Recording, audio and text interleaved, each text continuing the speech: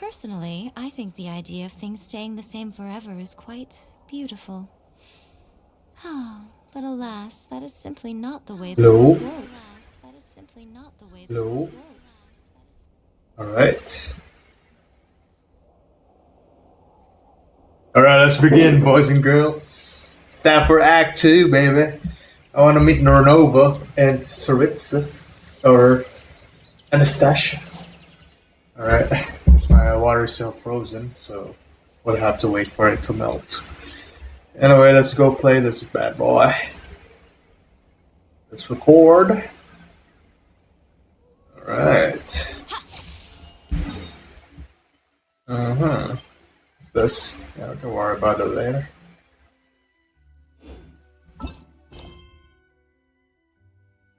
Let's do this one then.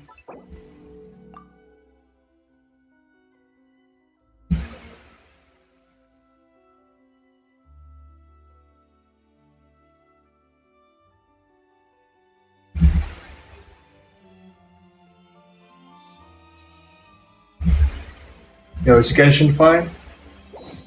Thought I crashed for a moment. To the theater we go.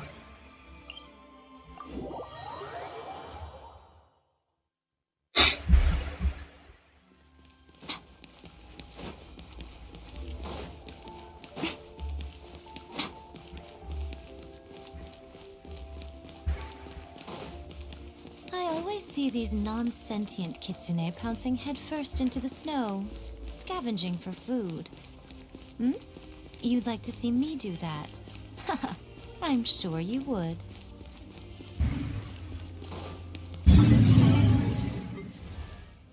That should be good enough for now.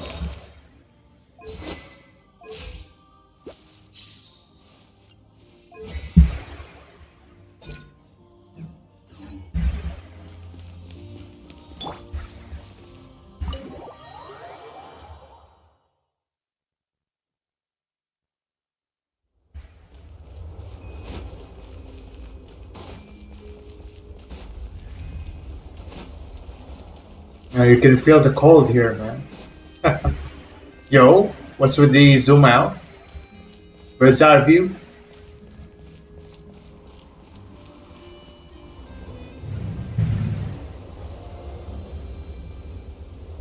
Ooh, it sure is cold today.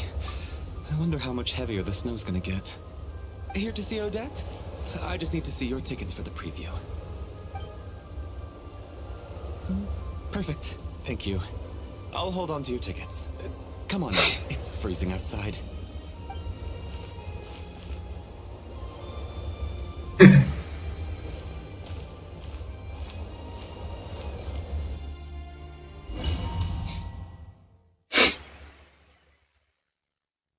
Oh, we got notes again.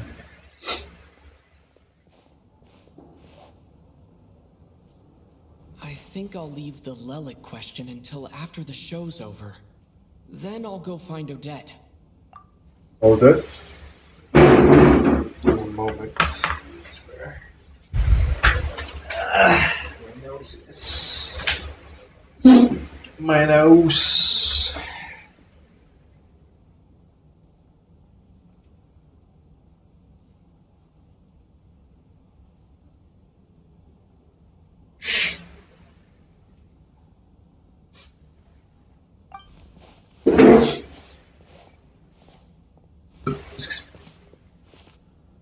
Child said he was originally going to come with Tonya. So I'm guessing Tonya's already here somewhere. Is there anyone here who looks like a Tonya? Let's see. It's a small audience. Makes sense for a preview. But wait, I do see some familiar faces. Mr. Chuganov's back again by the looks of it. Oh, and is that Mitya? And that Fatui officer, Valeri. Guess he must be playing cat and mouse with Mitya again. Oh no. It looks like the show's starting and I still haven't found Tonya. Never mind. I'll just have to take a seat for now and see if I can catch her afterwards.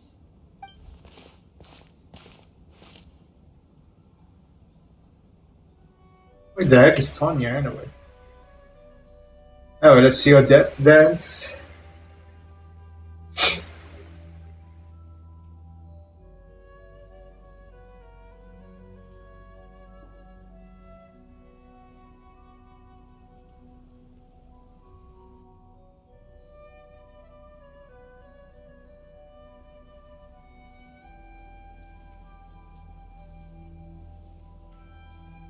Bro's motivated again to write, huh?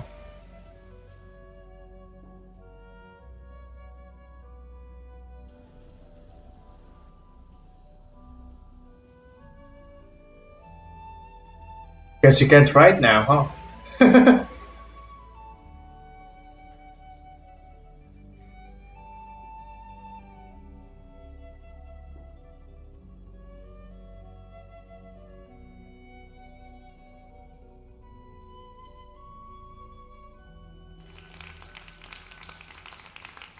Nice. Hello, members of the audience. I'm a staff member here at the theater. Today's performance was a very special one for us, as it marks the first attempt in a long time to revive the classic Snezhnayan ballet, Spirit Seeker. To commemorate this occasion, we would love to take a group photo of the cast, crew, and audience members present today. Could I kindly ask the audience to please come up onto the stage?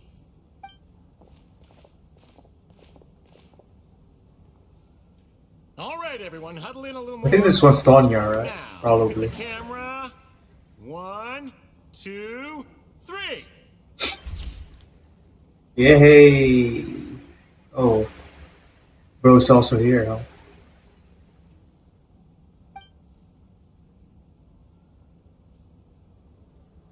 Are you quite satisfied, Mr. Energy Scientist? I rather hope you don't have any other escape plans to add to my workload today. What are you talking about, Sarge? This was simply my way of inviting you to watch Miss Odette's new show with me. And wasn't the performance spectacular?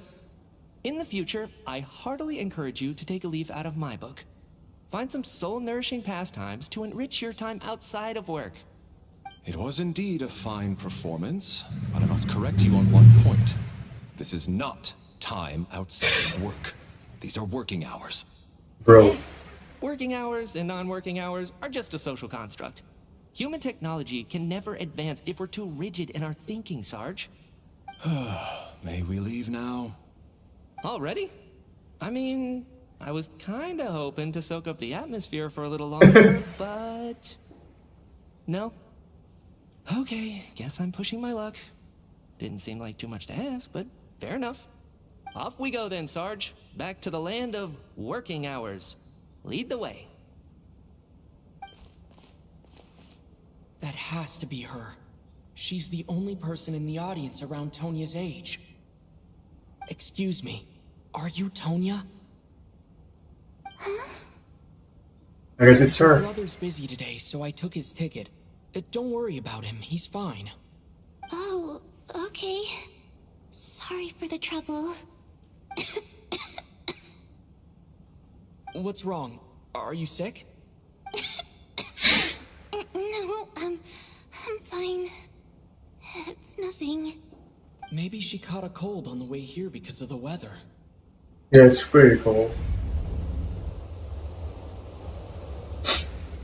I haven't seen snow like this in a long, long time. It's most unusual. I know. It's completely white out there. You can barely see a thing. I've never seen such heavy snow in my life. Let's wait it out for now. You'd be lucky not to freeze to death in this weather, let alone find your way. Well, look at that. Maybe we shouldn't be in such a rush to get back after all. What do you think? Let's wait and see. Why do you need to take it so seriously? Fate has given us this wonderful chance to take a break. We owe it to ourselves to make the most of it. Come to think of it, there's a small inn not far from here that always keeps plenty of extra blankets on hand for guests. I know the route well. Shall I head over and borrow a few blankets? That way, anyone in a hurry can wrap up warm for the journey back. Just remember to return them next time you're over this way. Sir, there's really no need to go to all that trouble. Hey, it's no trouble at all. Wait here, I'll be right back. Alright, Dimov. You better survive out there. Gentlemen. Very good. My wife and daughter are waiting for me at home, so I shall be heading back as soon as I get my blanket. So... Are you expecting us to go back to the Armory Palace wrapped in blankets too? Don't worry about that. I made arrangements in advance. Should I not return to the Armory Palace within 3.5 hours after Operation Showtime begins, an armed squad will be sent to collect us. They will escort us back. You are one of our key military personnel, so any weather-related risks must be eliminated. Operation Showtime? So, wait. Every single time you drag me back to work when I sneak out, it's a whole official operation? I gotta say, you've really turned this into quite a moral dilemma for me. It's snowing pretty hard out there. I think you should stay here for now. You seem a little under the weather. Sure. My brother might come pick me up in a bit anyway. Time to get to work. I should head backstage and find Odette. I need to look her in the eye and ask her about Lelik. Excuse me, are you looking for someone?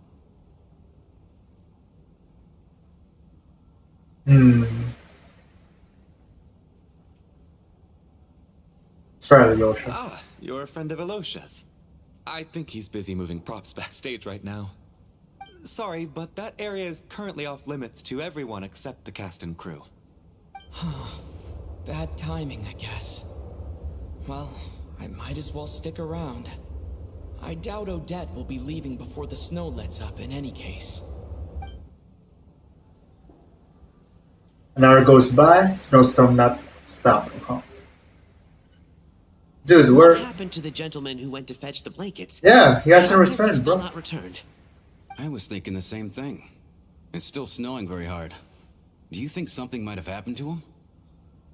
Whatever the reason for his delay, I must say I hate nothing more than people who make empty promises and fail to deliver.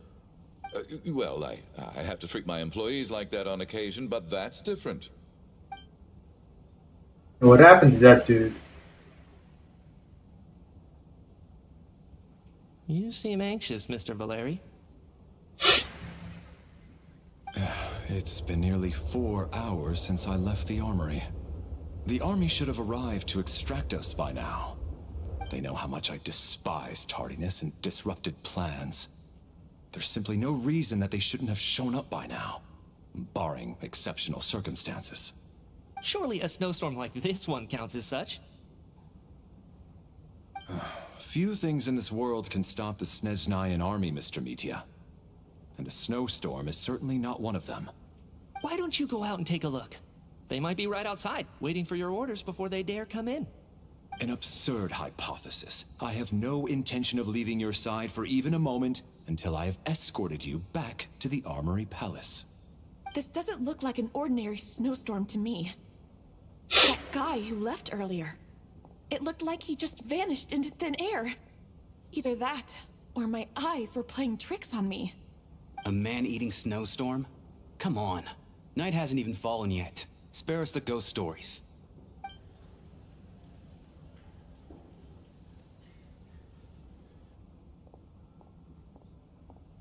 Traveler, didn't know you were coming today. How come you didn't say anything? What is it? Something the matter? Tell me, I can help. Whoa, that's quite a snowstorm out there.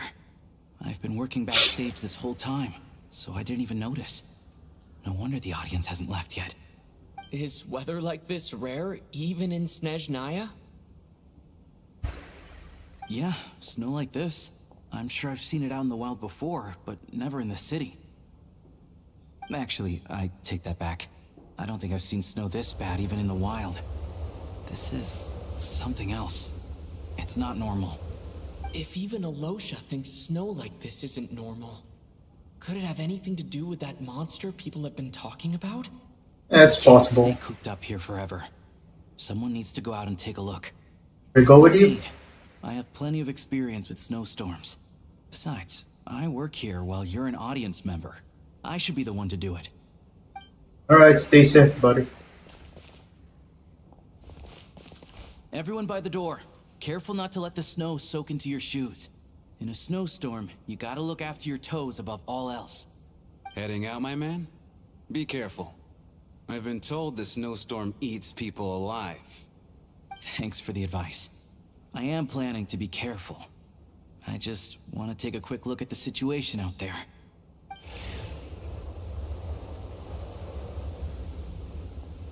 Alright.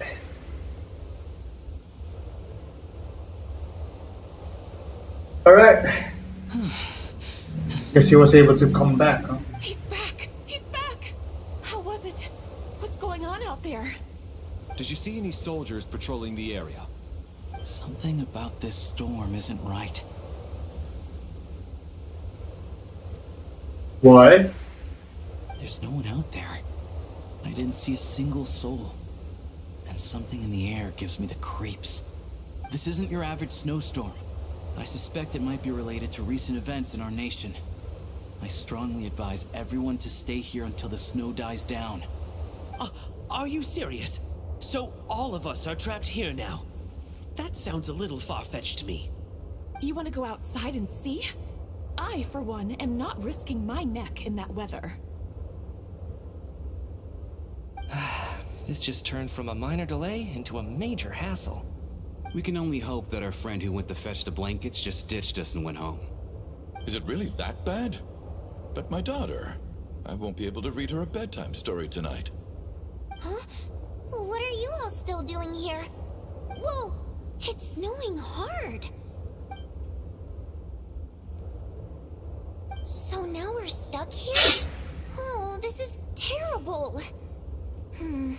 Luckily, it was just a dress rehearsal today, so there aren't too many people here. On the bright side, the theater's always well stocked with supplies. If the snow still doesn't let up as we get into the evening, you can spend the night here, everyone. At least, I assume that's alright? Odette? Fine by me. This seems like a sensible backup plan under the circumstances. My thanks to the theater for being so accommodating. What are you staring outside and praying for, my man? You anxious to get home too? Oh, Your Majesty the Tsaritsa, I beg you, please do not let tonight's snowstorm stop. This is a golden opportunity to spend the night under the same roof as the two top stars in all of Snezhnaya. It's a once-in-a-lifetime experience. I think I've changed my mind. Sir, if you so much as look at us funny, you'll be seeing stars in a whole other way. Behave yourself, or you'll be begging for that blizzard. It's getting colder. We need to keep the indoor temperature up. Close the door and lock it tight. Let's head somewhere warmer. And that guy didn't come back, huh? Wraith's Nocturne.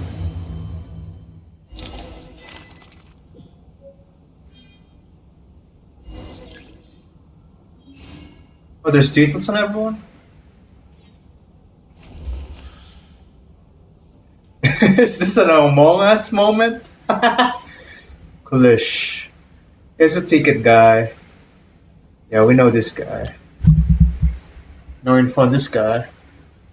Yeah, the manufacturing plant guy. Yeah, the sister. That's me. On that. Probably possibly Lilac. Battery. Yep. Prima Donna. Energy Commission. No details. No details. Another staff member, I guess. Host. Alright.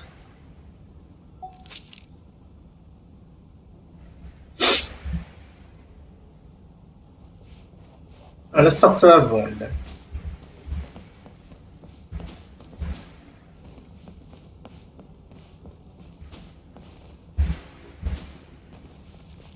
Suddenly went quiet, huh?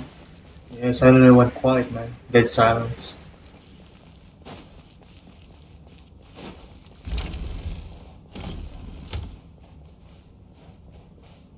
So. And then there's the aristocrats. Easiest of all to deal with. You don't need to use any force whatsoever. All you have to do is show them the rope you plan to tie them up with. Do you know why? I don't. Do tell. Because nothing horrifies them more than the thought of a cheap, coarse rope leaving creases on their precious million more coats. They'll do whatever you ask to avoid that fate. Unexpected, but funny nonetheless. Tell me another one. Well, look at that. I got myself a new listener. Hey there. Let me introduce myself. The name's Shram, and I'm a mercenary. The kind that gets paid to do odd jobs for rich folks. Really now? I am Chuganov, an entrepreneur. If my name is unfamiliar to you, you will no doubt have heard of my factory, the renowned Iskra manufacturing plant. Are you really that famous, Mr. Chuganov? How come I've never heard your name before? Excuse me? Is that a joke? Or are you being serious? Oh, I'll have to ask my rope later. He's probably tied up more entrepreneurs than I've ever heard of.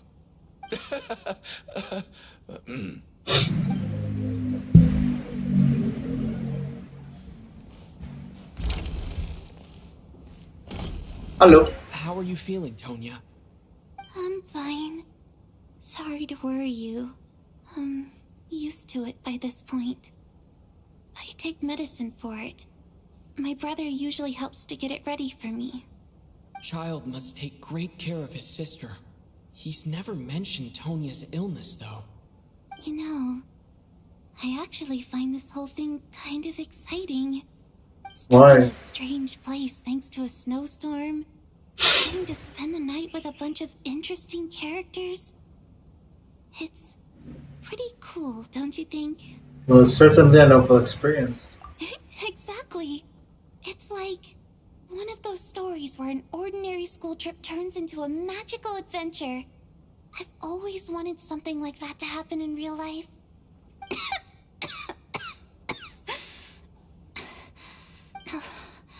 I'm fine, really. Just got a little overexcited. Look after yourself. Otherwise, your brother will come after me.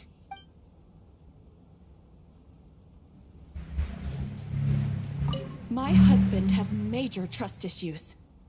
To him, I doubt even this snowstorm is a good enough excuse for me to stay out all night. That's the price of marrying into wealth.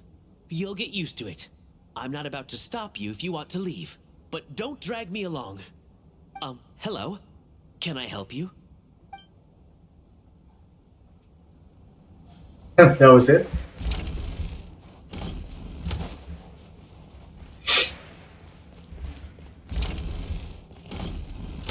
This is highly irregular.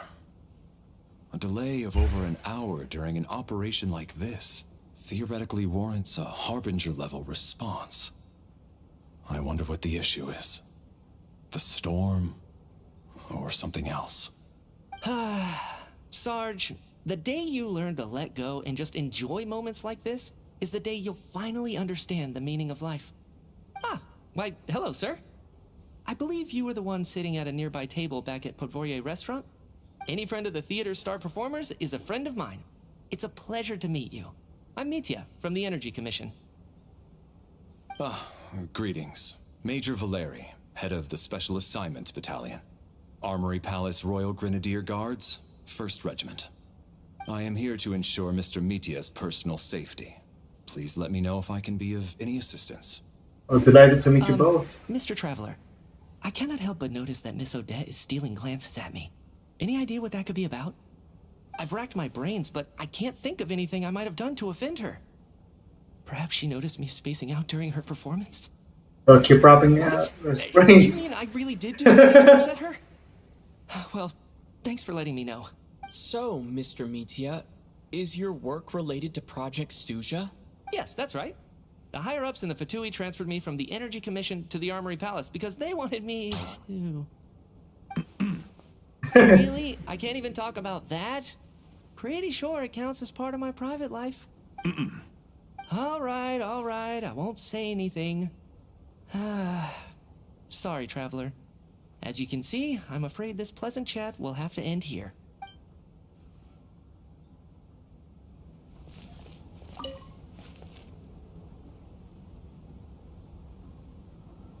I don't think it's ever been this lively backstage before.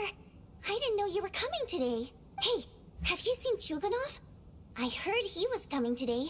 Have you spoken to him at all? Not really. This could be just the chance we need. Yeah. I gotta figure out a way to coax some more intel out of him. I want to know why he suddenly changed his stance on Project Stuja. What exactly happened before the most recent Vetcha vote? For the Rokad, or just out of personal interest? Shh. There are other people around. Just say the R word. Other people might have taken that out of context, bro. The R word. Anyway. I have to say, even though today was a rehearsal and there were some hiccups along the way, Miss Odette's performance was one of the best I've ever seen. Even compared to an actual show. Oh, I couldn't agree more. Especially considering the weight of the subject matter. It takes a truly seasoned professional to do justice to a theme like love and regret. Do you think we were coming on too strong? Odette's ignoring us again. What about you? What did you think of today's performance? Well, I think it could be more expressive. That's actually a more insightful critique than I was expecting. My mother would agree. She's always thought that was my biggest flaw. Maybe I need to work on making my facial expressions appear more natural. I'll make sure to save a ticket for you when the show's performance ready. This doesn't seem like the time or place to bring up the subject of Lelik. I need a chance to speak with her in private. So unfair. Talk about double standards. And now it looks like I've been spotted. You know Mitya too? No, I don't. I just have a feeling that he might be dangerous.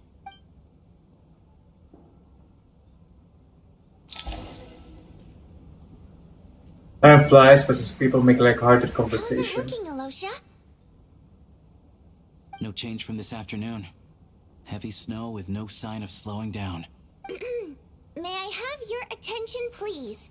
The storm is unlikely to stop tonight, and it'll be even more dangerous outside at night than it was during the day. We at the theater owe everyone here a duty of care. Therefore, we strongly suggest that you stay on site overnight and avoid going outside unless absolutely necessary.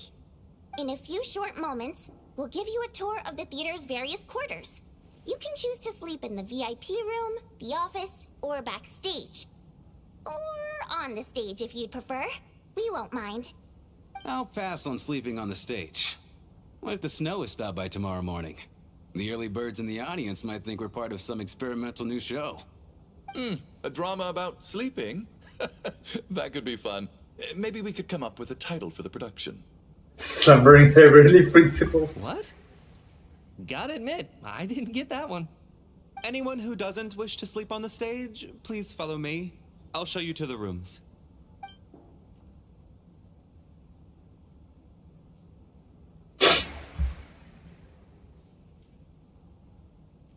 I guess I'll call it a night.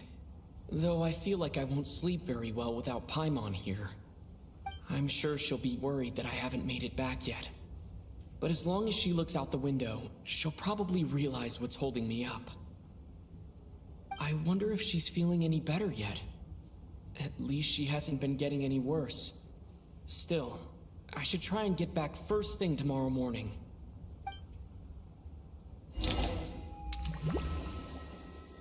Yo? What's with the water effect?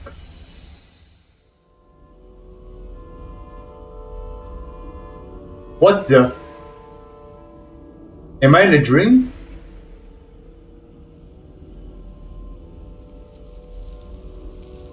Ah, finally. Welcome back to the world of the living, lazy bones. I was about to wake you. The black mist is almost on us.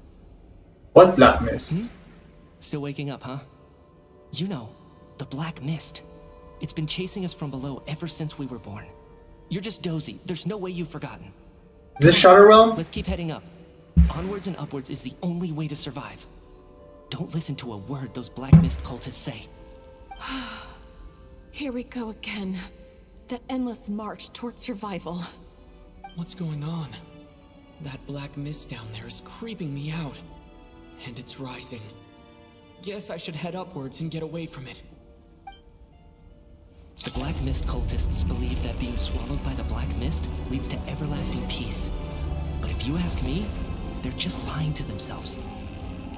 We're the only heretics left, the only ones who refuse to give in. We have to keep going. Well, it's not even rising though. But how do you actually know that they're wrong? Dangerous question there, Torgov. What the? The moment your faith wavers, you start a chain reaction that ends in the collapse of your will. Put the question out of your mind. Stay strong and believe that the Black Mist means certain death. Okay, but it's not my mind that's the problem. My body's about to give up on me. It's already starting to falter. What the heck's wrong with that guy? I can't do this anymore. I've had enough of being forever on the run. What's the point of it all? All this will pass eventually, I promise. Keep fighting. It will be worth it. You accuse the Black Mist cultists of being liars. But you're lying too. There is no end to this path. It keeps going up forever. There was never any hope to begin with. The cult of the Black Mist has poisoned your mind, Sobolova. Are you thinking of giving up as well? I am. I think I'll take my chances with the Black Mist over this perpetual torture. As much as I detest the Black Mist cultists, I'm just too weary. Then I bid you both farewell. Let me put my personal opinions aside for a moment and say, I hope that you both find peace within the Black Mist. Just like that, we're gonna give up on them? Fate always appears so impossibly complicated. But at moments like this, its raw simplicity is laid bare. Their fate was sealed from the instant they entertained doubt. From then on, the outcome was both inevitable and irreversible. Let's go. Adios, you two.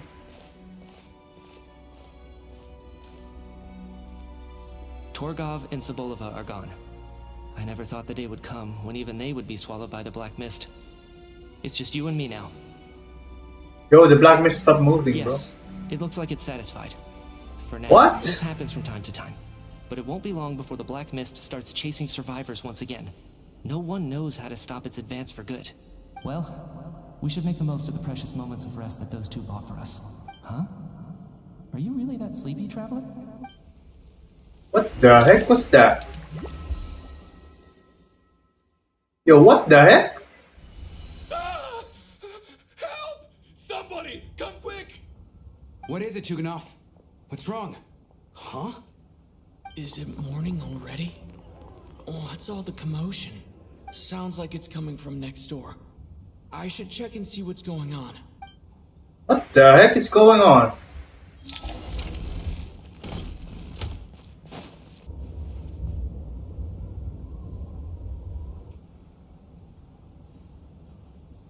This is those two, right?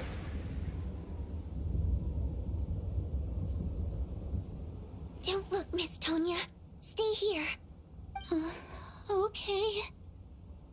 What happened to them? Petrified, maybe? Oh, they're just... Oh, but... unconscious, huh? Two people are lying down in the room, completely still as if they're asleep. But your gut tells you they are not sleeping. Somehow you can sense it in your bones. This is what death looks like? What? These two people have passed away. And the strange thing is that somehow, I knew this was going to happen. I knew that they would be the ones to die. What? Had I seen this moment before? Or did I have some kind of premonition? I can't remember what it was. Let me take a look. What happened to the bodies, bro? No vital signs in either of them. They're dead. The cause of death, however, remains unclear. No wounds on the bodies, no signs of a struggle, and no skin discoloration caused by the buildup of toxins. But just last night, they were chatting and joking away. This is so sudden. Could they have had pre-existing medical conditions? Even then, the odds of them both dying of sudden complications on the same night are extremely low. It's hard to believe that they died of natural causes. Nor does this appear to be a suicide. Are you suggesting they were Who was murdered? the first to discover the bodies? It was me. But these deaths have nothing to do with me, officer. I got up early because I wanted to see if the snow had stopped. Then I noticed that the door to this room was open, and it looked like there was a man and woman inside. I just went over to see what was going on. I had no idea they were... I can corroborate this. I was doing my morning exercises near the stage.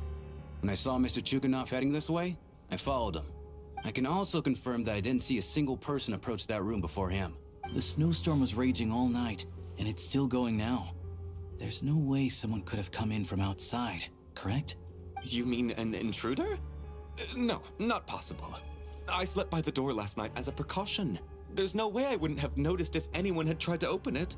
Everyone, split into pairs and search the theater for anyone in hiding or any signs of suspicious activity. I'll follow up with a full search of my own shortly. Go. There is no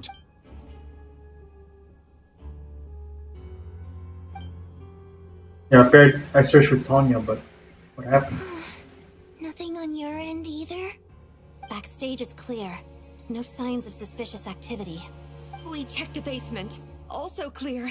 I don't think there's anywhere here that a living person could hide. Are we certain that the theater doesn't have a back door? Or any tunnel or passageway wide enough for a person to fit through? No, there's nothing like that. If people were sneaking in through some secret tunnel to avoid buying a ticket, we'd have sealed it off ages ago. Fair. I also checked the windows. All of them are locked from the inside, and there's no sign of anyone entering or leaving. It sounds like we can safely rule out the intruder theory. If anyone came in during the night in this weather, there'd be no way for them to avoid leaving footprints or water stains. This can only mean one thing. It's like one of those murder mysteries you see in novels and plays, isn't it? The ones where the killer is one of us. Among Us. We can't quite jump to that conclusion just yet. Could he be right? It's hard to imagine something like that happening in real life. Set in a theater during a snowstorm, a murder takes place, and the killer is among us. He said it! He said it! Looking at who the killer targeted, and the clean entry and exit, it all adds up. I know what this is. It's obvious now that I think about it. What is? What have you figured out? Both victims were wealthy, well-known local merchants. And the door was deliberately left open, so I would discover the bodies and witness the crime scene first thing in the morning. Such ruthless methods. This was your doing, wasn't it, Lelik? Lelik? You mean Lelik is among us? And he's the killer? Lelik. I know this code name. Member of the Rokot, anti-Project Stuja. Always works alone. I've read the case files at the Armory Palace. Walk me through your reasoning, Mr. Chuganov. What do you know about Lelik? Did he threaten you? Spill it, boy. What now, huh? What now, Lelik? What more do you want from me? I already voted against Project Stuja at the Snezhno Gradvecha. You snuck into my house the other day while I was asleep. Left a threatening letter. And I did all that you asked. But Project Stuja cannot be so easily shaken. Not with the rooster in charge. So he really was threatened by Lelik. That makes sense. And now you're resorting to murder to threaten me. Isn't that right? I knew it. The Rokot despises the rich. The lives of the wealthy are but refuse in your eyes. Show yourself! Which one of you is Lelik, Tell me! I'll do whatever you want! Just stop playing these mind games! Was this really Lelik's doing? Would Odette really do something like this? If Odette really is Lelik, this seems out of character. But then again, how well do I really know her? I'm probably the only one here with a compelling theory about Lelik's true identity. But if I reveal it now, I'll be putting Odette in the line of fire. What should I do? I don't think it's likely that Lelik killed anyone. At least from the stories I've heard. He's never killed anyone before.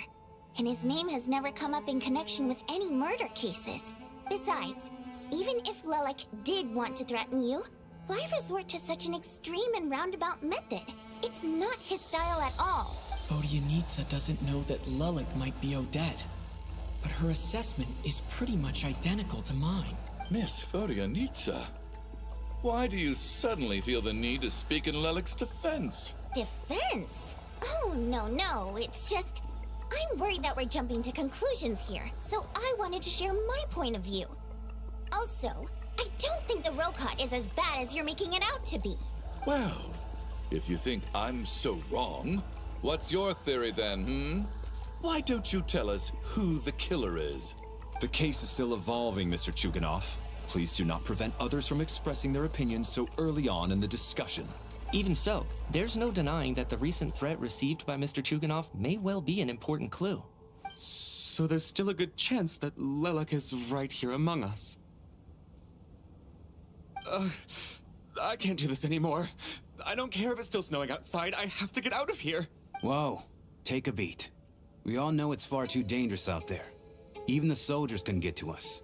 Go out that door, and you might not live to tell the tale. And whoever this Lelik is, they're surely not going to murder anyone in broad daylight. Be sensible, my man. You're safer inside. As much as I regret having to say this, I'd like everyone to cooperate and refrain from exiting the premises until further notice. Because as things stand, every one of us is now a suspect. Unless anyone has further information to share, let's adjourn for now. Feel free to keep searching for clues, but make sure you don't go off alone.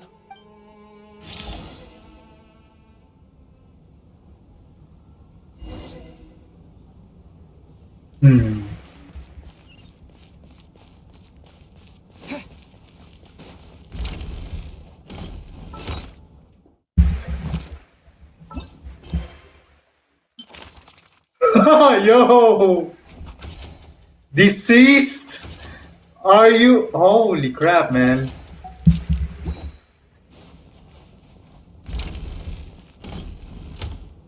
You're right. That was my bad. It was a knee-jerk reaction. I didn't think it through. Luckily, no one suspected my identity. Oh, phew. It's just you. I thought someone was eavesdropping. Since Vodyanitsa and I were on the same page earlier, I think I should share my thoughts with the Rokot members first.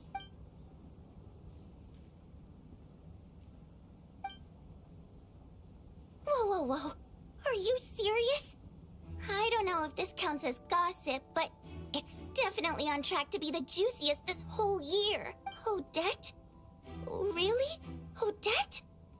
Oh god, how dumb does this make me look? Lelik has been right under my nose this whole time, and I didn't notice a thing. Actually, it's exactly what you'd expect. Sometimes, hiding in plain sight is the best strategy. And now that you mention it, the more I think about it, the more sense it seems to make. It all adds up. What are we up to now? 1, 2, 3, 4... Odette's identities. She's my coworker, specifically a ballerina, and also a Fatous, a member of the Rokot. Now, Lelik. It must be so exhausting. I just want to give her a hug. I guess since I've always known her as a member of the Fatui, it never even crossed my mind that she could be involved with the Rokot, let alone be Lelik. I don't understand. If she's with the Fatui, what reason could she have for being so opposed to Project Stusha? Probably best if you ask her that in person. Well, since you waited until now to bring this up instead of announcing it to everyone earlier, does that mean we're all on the same page here? But I don't think she's gonna kill her. Yeah. Lelik may not follow orders from the Rokot leadership, but as far as I'm concerned, she's never crossed the line. If anything, her actions benefit the poor. We need to confront her face to face. Do you think she'd really admit to being Lelik? I don't know. We'll have to see how it goes. For now, we'll work on the assumption that she didn't kill anyone, and see how much she's willing to tell us. Right from the get-go, huh? Now's her chance. Odette's alone. Let's go. Hey, Odette. What is it, you guys? Shh. Keep your voice down. We need to talk. So, You're Lelek, aren't you? Alright, fine. You don't have to say anything or explain yourself. Just hear me out first. None of us believes you kill innocent people. Whoever murdered those 2 people last night, it wasn't you. The Traveler was the first to figure out your identity, but he kept quiet during the discussion just now. Still, it's clear where the group consensus is heading. Everyone believes Lelek is the culprit. If your identity is exposed, you'll be in a really bad spot. We're your colleagues, and we know what kind of person you are. I don't want anything bad to happen to you. So, can you clue us in? Tell us everything. The more we know, the more easily we'll be able to cover for you. Alright. Yes, I'm Lelek. And no, I'm not the murderer. And thanks, but I don't need you to cover for me. Actually, I'm planning to reveal my identity. Huh? You're gonna reveal that you're Lelek? Here? That's right. I'll admit I was surprised at first when Chuganov guessed that I was here. It was just a lucky guess, but it caught me off guard. But after taking some time to assess the situation and confirm where everyone stands, I don't believe I have anything to worry about. Are you sure you don't need a second opinion? Given the circumstances... Mr. Valeri! What?!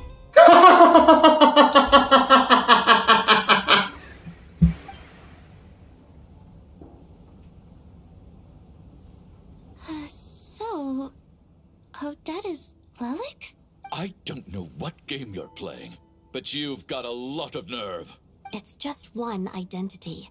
So what if it's exposed? I can disappear and adopt a new identity anytime I please. I made my peace with this when I chose to become Lelek. But more importantly, I promise I am not the murderer.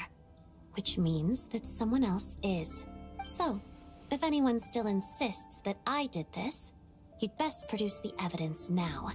Otherwise, I suggest that you bite your tongue.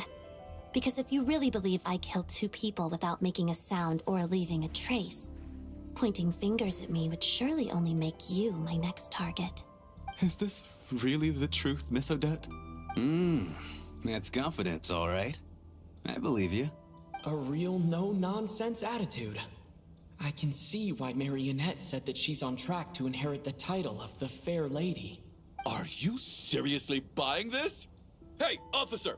She just admitted to being Lelek. Do something about this? I do have one question, Miss Odette. Why have you chosen this moment to come forward and reveal your identity? If I didn't say anything, everyone would be focusing all their efforts on finding Lelek. And that is exactly what the real culprit wants. I don't want to be the scapegoat who lets the murderer get away with this crime. Despite all the accusations, she made the smart choice. A remarkable display of rational thinking under pressure. Clearly, Odette's talent extends far beyond the art of dance. She thought so far ahead. Why do I always feel like I'm one step behind her in everything? You've convinced me. Dealing with the murder case remains the top priority right now. Let's put the name Lelek and all related incidents aside until further notice. Nevertheless, the group still considers you the prime suspect. I assume you have no quarrel with that, Miss Odette? I understand. You're welcome to keep an eye on me around the clock. I have no objections. Mr. Chuganov? For my wife and daughter's sake, I'll let you off the hook for now. But don't think you're forgiven for breaking into my house and threatening me. Just wait till we get out of here, Lelek. We'll settle the score then.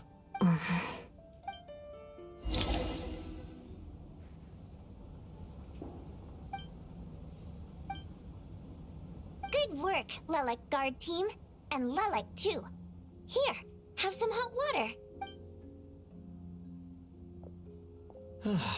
Turns out Valeri knew about my exploits. So now I've been told I have to guard Lelek with him. Shouldn't you be facing my way if you're guarding me? At the moment, it looks more like you're my bodyguards. If the true culprit is indeed still at large, as you have claimed, We must keep our guard up against them also. Don't worry, Tonya. We'll get through this. Once the snow stops, the officials will step in. The investigation will get easier, and then we'll be safe. But once the snow stops, won't everyone just leave? You're gonna miss us, huh? Well, some of us work at the theaters, so we'll still be here. I'll even give you a special backstage pass. Really, Miss Vodyanitsa? That's awesome! You've made a fan for life. Aw, you're so cute, Tonya. All right, let's swear to it. I promise to give you the pass, and you promise to never change your mind about being my fan. Promise. Don't indulge her, Tonya. You don't have to swear an oath over things like that. You really do get carried away sometimes, don't you, Miss Vodyanitsa? Hey, mind your own business.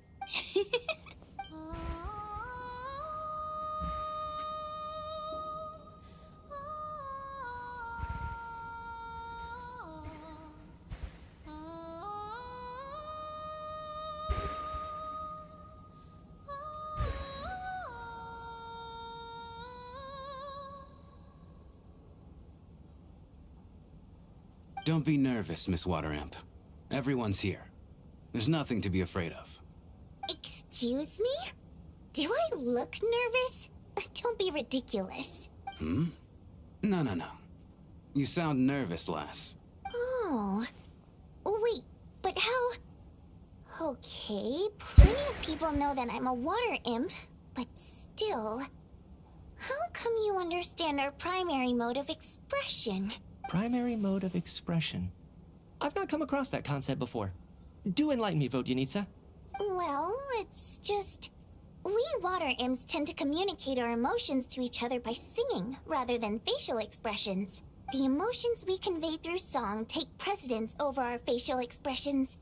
So, we think of it as our primary mode of expression. I'm impressed, Shram. I didn't take you for a man of culture, but you're clearly rather learned. It's not about being cultured or not. The thing is, this mode of expression can usually only be understood by other water imps. So are you a water imp? Of a song sounding happy or sad, and yet you're clearly human, Mr. Shram. It's really not the big deal you're making it out to be. I think I just have a knack for it. Plus, I have a... very close friend who's a water imp. A delightful lady. But keep that a secret. Anyway, we spent so much time together that before I knew it, I noticed I could understand her expressions. Oh, I guess that makes sense. Still, the fact that you have a water imp friend is even more surprising. I'd better watch what I'm singing when I'm around you from now on. Hey, what are you implying? You're not secretly... Heavens, why would I do a thing like that? It's getting late. We should discuss our sleeping arrangements for tonight. To guard against the killer, someone needs to keep watch. I suggest that we don't sleep in separate quarters tonight. It will be safer if we all stay together. As long as someone keeps an eye on Lelik, I'm quite sure we won't have any trouble. Are you saying that you wish to bet your life on Miss Odette being the killer? Nonsense. Then I propose the following arrangement for tonight. The Traveler, Odette, and I will form the Night Watch. We'll sleep in shifts, but 2 of us must be awake at any given time. Fine by me. Good idea. This allows us to handle the Night Watch while also keeping an eye on Lelik. Meanwhile, the rule of taking shifts in pairs resolves the other issue. Namely that we can't necessarily trust the Traveler or Valeri either. I expect that plan took you quite some time to come up with, didn't it? Actually, our field combat manual outlines a similar approach. Although the scenario there involves guarding prisoners overnight during field operations.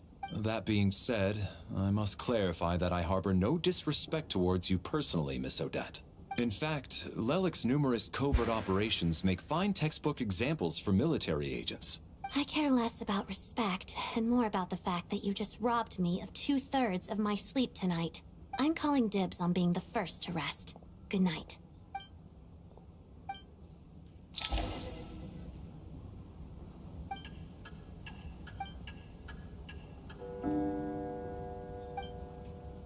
It's almost time. We should wake Odette. How are you faring? Yeah, I get some sleep. Not going to argue with that. I'll take a quick nap. If you start to feel sleepy, wake me up anytime. It's finally time for Odette and I to share the night watch. I should wake her up.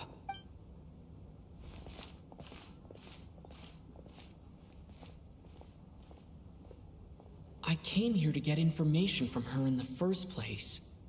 Maybe I should think about what questions I want to ask before she wakes up. How long are you gonna keep staring at me? Didn't wake you yet. Couldn't sleep. My mind's been running haywire. Plus, there's something I've been meaning to talk to you about. You too? I had a hunch that you wanted a conversation too. Let's take this chance to clear the air, shall we?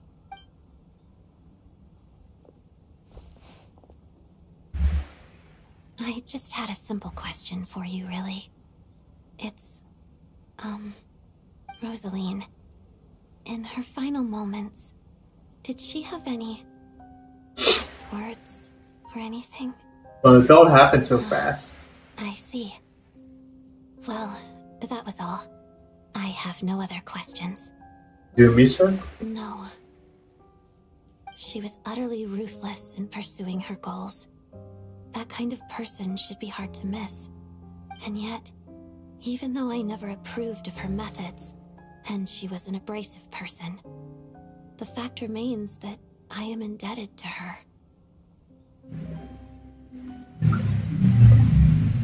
Heard about it from Ronan. She told you. I guess that makes sense. I think she and Rosaline were on pretty good terms. But she didn't know the full details. Yes. Rosaline wasn't the kind to gossip about this sort of thing. Not that it's any huge secret to me, though. When I was a child, I had to join the Fatui for the sake of my mother and me. I trained under Rosaline. It was extremely grueling, and it didn't exactly come naturally to me. All I could do was try to ignore the biting cold and practice. I was a newcomer who'd managed to make a good first impression on a harbinger. There was pressure to live up to her expectations, to be worthy of the fair lady's reputation. Every day was a struggle against the cold, pain, and fatigue. And most nights, I struggled to fall asleep. After enduring all that, I've become almost immune to the sensation of pain. I suppose that was the cost of survival. Surely, any child who had to experience that would grow to hate her lot in life, don't you think? You paid an enormous price. So, I put an equal amount of effort into my ballet. Because in my young mind, that was the only way to defy my fate. It was my way of telling her, the Fatui's demands and your expectations of me are not what I wish for. One day, I will leave. I think she probably blamed my poor performance in training on my passion for ballet. She knew my heart wasn't in it. One time, when I was secretly practicing a dance at night, she suddenly showed up. I knew she was there to catch me red-handed. I told her, "You don't deserve to watch the dance I learned from my mother." She looked stunned. I guess she was surprised that I lashed out first, before she had the chance. But strangely enough, on that occasion, she wasn't fierce with me like she was during training. Instead, she fell silent for a moment, and then left. After that, she never interfered with my dancing or asked me how it was going. She never came to watch me dance again either. Not even once. Oh, she was very proud. She was. But even now, whenever I take out this core Ignis, I can't help but think of that night. Of the look on her face. Was this a gift from her? Sort of. Although gift might be too kind a term. This is her flame sealed within ice. A symbol of her favor, yes, but also her way of keeping an eye on people. She knew the location of every piece of core Ignis. If any recipient started acting suspiciously, she'd be on to them immediately. Trust her to make even a mark of approval feel suffocating. So, when news of Rosaline's death reached Snezhnaya, many people immediately crushed their core Ignis. It gave them a profound sense of relief, like they'd broken free from her shackles. But I kept mine. With my sensitivity to pain being as dull as it is, the warmth from this core Ignis is one of the few things I can still feel clearly. I still wonder, did she really come to stop me that night? I wasn't sure, but I was scared, so I said some really awful things. I guess she didn't leave anything behind. Not that I expected her to. It's fine. It's just a bit of a shame that we couldn't settle our differences before the end. Sandra told me you did. She did. Are you sure she was talking about this event? She said that Arlecchino gave Rosalind some advice and she went to see you right after. No, she didn't. I didn't even find out that she'd gone to Mondstadt until a while after she'd left. Wait, in that case... What the? Yeah, you should see Arlecchino, man. I will. Thanks for letting me know. There's something I'm trying to figure out. I'm beginning to suspect that Paimon's mystery illness is being caused by the energy research behind Project Stuja. Paimon's very important to me, so I have to get to the bottom of this. I figured that since you're Lelik, you might know something about all this. The ultimate goal of this energy experiment is to create a weapon for the final battle. The weapon's construction was completed in Nocturne. Now, all that remains is to arm it with a sufficiently powerful energy. That's what they were doing in the Experimental Design Bureau, huh? Yes. The weapon's development and all the related experiments are overseen by Lord Piero, the Jester. And the lab is located deep within the Armory Palace. I'm not sure why this experiment would be making Paimon feel unwell, though.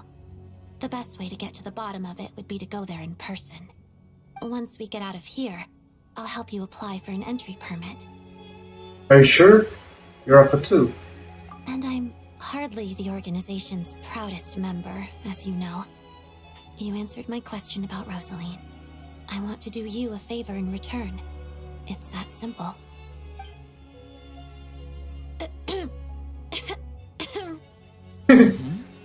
What's wrong? Are you not feeling well?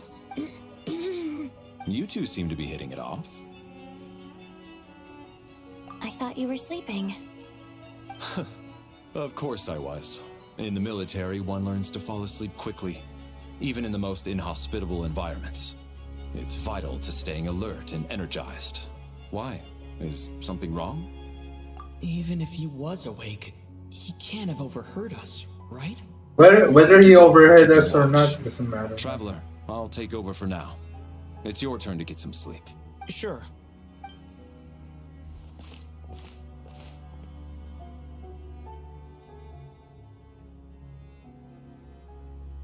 This is our second night here, but at least I found out a little more about Paimon's condition.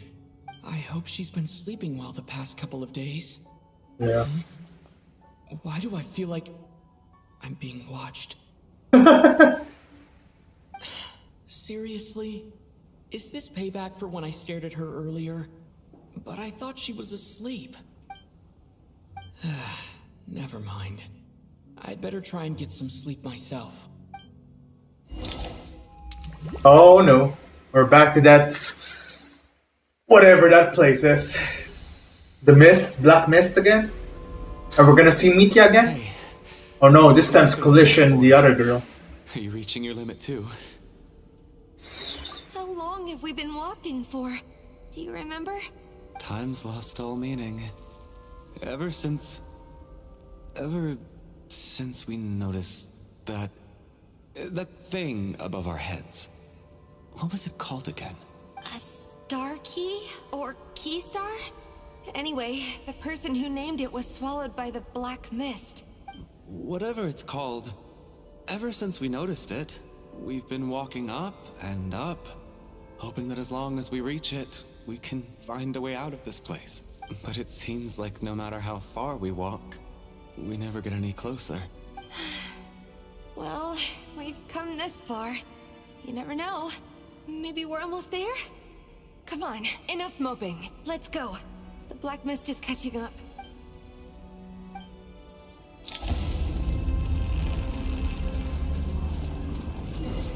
Oh, they have weapons, huh? Alright, we're going up, guys. Oh, there's enemies? Yo.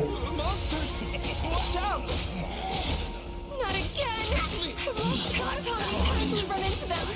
Be careful!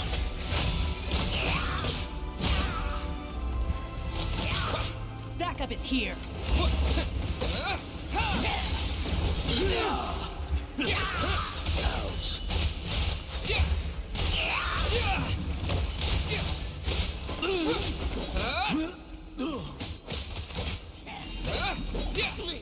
Die.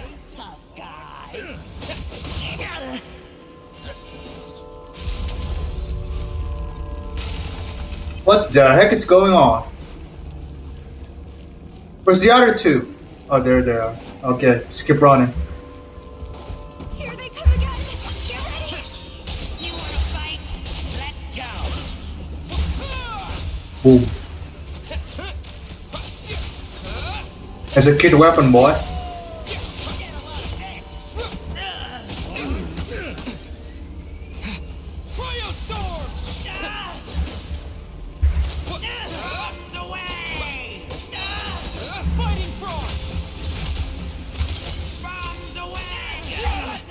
Die.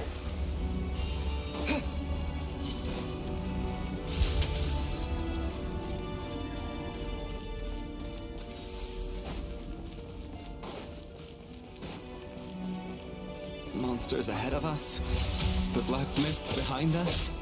It feels like there's no escape. Fine.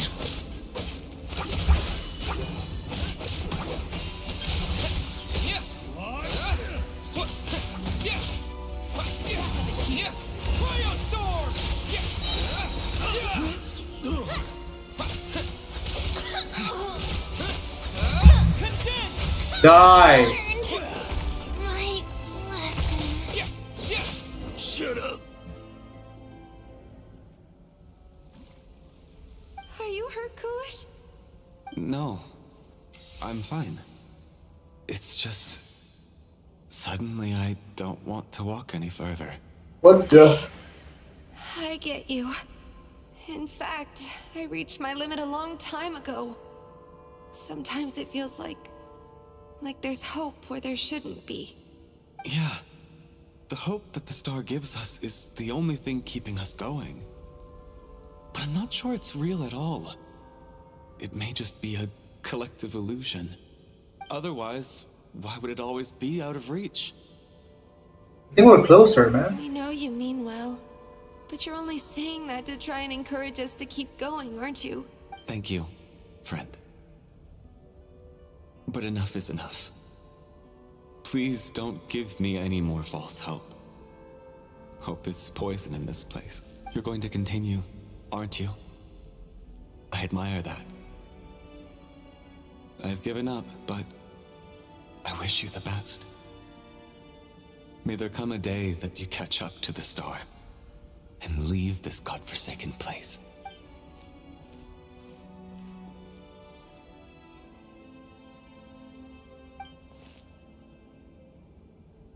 It's not an illusion. We really are getting closer to the star. Congratulations. You're the first person to make it here. I'm the star's envoy. What? The black mist has stopped rising. Its hunger is satisfied for now, having devoured your two companions. This is a good opportunity. I'll let you get some rest before we continue. Yeah, continue. What do you mean, leave? The star star represents the starting point. It's the waypoint for the beginning. Congratulations on reaching the starting point. Once you are ready, we will head out and walk upwards. I will be right by your side the whole way. What the heck? What's wrong? Hey, don't give up before the journey's even begun. This is so weird, man.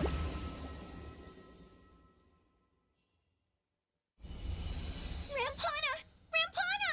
Is that Vodyanitsa's voice? What happened? Coolish, wake up! Please wake up! The drama about sleeping, which began as a joke the other day, is now playing out of stage. No one counted on it being a tragedy. Everyone is gathered around the two sleepers in the center of the stage without even expecting the scene. You already know what has happened, as if someone had told you in advance. You son of a... The situation is identical to that of the two casualties yesterday. We cannot ascertain the cause of death. At least there are some elements that we can rule out this time. They slept on the stage with everyone else. So I suppose the surrounding environment can't be a relevant variable. Rampana. Coolish. Weren't some of us keeping watch last night? 3 of us, in fact. How could you not notice something was wrong? I'm as confused as you are. Certainly nothing unusual happened on my watch. Likewise, and from what I've observed so far, both Miss Odette and the Traveler can be trusted. Well, I have no reason to suspect them I too. didn't get a wink of sleep last night. I couldn't help but think I was the target. So I just laid there with my eyes closed. I heard the Traveler and Lelik chatting, but otherwise I don't recall hearing any commotion during the night. Me too. I didn't want to wake everyone up, so I was concentrating hard, trying not to cough. I hardly slept at all. If anything had happened, I'm sure I would have noticed. Then, what could possibly be causing this? Once was bad enough. I can't believe it happened again. I worked closely with Rampana and Coolish for so long. I never imagined that one day they'd... And on this stage of all places... Vodyanitsa... 4 victims in just 2 days. And we still don't have a single lead. I need to get to the bottom of this as soon as possible.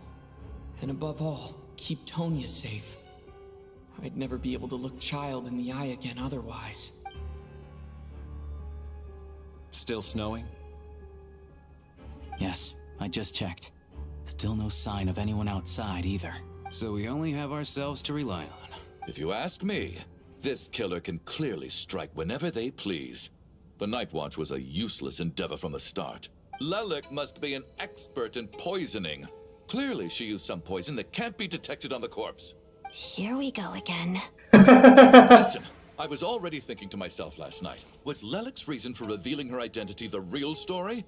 Well, now I have my answer.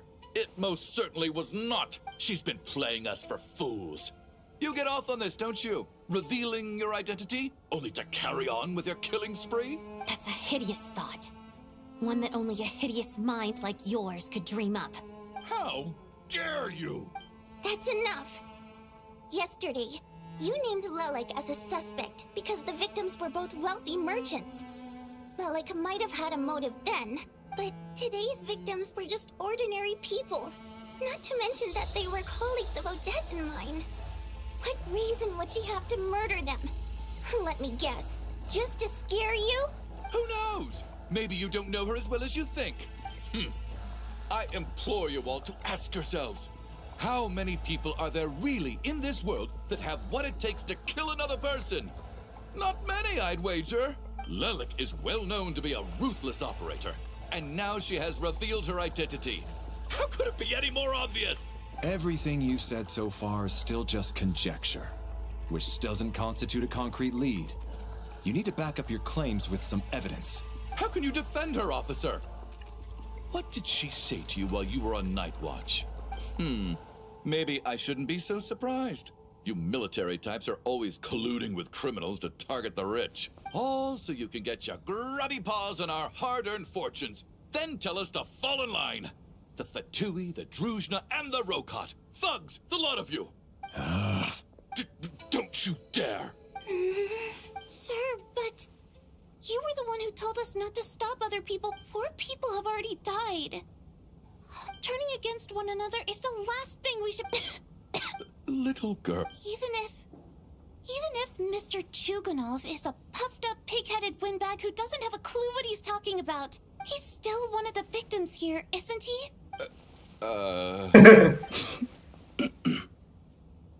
Quite. I had no intention of resorting to violence. But you're right, Miss Tonya. I ought not prevent him from speaking his mind. In any case, I believe Mr. Chuganov has calmed down a little now.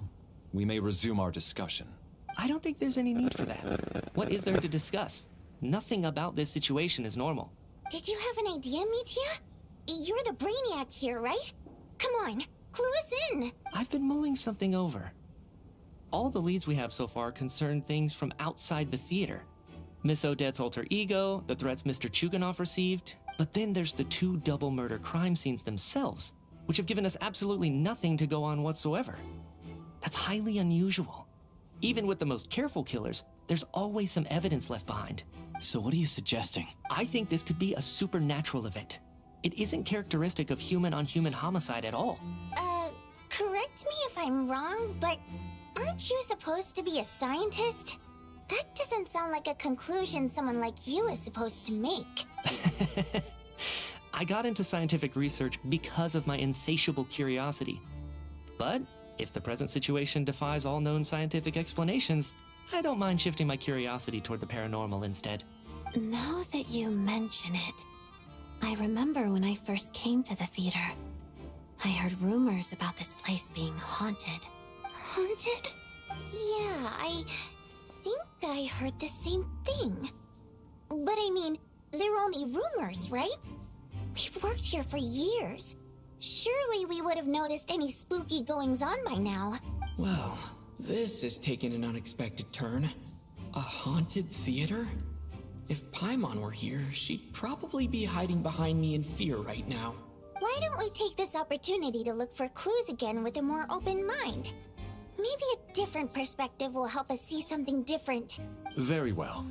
Whether it's criminals or ghosts we're looking for, the same rules apply. Everyone needs to tread carefully. I'll move the bodies into the same room for now.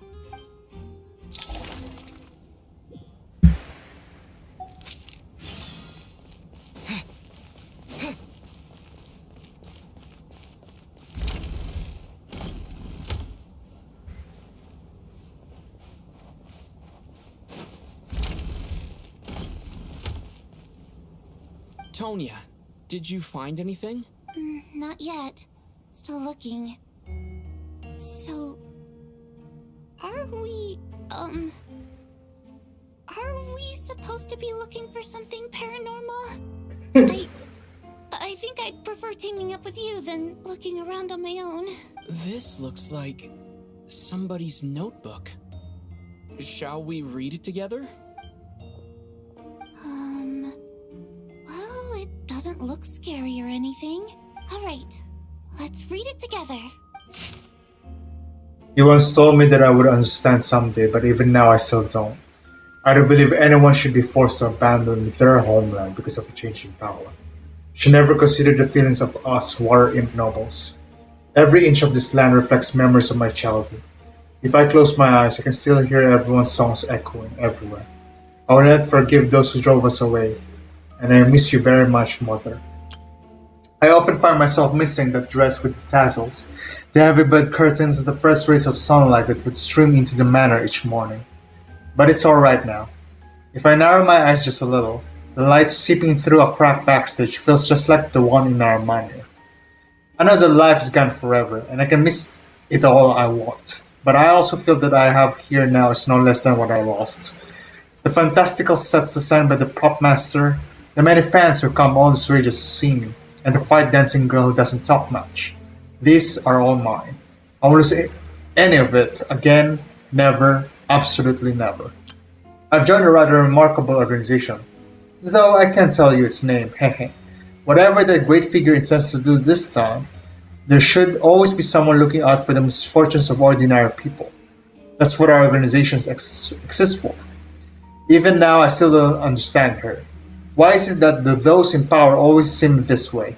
They clearly have the ability to bring greater happiness. Some say she has her own difficulties, but what could possibly trouble someone so seemingly omnipotent? Never mind, I should focus on what I can do. I suppose you'll all hear about our organization sooner or later. Its name is, never mind. I'll leave it a mystery for now. What? This has to be Vodyanitsa's writing, sure. Yeah. Maybe it's a little rude for us to peek at this. I feel like I just read someone's secret diary by accident. Yeah, I feel guilty too. Sounds like she's writing this for her parents, right? I don't understand. Why put this stuff in a notebook instead of mailing it in a letter? Because her water imp parents belonged to the aristocracy, who were driven out of Snezhnaya by the Tsaritsa long ago. And now they live somewhere new, where the postman can't get to. Oh, hey. We're sorry. It's fine. My fault for not storing it properly. I can't leave things lying around and expect them to get ignored when everyone's scouring the place for clues. All right, give me my notebook back. I'll take over the investigation in this room.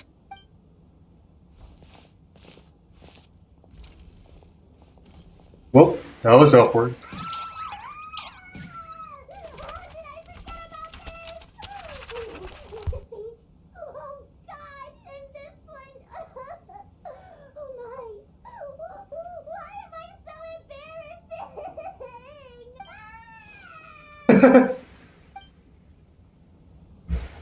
Awkward.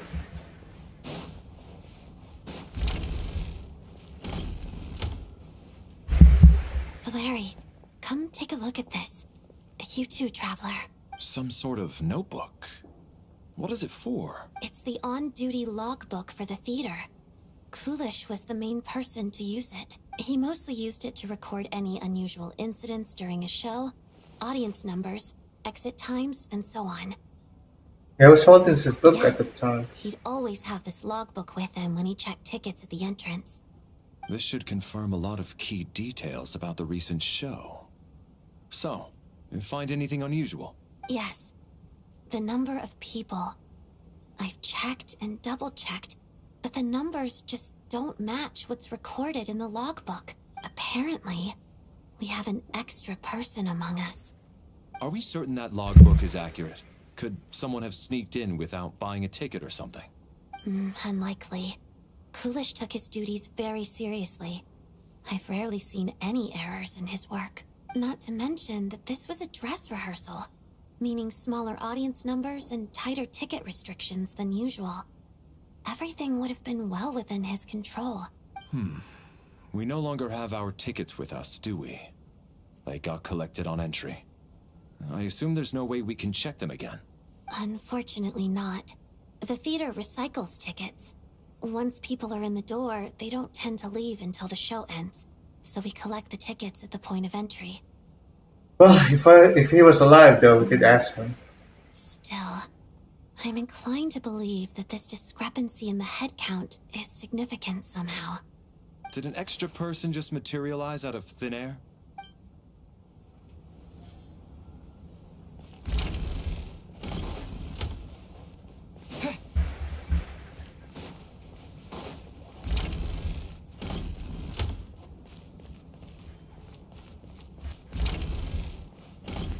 Oh, there's a room downstairs, huh?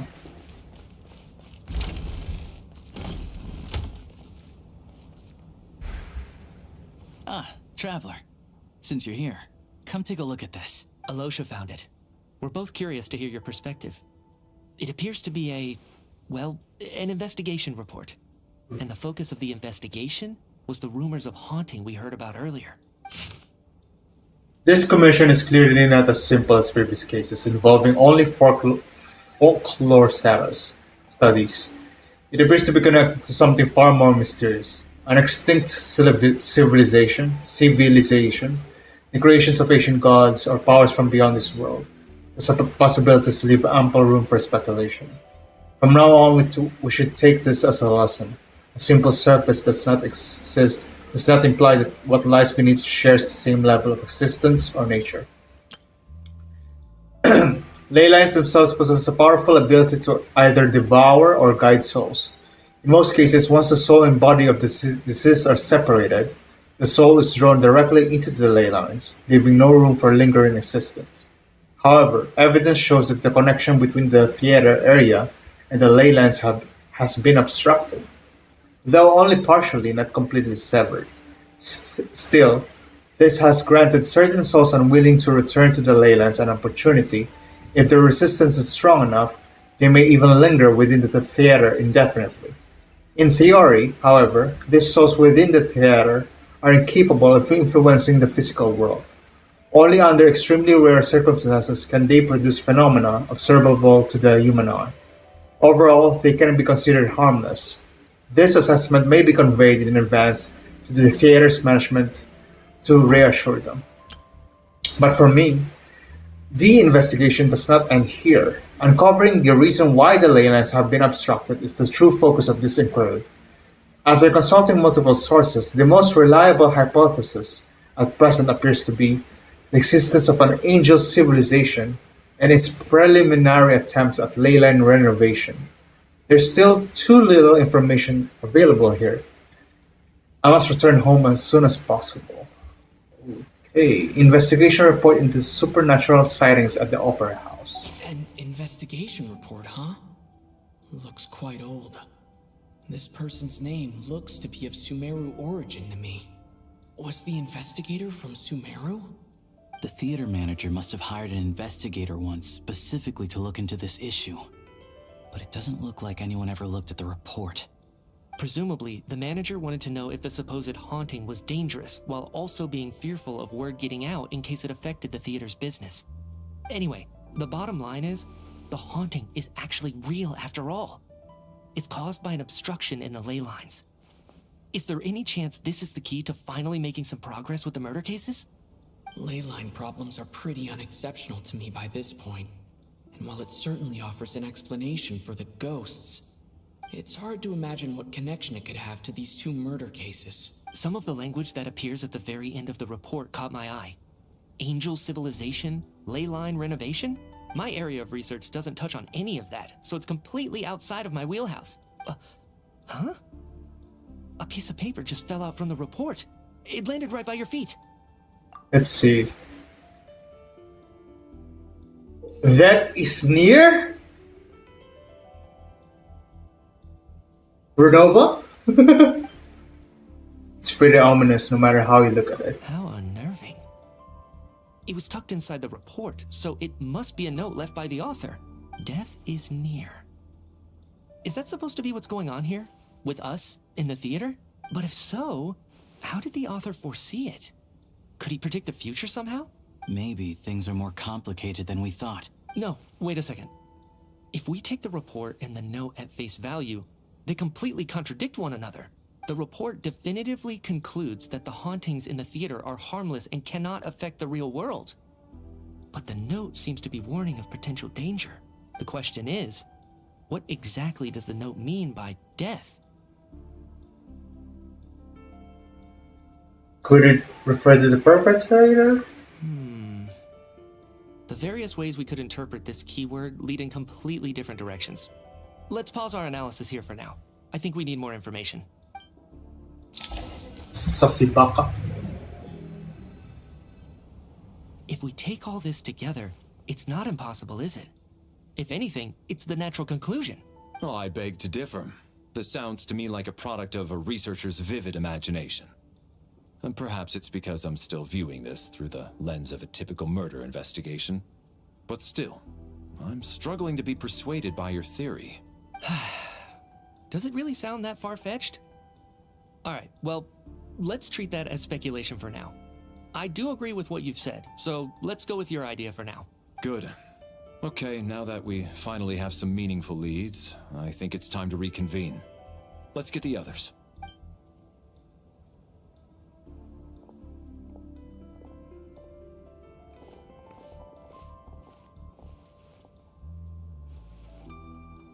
So, that's about everything we've discovered so far. I'll share my theory first. Based on what we've learned from the logbook, I believe the extra person among us is most likely the killer. If the killer had simply bought a ticket, it would have greatly increased the risk of their identity being exposed. I expect he or she either hid in the theater ahead of time, or found a way to slip past the ticket inspection. They then blended in with the group and waited for an opportunity to strike. What about the note found in the investigation report? Any thoughts on how that fits in? The killer may have simply planted it there as some sort of sick joke. I've seen my fair share of psychopathic killers.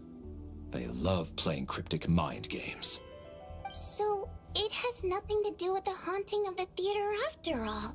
This theory makes sense to me. If we have an audience member unaccounted for, chances are they didn't come here to watch the show. Could it really be that simple? Yeah. So, in other words, all we have to do is find out who got in here without a ticket, and all our problems will be solved? Then let me make one thing clear. All the theater staff should be well aware that I came here for the rehearsal legitimately, yes? There's no way I'm the one who didn't have a ticket. It's true. I hear you used every trick in the book to get a hold of that ticket, too. Everything short of throwing a temper tantrum and rolling around on the floor at the entrance. I most certainly did not degrade myself in such a way. Probably a stupid question, but I might as well ask. Did anyone here get in without having their ticket checked? Guess it was naive of me to expect them to just admit to it. Especially after the unprompted Lilac reveal. Once was already a miracle. Twice would be unfathomable.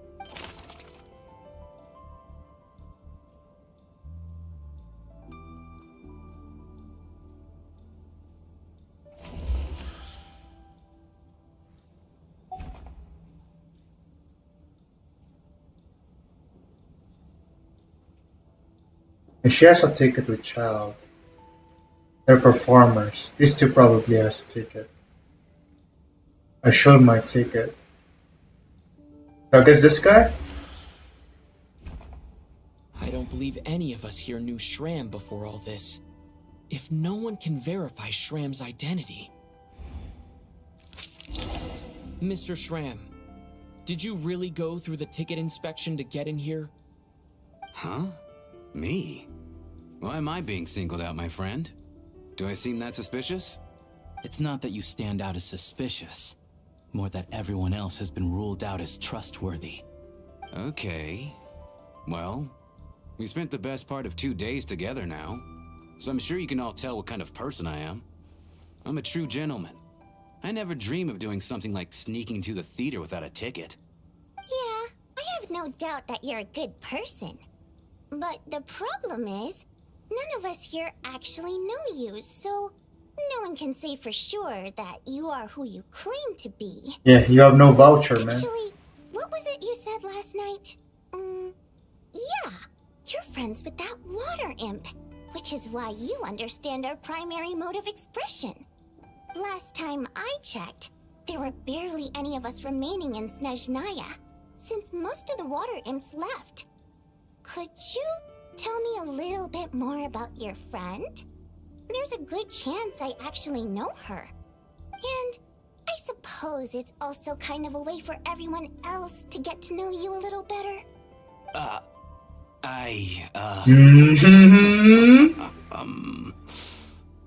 Good grief. Are you blushing? Pull yourself together, man. Stop giggling like a teenage boy. It's revolting.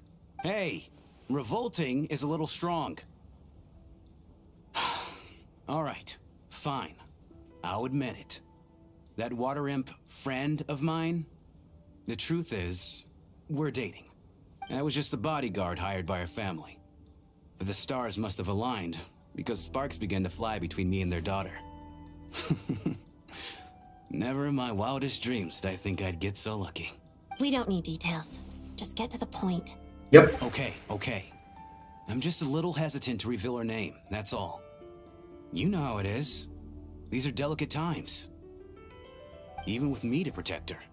If word gets out that she's dating a human, both the Fae and human factions will give her a hard time. Really? Wait, no. That can't be. Huh? Huh? Shram, what the devil are you talking about? Hmm? Why is everyone looking at me like that? What? Surely you can understand where I'm coming from. Delicate times? Factions?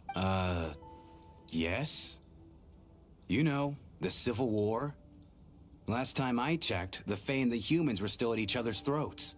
If I'm not mistaken, the last significant civil war in Snezhnayan history Whoa. was over 400 years ago, when Her Majesty the Tsaritsa had just taken the throne and was consolidating her reign. What do you mean, 400 years ago? What's going on here? Is Shram from the past? Oh crap. All right, Mr. Mitya, you win this round. As far-fetched as it is, it appears that your theory may be correct. I'm just as amazed as you are. I didn't even believe it myself, to be honest. Is someone going to explain what's going on here? From the look on your face, you figured it out too, haven't you, Traveler? Yeah.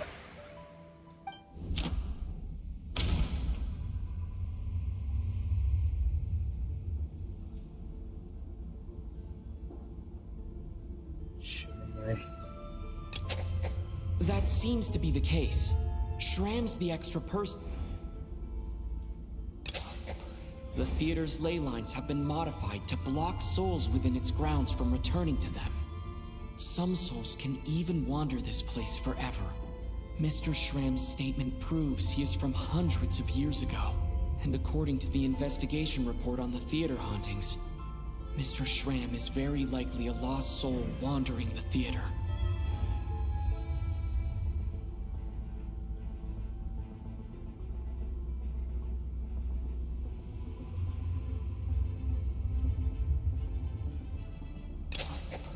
For some unknown reason, the soul that has been wandering the theater due to the ley line issues has joined our group and blended in.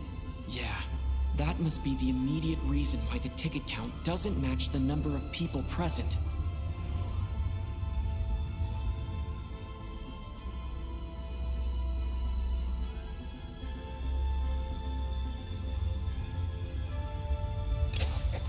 The contents of the investigation report have been verified.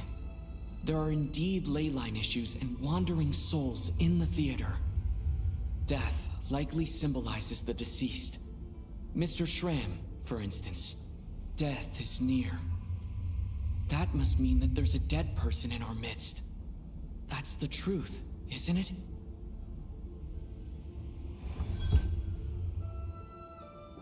Yeah, the logic is clear now.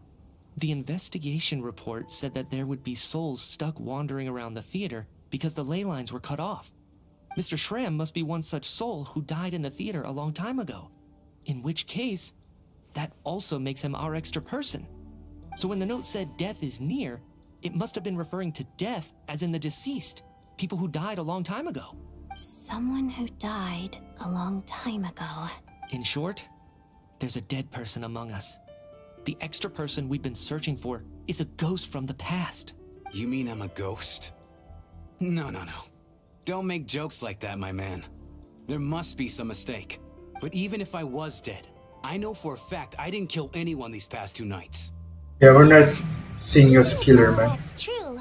The report also said the souls inside the theater can't affect reality, right? They're harmless. Then what if the problem isn't the souls at all, but the ley lines themselves? Yeah, The probably. ley lines have a powerful ability to attract and devour souls. Let's say that the ley lines are like a black hole, constantly seeking to engulf souls. But the souls that don't want to return are trying to avoid being sucked in. Huh. Why does this analogy Oh, sound the black so mist. familiar? Black mist. What happens when the black hole can't achieve its goal? I'm only speculating here, but what if it ended up swallowing innocent souls by mistake? Or intentionally taking other souls to compensate? That could explain why we weren't able to determine a cause of death. If you're right, and their souls were devoured by the ley lines, it does make some sense. It does seem to explain a lot of the things we couldn't make sense of. Does that mean it's true? Except there's no concrete evidence. Mitya is relying on a lot of logical leaps. Still, it seems like the best explanation we have under the circumstances. All right, so how could Shram not know that he's dead? Seems a little unlikely that he hasn't noticed anything unusual even after several days interacting with us. On the contrary, it's perfectly normal for a soul to wander the theater for centuries without questioning their existence or reason for being there. It's simply what's natural for them. You know what, Mr. Brainiac? I think you might actually be right after all. I'm trying to remember and... even though my head feels like it's going to explode, I think... it's all coming back to me. Yo? I was the one who didn't want to remember my own death, so I forced myself to forget. Well, I'm sure those are painful memories. My lady and I snuck out to go on a date one day. We bought tickets for the theater. It wasn't really my thing, but I was just happy to be together. All of a sudden, a group of people burst into the theater, shouting for all the water imps to get out, performers and audience members included. It was clear the conflict between humans and Fae had reached a boiling point. This time, the extremists were even coming after the water imps who had nothing to do with the war. I thought I could pull one over on them. So I took off my jacket, draped it over my lady, and tried to sneak out amid the chaos. But I got caught. They started shouting, calling me a traitor to humanity. But I was going to do whatever it took to buy our chance to escape. No matter how many people stood in my way. I had to. Both as their bodyguard. And out of love. It's all right, friend. You can stop there if you want. You don't need to dig all that up again. It's just... even now, I'm still struggling to accept the truth. How could I be dead? I'm sorry, everyone. If I'd known I was a dead man walking, I wouldn't have dragged you down with me. If I'm the cause of all this death, then punish me however you see fit. But, Mr. Shroom... No. I refuse to be a burden. I know what I have to do. You said I've been wandering the theater for centuries, right? I guess it's high time I got a breath of fresh air. Out there, I mean. I'll leave this place and take all this death with me. Go out on my own terms. Mr. Shram, I'm sure we can figure out a different course of action. My good sir, we both know I'm not supposed to be here. I should have accepted my death long ago. One way or another, this has to end. Unless you're saying this goes against another one of your military principles somehow. No, I'm speaking on a personal level this time. Let it go, man. Oh, wait. One last thing. Miss Waterimp. My lover. Her name was Litia. Litia Ozarova. Do you know what happened to her? Ozarova. Oh, Auntie Ozarova. That's what we all called her. I remember her as a very kind elder. She had a bunch of kids, too. I'm so glad she survived. And she had lots of kids? Good.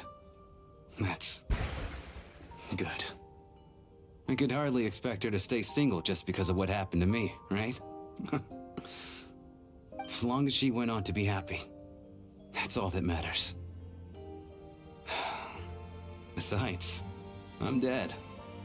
My soul's been wandering around here for so long because I was worried about her. But now, I can go without regret. There's no need to see me off, my friends. I've enjoyed our time together over these past few days. Perhaps we'll meet again in the next life. Farewell, Shroud. Godspeed.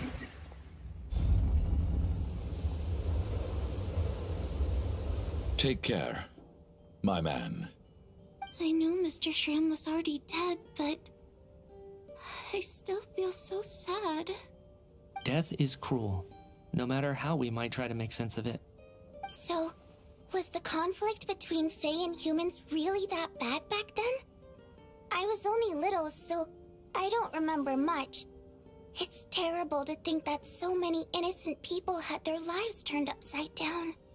Even the historical records about that time period don't say much about it. All people know is that the Tsaritsa founded the Fatui, drove out most of the Fey aristocracy without explanation, then used her terrifying power to suppress the humans. It seems to me like the Tsaritsa chose to make herself the enemy.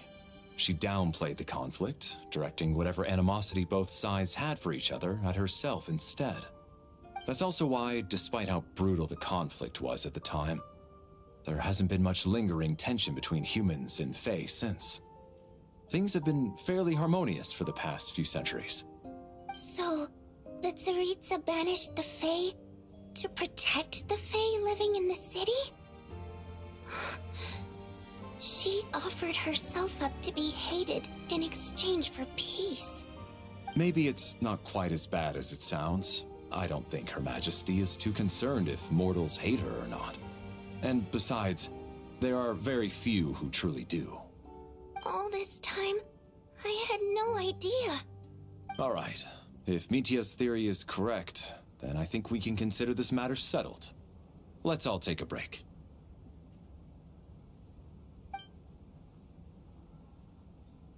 Yo, the snowstorm stopped. If only this blasted storm wasn't still raging on. Did it stop? Guess not, huh?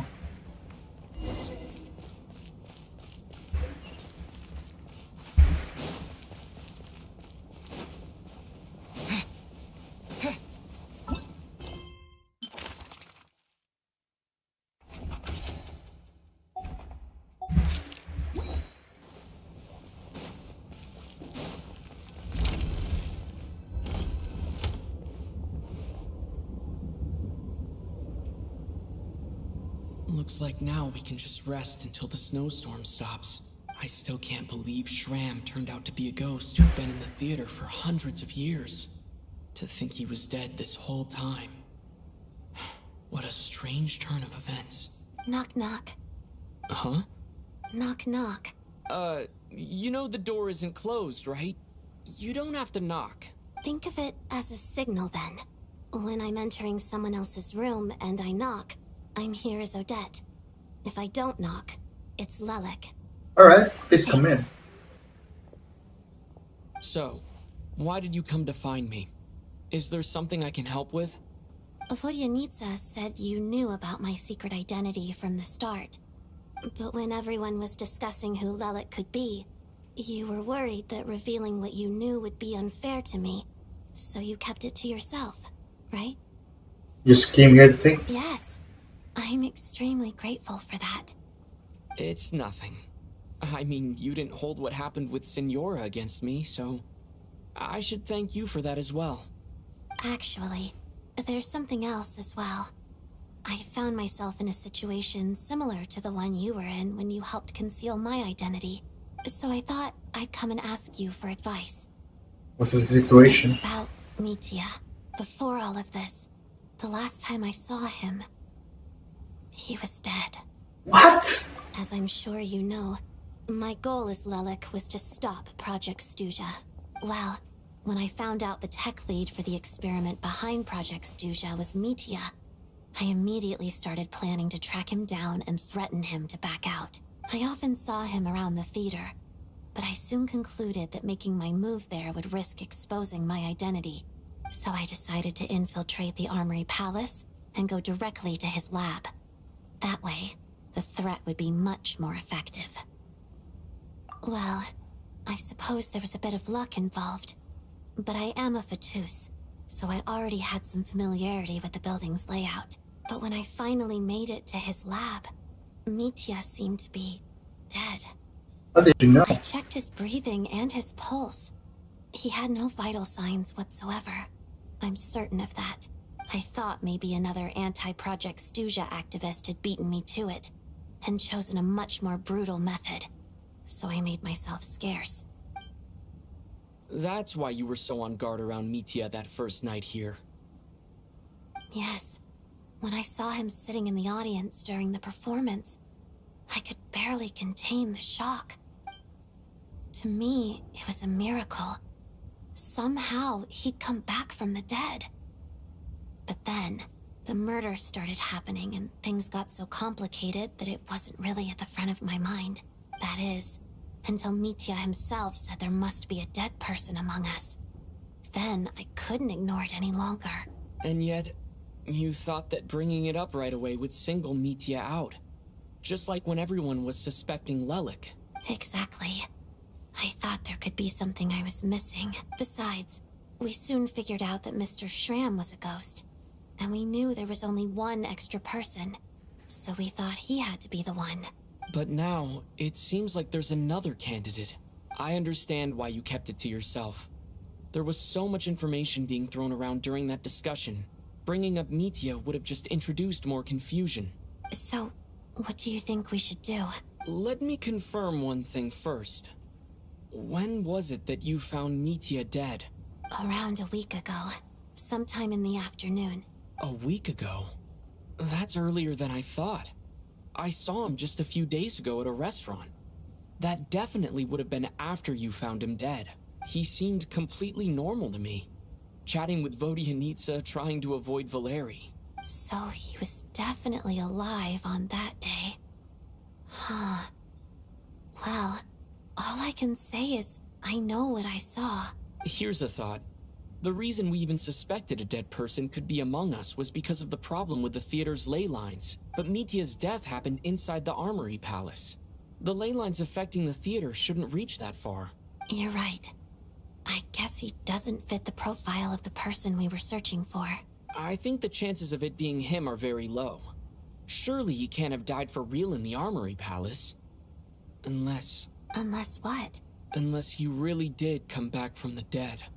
You're right. Do you think we need to disclose this to the others? Huh, what's this? A private meet and greet?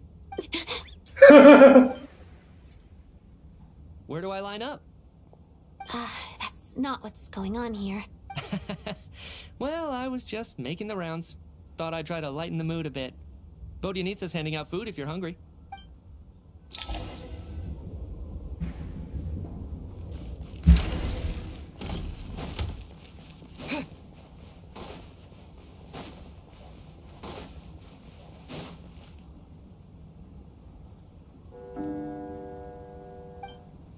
What is going on with this storm?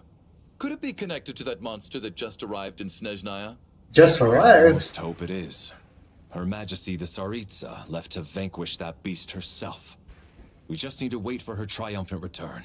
Do you think people still feel the cold after they die? I'm wondering about Shram. Oh, maybe we should have given him a coat before he went out there. Death itself is cold, isn't it? I'm sure the storm will embrace him. Well, I hope he has a safe journey. I'm going to miss him, I think. It's not like we can blame him for Rampana and Kulish's deaths. Thinking back on it, we barely made it out alive ourselves. Once we get out of here, how are we going to explain what happened to their families?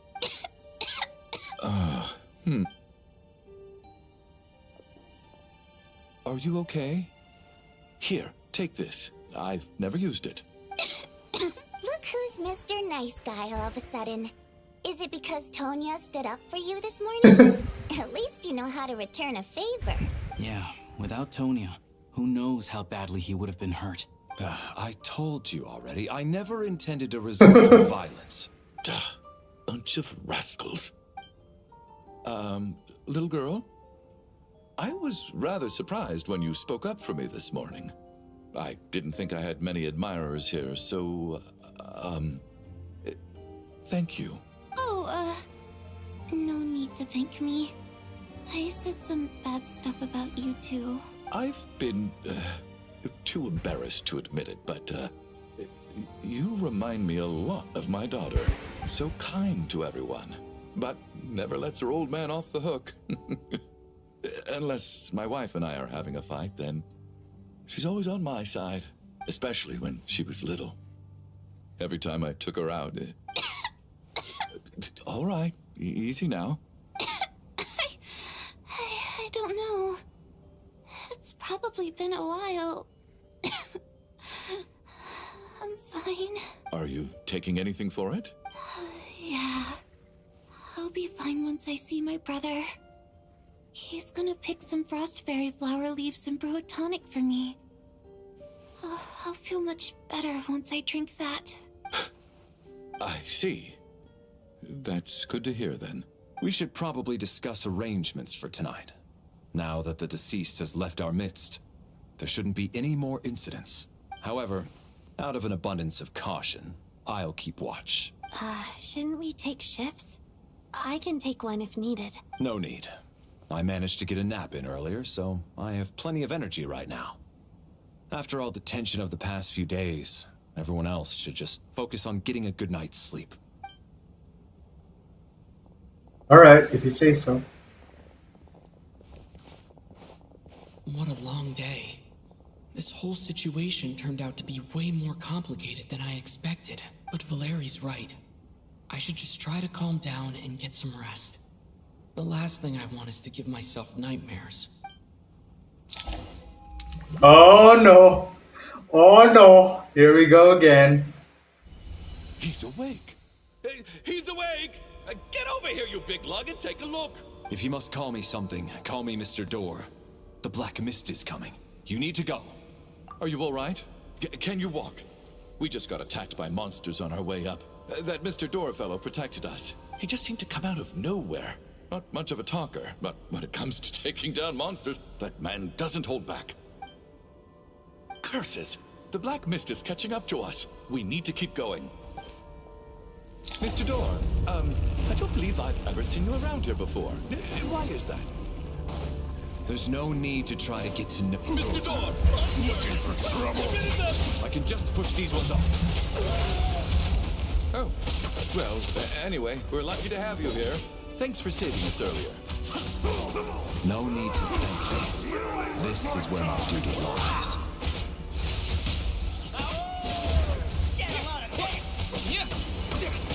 Oh shit! Bastard! Maybe I wasn't meant for this. Alright. I'm gonna kill that archer man first.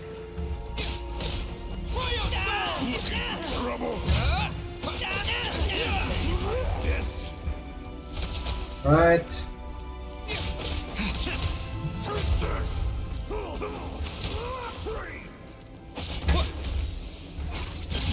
Oh, there we go.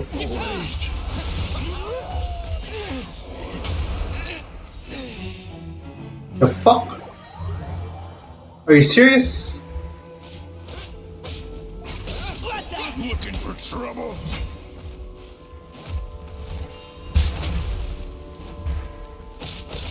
Yeah, and take.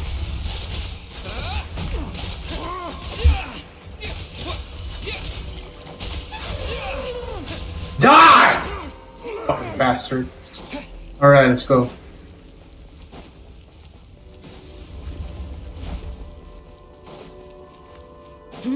So we're doing this. Cryo Storm! Fighting Frog! You win this. Oh, remarkable work, Mr. Door. If I had your muscles, I'd do the same.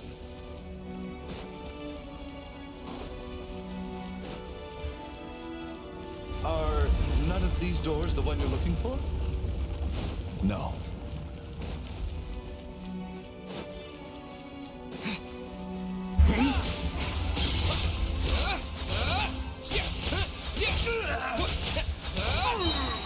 Come Impossible. Goodness me!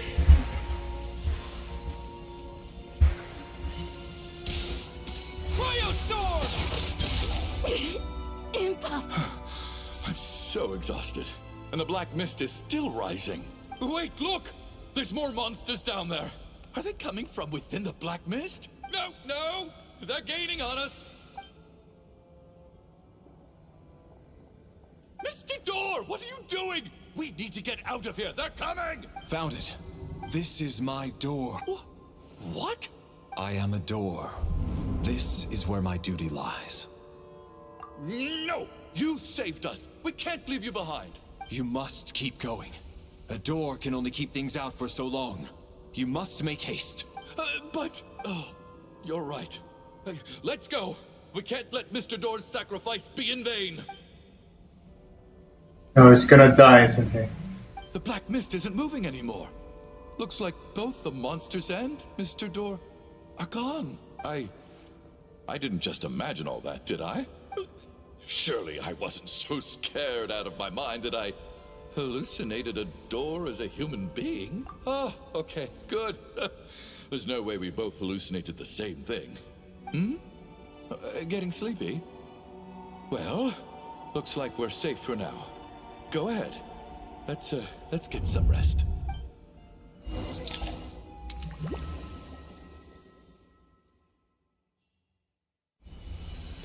What time is it?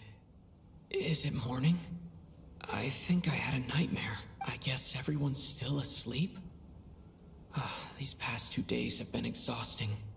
Valeri's keeping watch though, so he's probably the only one awake. Valeri? Oh crap. Bro, Mr. Door?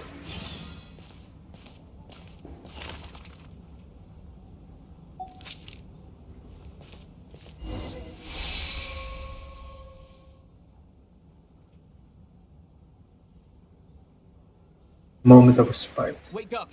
Everyone needs to wake up! Oh crap. Just like the last 2 nights. No clear cause of death.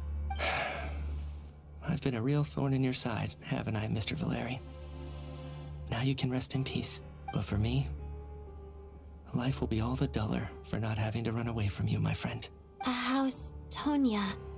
Is she okay? I just checked on her, and it doesn't seem like anything serious. She's just exhausted from the past couple of days, and she's still recovering from her illness. We should let her sleep a bit longer. That means Valeri was the only one who died last night. If Valeri was awake and keeping watch, it would have been impossible to kill him without waking everyone else up. That much is certain. This is so frustrating.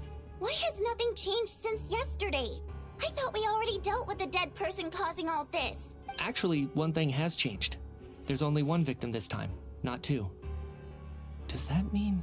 There's one more dead body.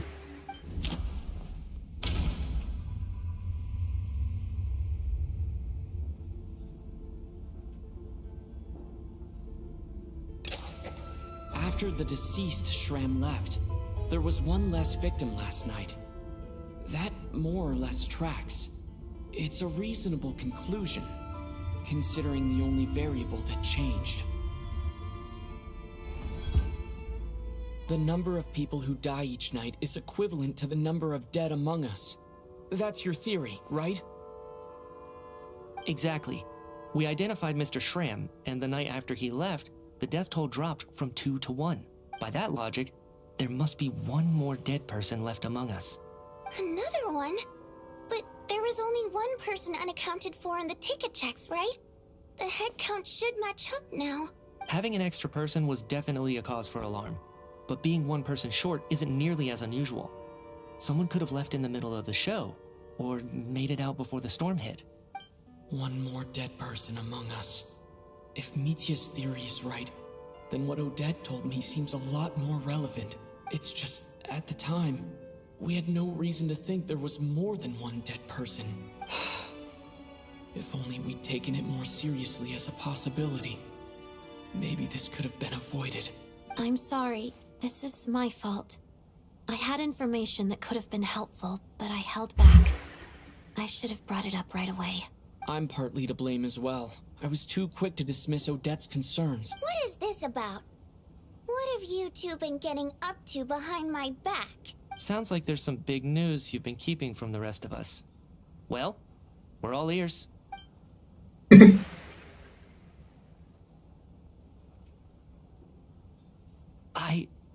I'm the dead person? Wow, that's certainly news to me. Odette and I talked about it yesterday, but we thought it just wasn't possible, so we left it at that. Yeah, I don't blame you. If I'd been there, I probably would have reached the same conclusion. It just sounds too unbelievable. Let me just try and verify this. I just scoured my memories trying to think back to the afternoon Miss Odette mentioned, but I honestly have no recollection of dying. That's where I'm different than Mr. Shram. Having seen Mr. Mitya a few days ago myself, I also find it hard to believe he could be the other dead person among us. Well, if it isn't Mitya, then who? Do we vote on it? If you don't mind me asking, Traveler, I believe you mentioned that you know Tonya's brother. Had you ever met her before all this? No, never. Wait, are you saying... Now just 1 minute. I know where this is going. You can't just randomly point a finger at anyone you want. You're in the hot seat, and all of a sudden you want to divert our suspicions onto somebody else? Trying to pick a fight, Mr. Chuganov? Whenever you open your mouth, all you do is attack people, and I've had enough of it. If you don't want to engage in a civil discussion, you can shut up. You little brat! Did Mitya ask about Tonya because he suspects her? I suppose I only identified her by age, and nothing else. Could that mean... I'm just saying, you're going around casting suspicion on people for no reason. How could Tonya be dead? I can vouch for her if nothing else. I've seen her before. She's the sister of that Harbinger, isn't she? The one called Child. Oh, really? You're telling the truth? Since being here, I don't think I ever mentioned she was Child's sister specifically. Does Chuganov actually know her? If Chuganov can vouch for her, then it can't be Tonya either. In which case, it seems unlikely that there's another dead person among us at all. Miss Odette, could you go over that afternoon with me one more time, when you found me dead? No problem.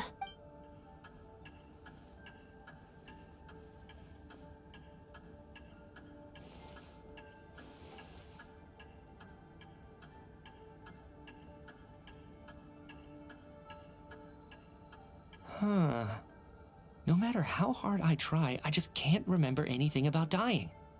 But I do remember something else.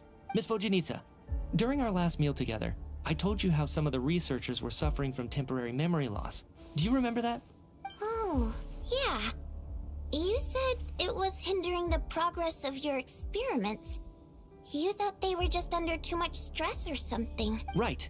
And even though I don't remember dying that day, I'm pretty sure I experienced something like amnesia. Some of my memories from that afternoon are missing. Are you suggesting you're missing the memory of your... Of course. How am I only just realizing this? Humans aren't necessarily aware of their own death.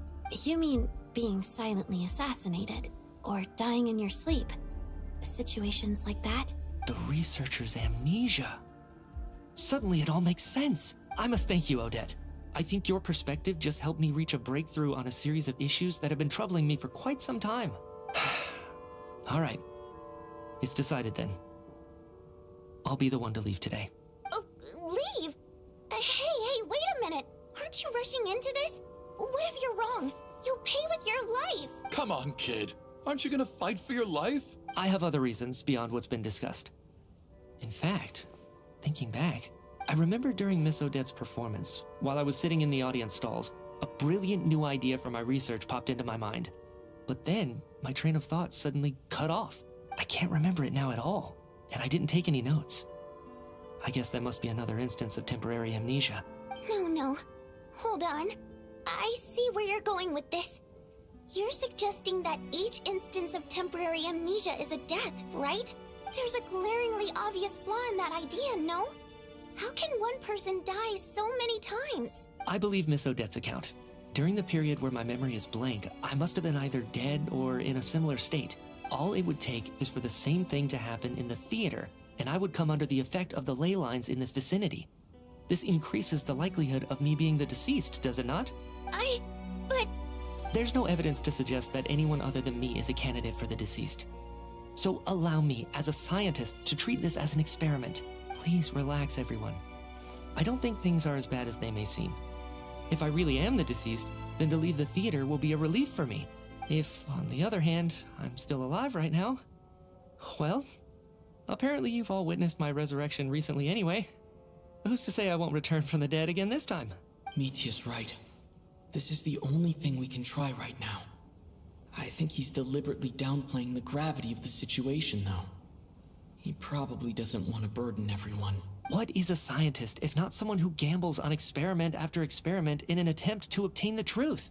With this snowstorm, the ley line phenomenon, ghosts of the dead, and my amnesia, we've been paralyzed by not knowing and powerless to do anything about it. It's a terrible feeling.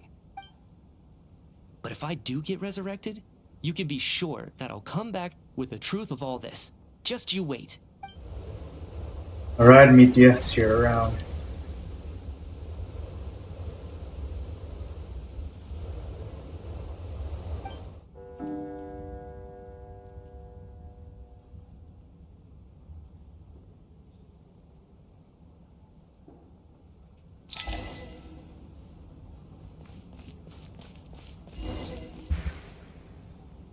Poor Mr. Mitya.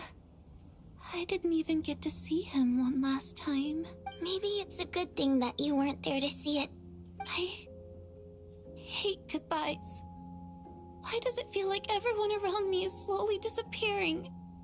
Not just in here, I mean. In the outside world, too. Maybe it's the realization that, at the end of life, everyone has to face it alone.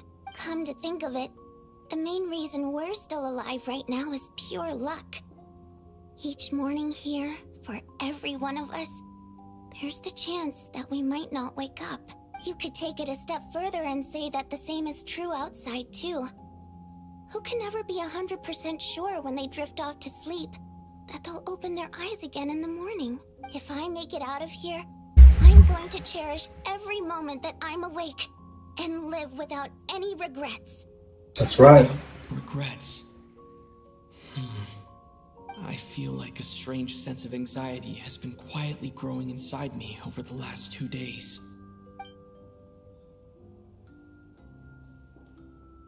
Are you okay? You look really glum. If something's bugging you, let's talk about it. There's only a few of us left here now. After everything we've been through, what's the point in keeping things bottled up? I have a travel companion named Paimon. Alosha and Odette have met her before. She's been feeling unwell recently. You're worried about her, aren't you? That makes sense. We've been trapped in here for days. To be honest, I used to feel like I was just a spectator in this world, watching everything that happens from the sidelines. Maybe it's because I'm a descender. A descender? But with Paimon by my side, over time, I slowly felt my connection to this world growing stronger. She loves eating, sleeping, and having fun, but she's also a great guide. It's her authenticity that makes this whole world feel more real for me. Over the last few days that we've been apart, I've often caught myself wondering, what would Paimon say if she were here right now?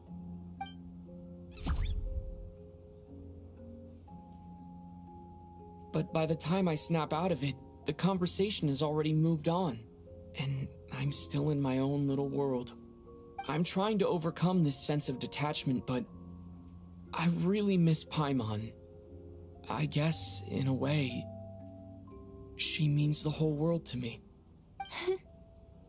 I bet she misses you when you're not there as well. Maybe you're her entire world too. I don't know if this will make you feel any better, but back when the water imps left Snezhnegrad in droves, I also felt like the whole world was suddenly empty. I could be surrounded by people all smiling and having fun, and still feel completely separate from it. So, I totally understand how you feel. Later on, I started to think, maybe accepting the fact that our loved ones won't always be with us is something that takes a lifetime. All we can do is cherish their companionship from moment to moment. So, once we get out of here, you better hurry back to our side as fast as you can. You can't let your story end in regret. That's the trope I hate the most. Thank you. That's exactly what I needed to hear. But Vodyanitsa, if you hate goodbyes too, why didn't you leave with your people? That's just the choice I made. I used to regret it, but I don't anymore. Like I said before, singing is a water imp's primary mode of expression. It's how we convey our emotions.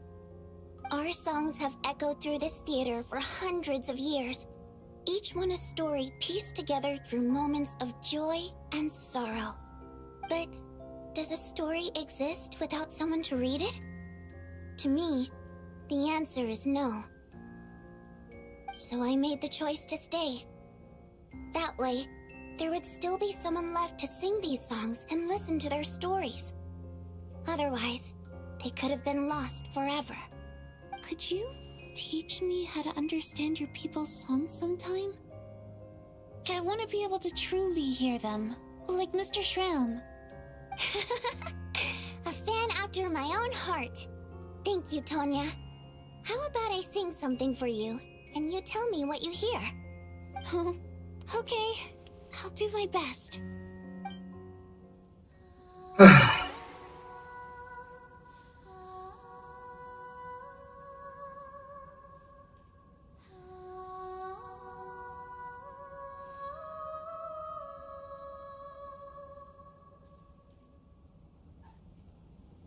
I've never heard that one before. I feel like I can hear a sense of longing somehow. I wonder why that is. Color me impressed, Tonya. You're a keen listener. Most people can only tell if a song is happy or sad. I didn't think you'd be able to pick up on such specific details.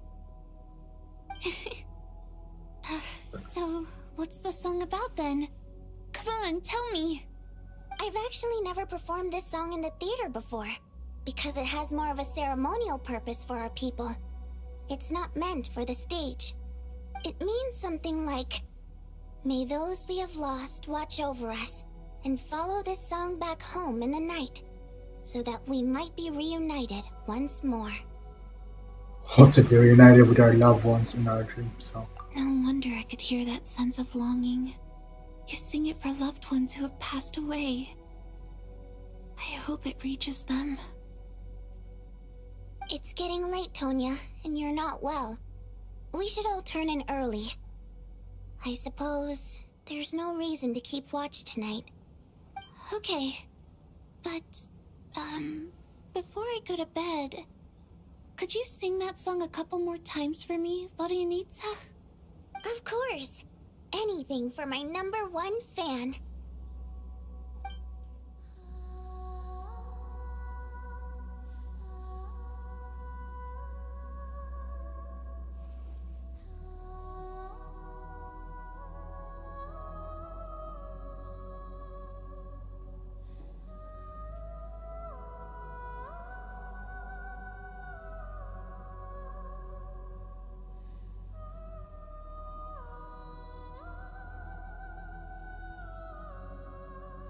Once I get out of here, I definitely don't plan on ever coming back. But I guess that means I'll never get to hear Vodyanitsa sing again. That's a sad thought. Before I fall asleep, I should cherish this moment of companionship while it lasts.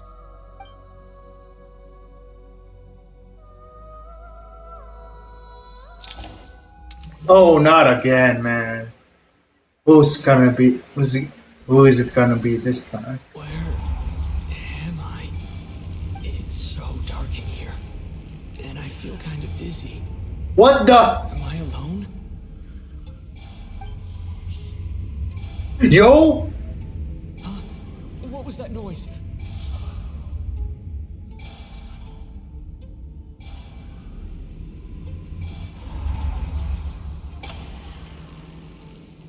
Tonya?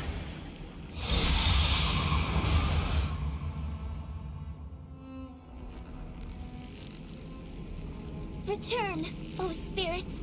Fulfill your oath of protection.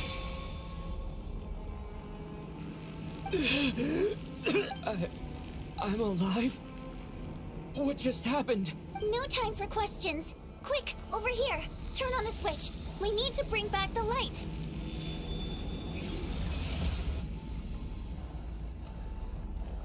All right, we're safe. The spirit just now is called Night Prayer. The light subdues her, but she'll attack without a second thought in the dark. Sort of. I know it's hard, but you can't let this place go dark, or she'll kill you again. Did I really just die? Yep. Luckily, I was here to resurrect you. Otherwise, that'd have been a real bummer. A bit more than a bummer, I'd say. Wait, so you have the ability to resurrect people? Sure I do. I'm your guardian spirit after all. I specialize in soul recall. Thanks. It's nice to meet you too. All right, there's no time to waste. The black mist is already catching up. We need to avoid it and Night Prayer at all costs. Come on, let's go. Alright, let's go, let's go, let's We go. need to reach the next switch before the place gets too dark. If we bring the light back, Night Prayer won't be able to get to us. Sweet, sweet light, it's back. Shh, it's Night Prayer. We need to move quick, but don't let her notice you. Look out! Oh shit!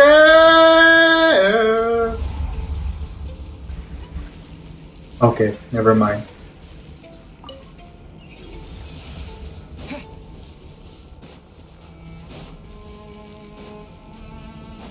The next switch is over there.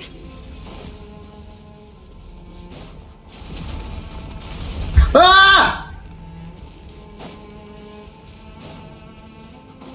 Okay.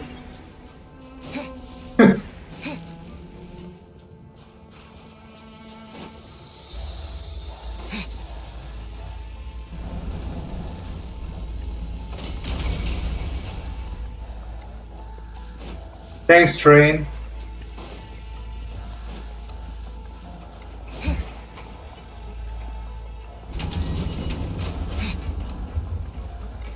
Run, run, run, run, run, run. No, Night Prayer is here too.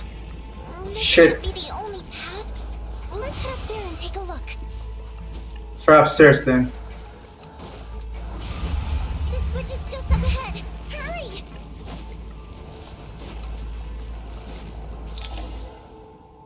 It's too dark. We're not gonna make it. Come on, faster!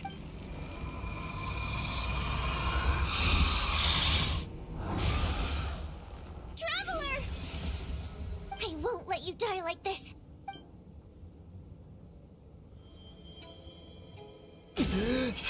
What the heck? Even though it's not permanent, dying is definitely not a pleasant experience. Great. You're back. Yeah, thanks to you. Time for you to get out of here. Quick, before the light runs out. What about you? I can't. I've already been used up. What? The Guardian Spirit's skills are finite. I can only resurrect someone so many times. I might not look any different, but my essence has been exhausted. Now, I will slowly start to fade away.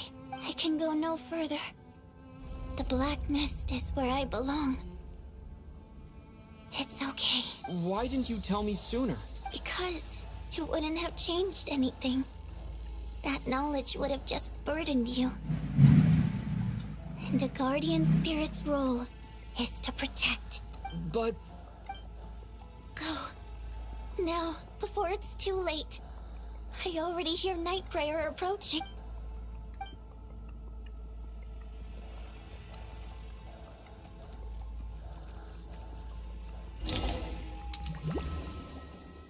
Okay, it's needs us turn, I guess. Odianitsa! How could this happen? Odianitsa! Well, I guess there's no need to inspect the body.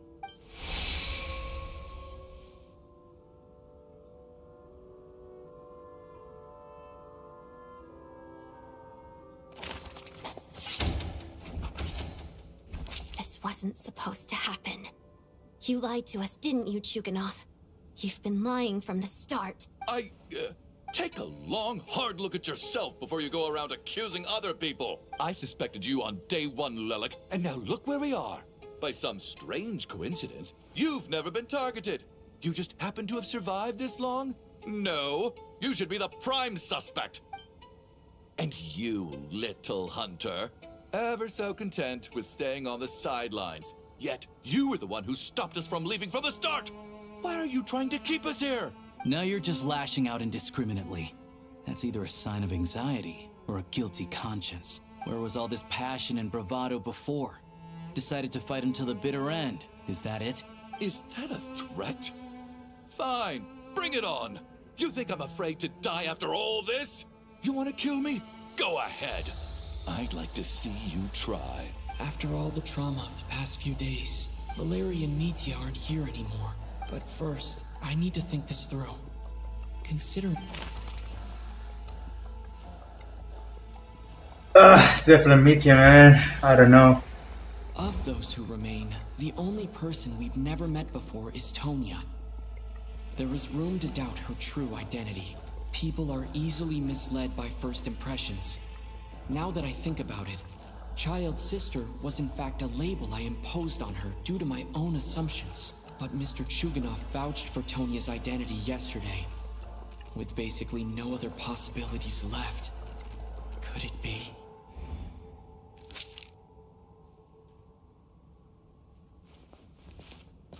Tonya, how's Tusser been lately? Tusser? Oh, Your brother Ajax must have mentioned me in his letters home, right? Did he say anything about a blonde traveler? No. And my brother's name is Razik. Oh, yeah. Chuganov, looks like it's your turn to do some explaining. Yesterday, you said you could vouch for Tonya. Why did you give us a false testimony? I knew you were behind this, Chuganov. You've been lying through your teeth from the start. Everything about you is fake. Down to the wife and daughter you're always talking about. Your entire family man persona is a charade, isn't it? That night, when I infiltrated your place as Lelik, I noticed you were home alone. Didn't think much of it at the time. Just thought everyone else was out. But thinking back on it now, that doesn't seem very likely. My guess is, you live alone, don't you? Even that was a lie? But why would he lie about having a family? Curses! Oh, why is there no end to this blasted snowstorm? If it would just stop! If it would just stop. I think I remember now. I know how I ended up here. It feels like a distant memory. But at the same time, it's just like it was yesterday. The reason I'm always coughing is because I got sick with frostbite. The locals usually call it the snow cough. It's not a very common illness. It's partly genetic and partly caused by the cold climate, but it can be fatal. They sent me to the hospital as soon as they found out I had it, and I spent so long lying there in that hospital bed. After a while, I felt myself growing weaker and weaker. Nothing seemed to be working anymore.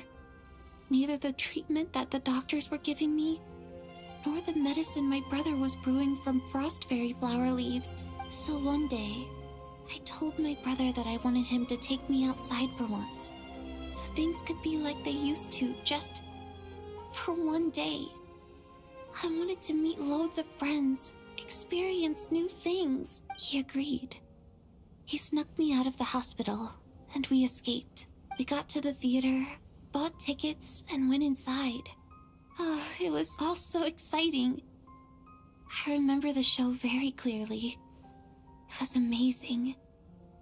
But I found myself getting sleepier and sleepier. Oh, Tonya. When I woke up, I couldn't find my brother anywhere. So I guessed he'd already left. But there's no way he'd leave me behind. So I decided to stay here and wait for him.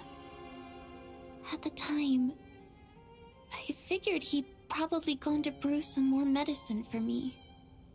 I was planning to chew him out for abandoning me when he got back. Tonya, it sounds like by then you'd already... Yeah, I know. I understand now. Dead, aren't I? His cough and the feeling weak. It's probably just my body's memory. After all of that, it turns out I can't blame my brother after all. I was the one who abandoned him. I'm sorry, everyone. I realized this much too late. It seems like death skewed my perception. And now I've dragged you all into this mess. Your name probably isn't even Tonya, is it? Didn't that ever strike you as odd over the last few days? Well, when I was little, my brother and I read a storybook, and Tonya is the name of one of the characters.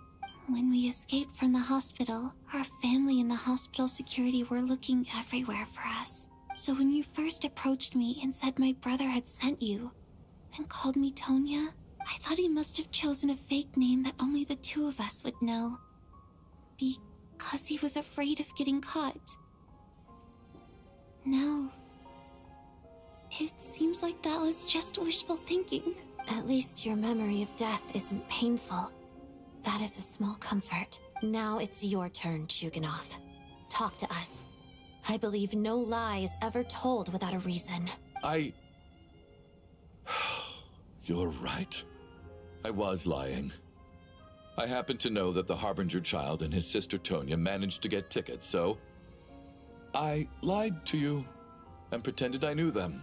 And yes, I was lying about my family too. The truth of the matter is, I lost them a long time ago. I just refused to accept reality. And now I've spent the second half of my life living a lie. I'm a joke. My daughter's name was Iskra. And before you ask, yes, Iskra, as in Iskra Manufacturing Plant. She also died from the snow cough. She was just 6 years old. If she were still alive today, she'd be around the same age as little Tonya here. After Iskra passed, my wife couldn't bear to face those memories either. So she chose to start a new life without me. One day when I came home from work and saw the empty room, I felt like I couldn't breathe. Subconsciously, I started to imagine that they were still there. I soon discovered that this was the only thing that made me feel any better, so I just embraced the delusion. Nothing more than a pathetic means of escapism, I know. But at least it's not a crime. Yeah. So explain your false testimony then. The night before last, when I was chatting with Tonya, she mentioned that her brother would brew medicine for her from frost fairy flower leaves. Combined with her various symptoms, I suddenly understood everything, including the fact that she was deceased. The snow cough used to be an incurable illness. I would pick frost fairy flower leaves to brew medicine for Iskra too. It took hours and hours on the stove.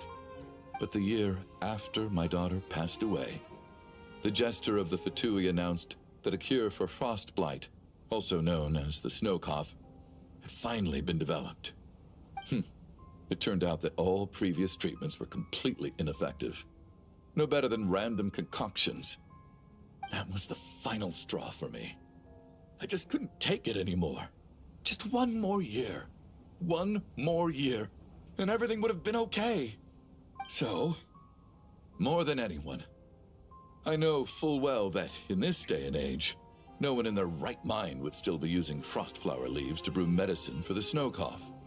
Poor Miss Tonya, therefore, had to have been from an era when snow cough was still a terminal illness. So, you projected your daughter onto her? Even though you knew she was one of the dead? Even though you knew that protecting her could get you That killed? doesn't make any sense. You knew she was already dead. What did you hope to achieve by protecting her? I just don't believe in your crackpot theories, nor do I approve of your actions. How can you just declare a living person dead and throw them out into that snowstorm? Mitia's gone. My good buddy Shram's gone. And now it's Tonya's turn, isn't it? The others I can make my peace with, but little Miss Tonya, here she is, standing right in front of us, alive and breathing, and fighting her own battles. Yet you're quite happy to say she's dead? I just want her to live. Once this snowstorm is over, the very moment it stops, I'm going to march out that door and find someone who can fetch the very best medicine for her snow cough. I'll be damned if I'm gonna let you cast her out into the snowstorm before I have the chance to cure her. Not again. Not this time. Not when the cure is right within our grasp. I'd never be able to forgive myself. Mr. Chuganov, stop. I can't let you do this. Tonya. By the sounds of it, you've known I was dead since the night before last, right? I really liked Mr. Valeri, Mr. Mitya, and Miss Vodoyanitsa. And now they're all dead because of me. I'm not happy about that. The reality is, you've been trying to fight your own demons through me. But all you've really done is trap me inside your delusion along with you. No! Listen to me. I want to save you. I do! Well, at this point, I'm quite sure that I'm dead. I don't need to be saved. The time I got to spend with all of you is more than enough for me. Despite all the bad things that kept happening, I got to meet so many interesting people and spend so many days and nights by your side. Since the day I escaped that hospital until now, this has been an adventure I never even dared to dream of. I'm very fond of you all. If it were only possible, I'd trade my soul to bring back the ones who died. If it meant things didn't have to end like this.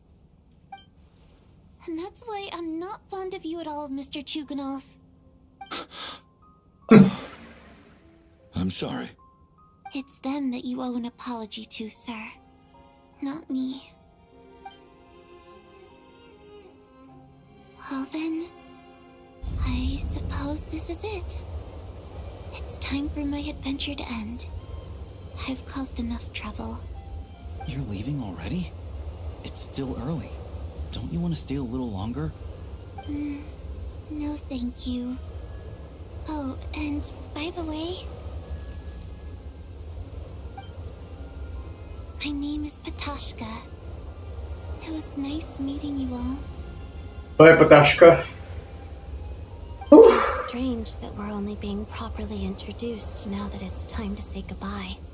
Patashka?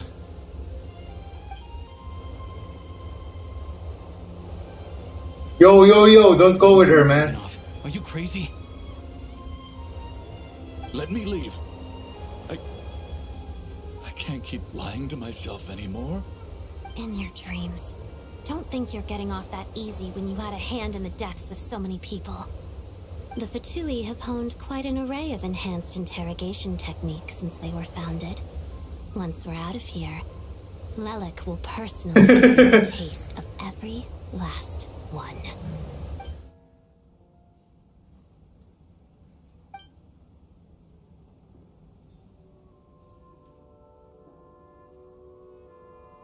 I think we should leave. I doubt this snowstorm is ever going to stop. For all we know, this storm might have destroyed all of Snezhnaya by now.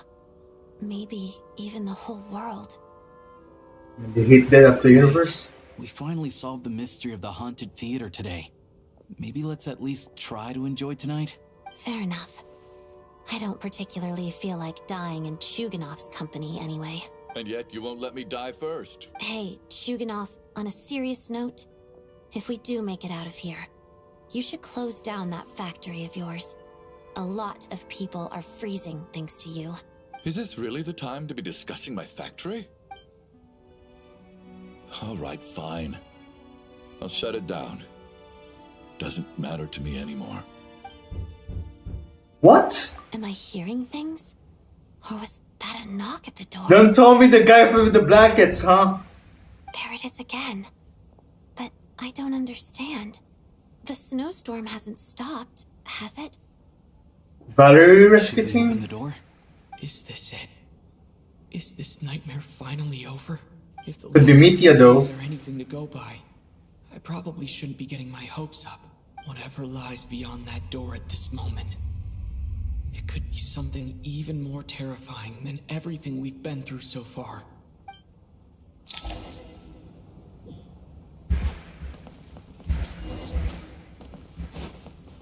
Open the door.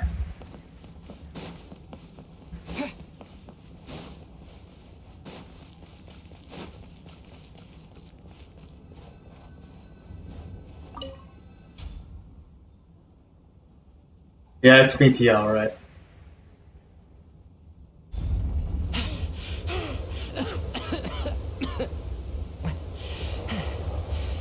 Hey everyone, I'm back. How are you doing? Feeling any better? Much better, thanks. Whew, it is so good to have you guys here. I was a little worried that the theater would be empty by the time I got back. Let me see. Tonya and Vodyanitsa are missing, which means Vodyanitsa died last night. And then you discovered that Tonya was the other dead person. Am I right? Not Tonya.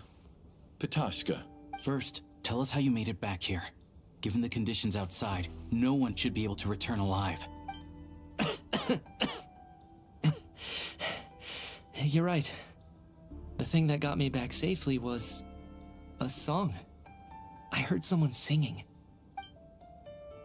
After walking into the snowstorm, my mind grew hazy. I don't know how long I walked through the storm before my mind completely slipped away.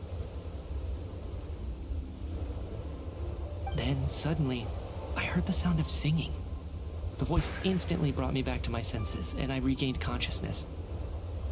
So I followed the voice, searching for the source of the singing.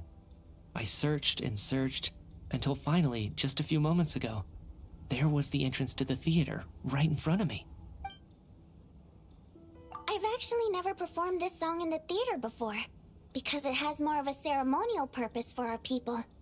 It's not meant for the stage. It means something like, "May those we have lost watch over us, and follow this song back home in the night, so that we might be reunited once more." That must have been Vodyanitsa's Requiem.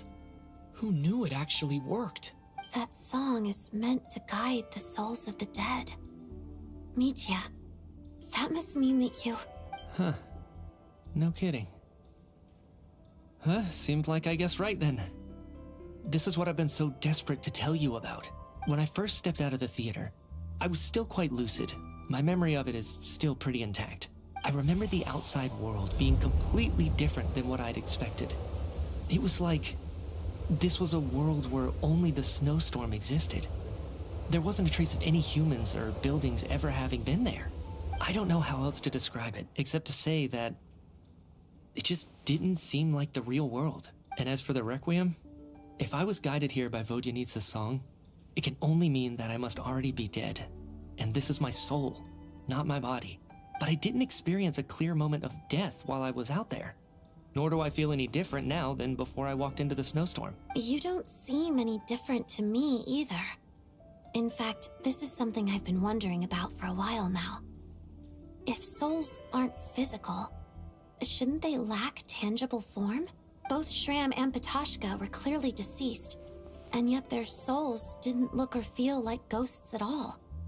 They were visible, tangible, no different than you or me.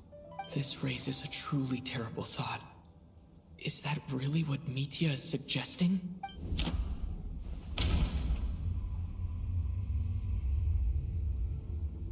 Everyone in the theater had been dead all along. Holy shit. Back by the Requiem, confirming that he is indeed already dead. And yet, he looks no different from us. Of course. If even the long deceased like Mr. Shram can blend in with us undetected, then maybe we've all been dead from the very start. and all of us are now souls wandering the theater. Oh, whoa! Is that the eye? Oh shit, Renova. I think that this is probably the afterlife. What did you say? You heard me. We died in the theater. All of us did. But due to an obstruction in the theater's ley lines, our souls are trapped here, while an endless, infinite snowstorm rages outside. It's ironic, really. All that time, we were working so hard to figure out who the deceased among us were, when the truth was, we were all deceased. The only difference being some of us died more recently than others. Do you remember that note, "Death is near"? Seems like we misunderstood what it meant after all. Death was nearer than we wanted to think all along. The note simply meant that all of us were already dead. So all our attempts to survive, our search for the deceased, it was all for nothing? Hard to say. At the very least, we hope 2 lost souls find clarity and go to where they belong. The presence of those 2 is probably what caused our souls to be drawn in by the ley lines. In which case, the deaths we've awoken to over the past few days were just souls returning to the ley lines for good. If what you're saying is true, doesn't that make us the lost souls now? Huh, no wonder.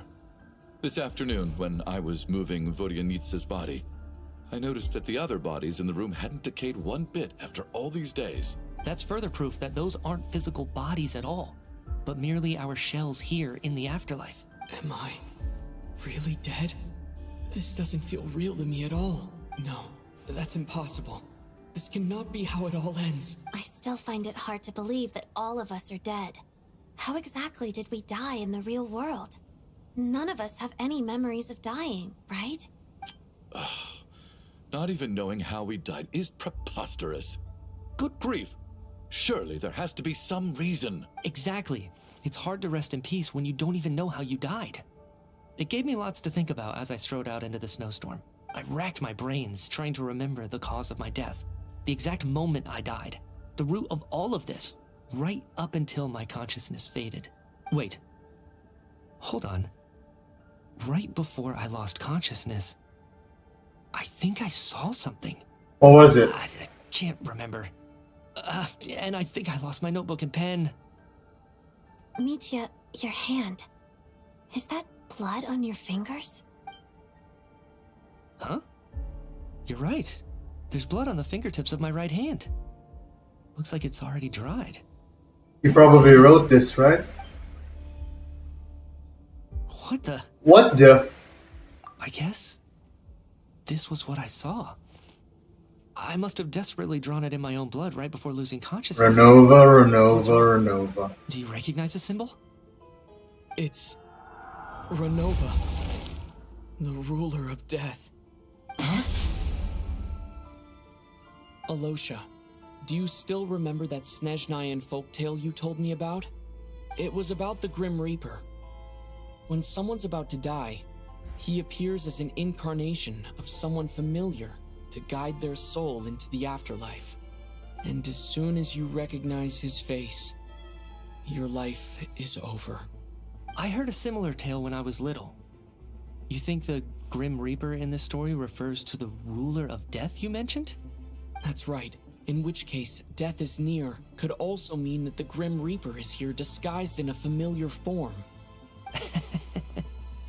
Death, the deceased, and the Grim Reaper? So it's a triple entendre. When I first saw this note, I thought it contradicted the investigation report. But now it seems like that was the whole intention. So the Grim Reaper deliberately misled us. Then we started suspecting each other and searched for the deceased while they hid in plain sight. By that logic, the one person most likely to be the Grim Reaper incarnate is...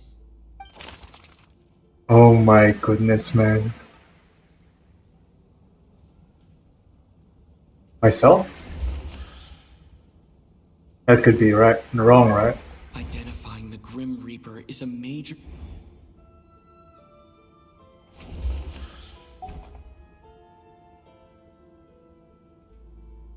I don't think it's him, though.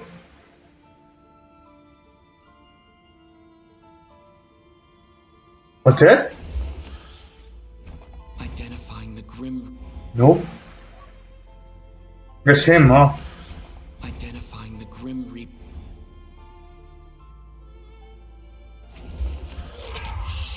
Holy sh! No doubt about it. It's Alosha. Looking back at how everyone has acted over the past few days, Alosha is most likely the Grim Reaper lurking among us.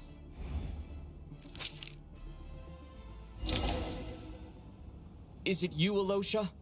You were the first to discover the investigation report, and you had plenty of time to slip the note inside to mislead us. So? Surely you can't suspect me based on that alone. What if someone else found the investigation report first, slipped the note inside, and then put it back without telling anyone? There's no denying it. The note could easily have been slipped in much earlier than it was discovered. That's not all. I've also noticed that although on the surface, Valeri, Mitya, and sometimes I were the ones taking charge of the situation. Looking back now, even though you didn't say much, you were always subtly guiding everyone from the sidelines. What do you mean? You were the one who emphasized how dangerous it was outside and insisted we all stay here. It was also you who suggested that we all sleep in the same place. And earlier today, you tried to convince Patashka to stay. I don't understand why, but it was out of character. So, you didn't understand my intentions, and now you're assuming the worst. Seems pretty unreasonable if you ask me. He still won't admit it. Fine. Let's see how he responds to the most damning evidence of all. The biggest question I have right now is, if the Grim Reaper is impersonating Alosha, then where's the real Alosha? When did they switch?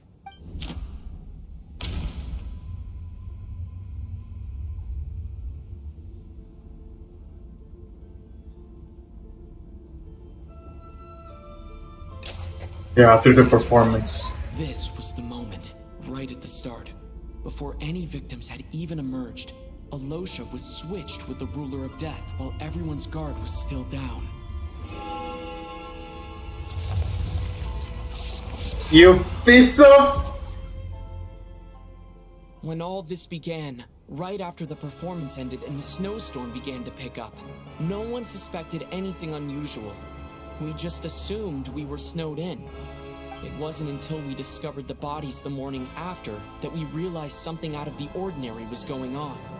But it's clear now that the oddities actually started earlier than that, when Dimov walked into the snowstorm and never came back. Right. So Mr. Dimov was the first victim, not Sobolova and Torgov. And if we pinpoint that moment as the beginning of this incident, then one thing becomes clear. Alosha, you are the only person who walked into the snowstorm and came back without the help of Vodyanitsa's Requiem. More precisely, Alosha never came back at all. The one who came back was the Grim Reaper. Oh, shit! Bad. Well, since you've backed me into a corner, I suppose there's no point in keeping up the act anymore. What are you doing here, woman? You're the Grim Reaper? I am no such tired cliché. Mortals should address me as the ruler of death.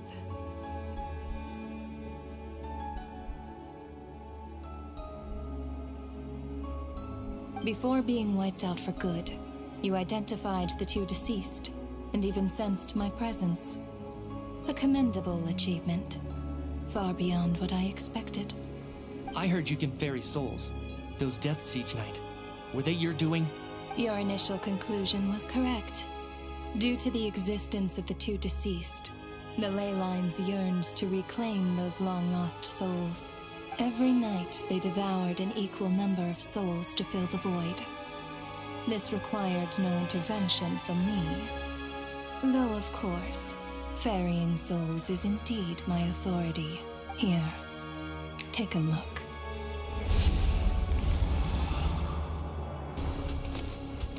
What the? What are you doing? That takes care of today's two. Don't get so worked up. You are already dead. and your souls must return to the ley lines. I know we're already dead. You murdered us, didn't you? Murdered? No. Murder is when mortals usurp my authority. Death is my jurisdiction. If I require someone to die, I need not resort to such laborious methods as murder. You simply met the criteria to trigger my curse of death. I know about the curse of immortality. So there's another death-related curse too? You cursed us? When? And why would you do such a thing? So often, humans pray to me, begging to know when their death will come, and what form it will take. But few people ask why. If you must have an answer, know that death comes simply because one's time has come. Alright. Give me a moment, man. Gotta take a piss real quick, man. Holy crap, man.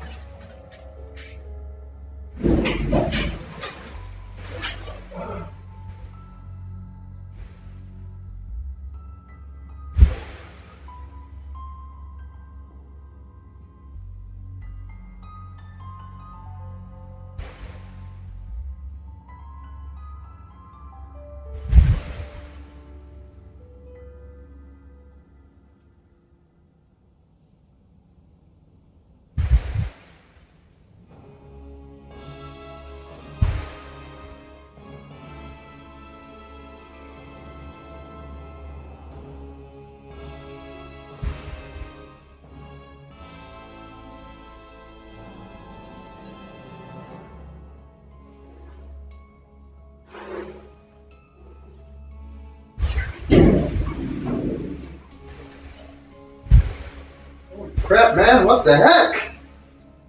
It's one hell of a quest, man. Holy crap, man. Sheesh.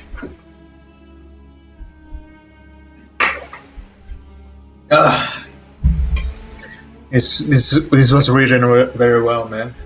I know.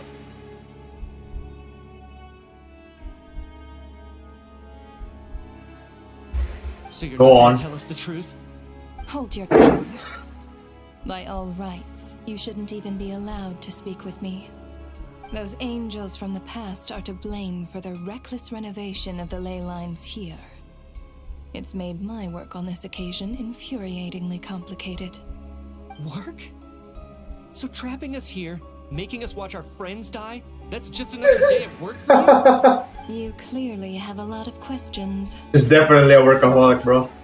As a reward for your remarkable accomplishments over the past few days, I shall answer a few of your inquiries, provided they aren't too unreasonable.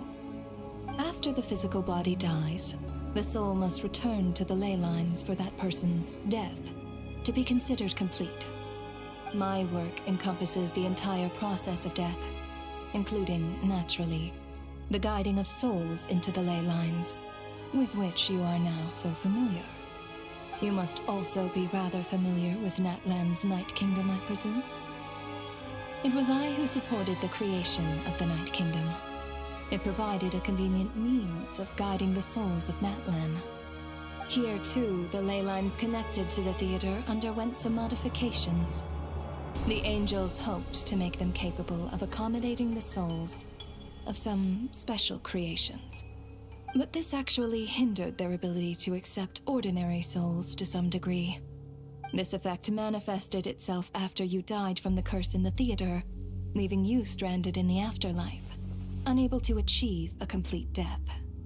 But if souls who die from the curse of death fail to return to the ley lines within a short window of time, they will miss their chance for good. Then, they will remain forever suspended between life and death, no longer subject to the authorities of either.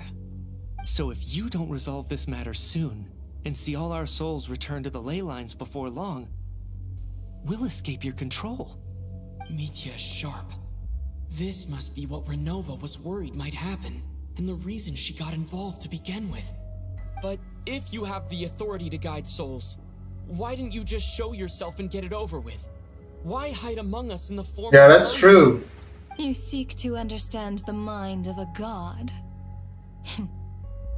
Very well. I'll tell you. This is a theater, and I decided I wanted to watch a show about death. That's why I encouraged you to take the events to the stage. She was bored and played with us. I found myself getting quite immersed.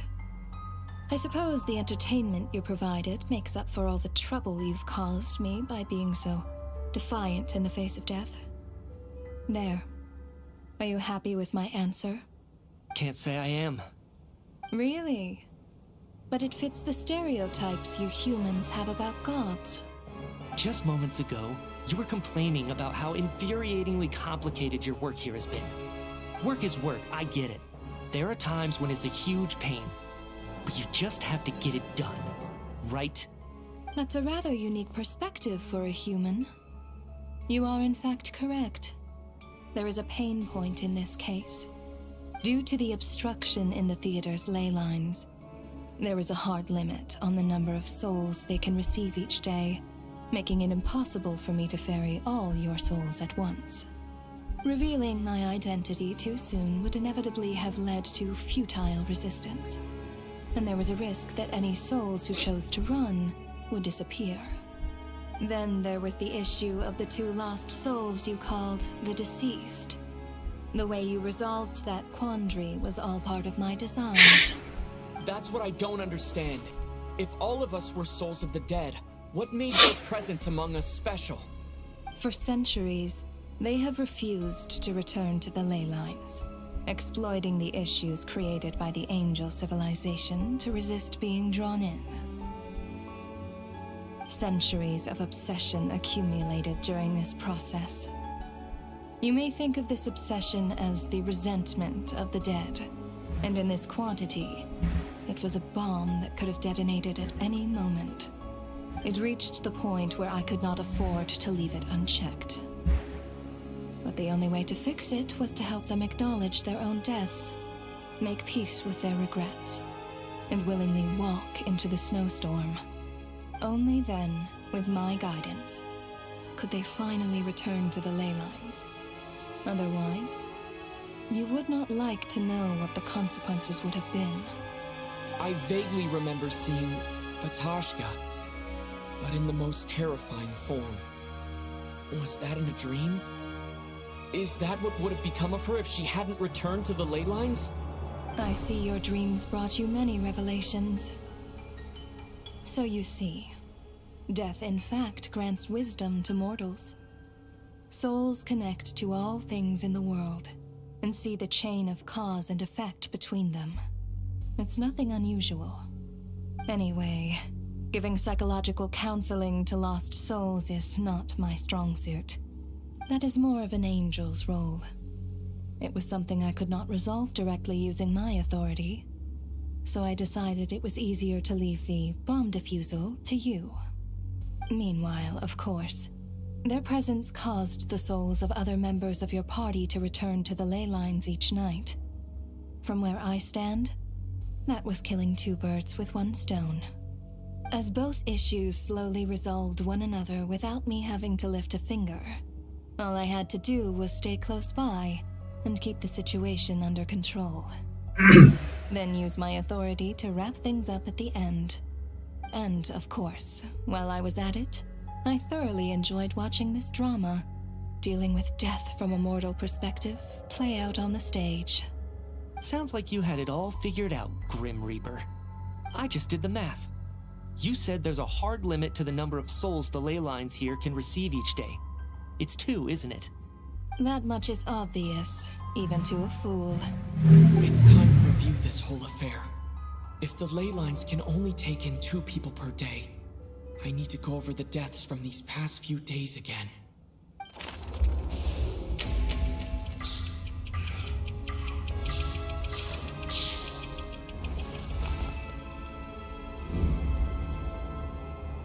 Looking back now, none of us had the faintest idea at the time.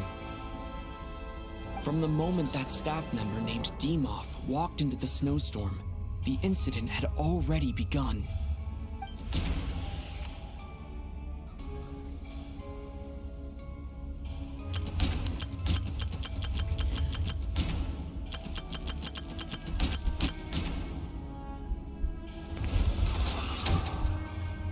Losha was the second to walk into the snowstorm after Demoth to investigate. During this process, the ruler of death assumed his identity, making him one of the victims.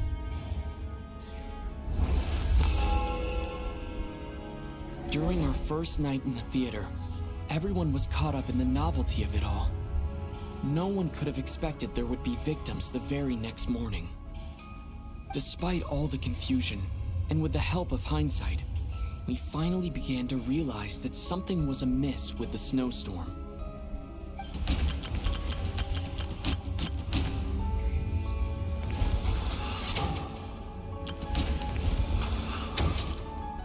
The ley lines devoured Torgov and Sobolova on the first night.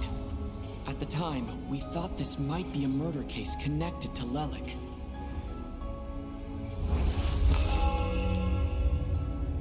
Odette and I spoke a lot that night. 3 people were on watch, but in the morning, we discovered that someone had fallen victim all the same.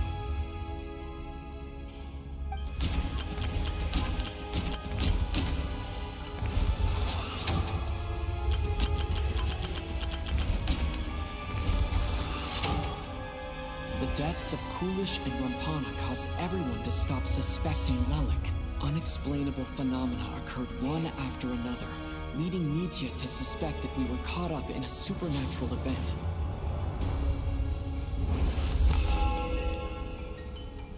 Later, we discovered that there seemed to be an extra person among us, and subsequently discovered the existence of the deceased.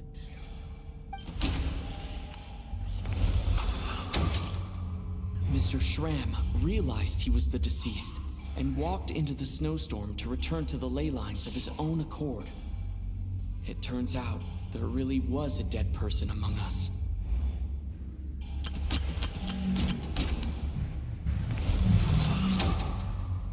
We thought it was all over, but Mr. Valeri's death was a rude awakening for everyone.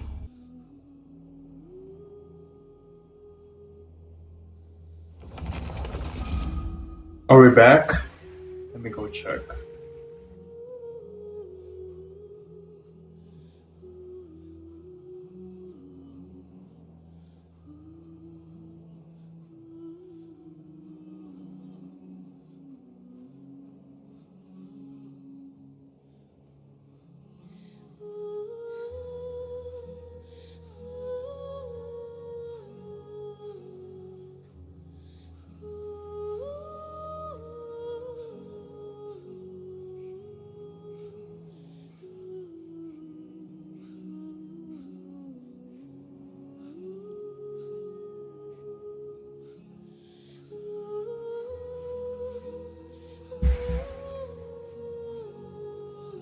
Are we back? Are we back? Are we back? Are we back?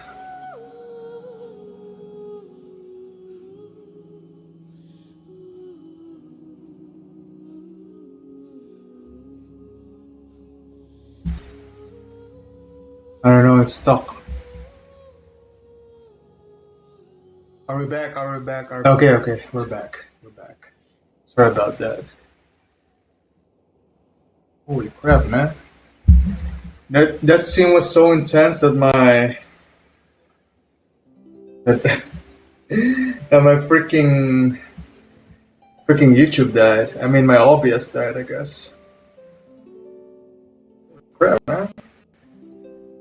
We're back in TikTok as well. Let me double check, man. Sorry about that. I was pretty much a mess, maybe. Yeah, we're back alright. Sheesh. Sorry about that. I hope you can hear me. Alright, let's continue then. But we're gonna do the story from the start, maybe. I don't know. Really depends on how much Genshin can remember on what scene I left off. I hope it's not that too far. Unless we have to repeat the scene again. Oh yeah, I have to continue recording, I guess. Double check my recording though. I'm quite curious what happened. But I can't skip on that way. Yeah, I can't open it properly anymore. Sucks, man. Go back a bit. Let me go check how far I got through in that recording. Give me one moment. I'm checking my video editor. Can open it via the player though, so I have to check it via the editor. That was a pain in the ass, man. Come on, load for me. What part did I end up losing it? It was going on for 3 hours already. All insider tickets. Of the deceased. The way you resolved that. Which part did I stop though?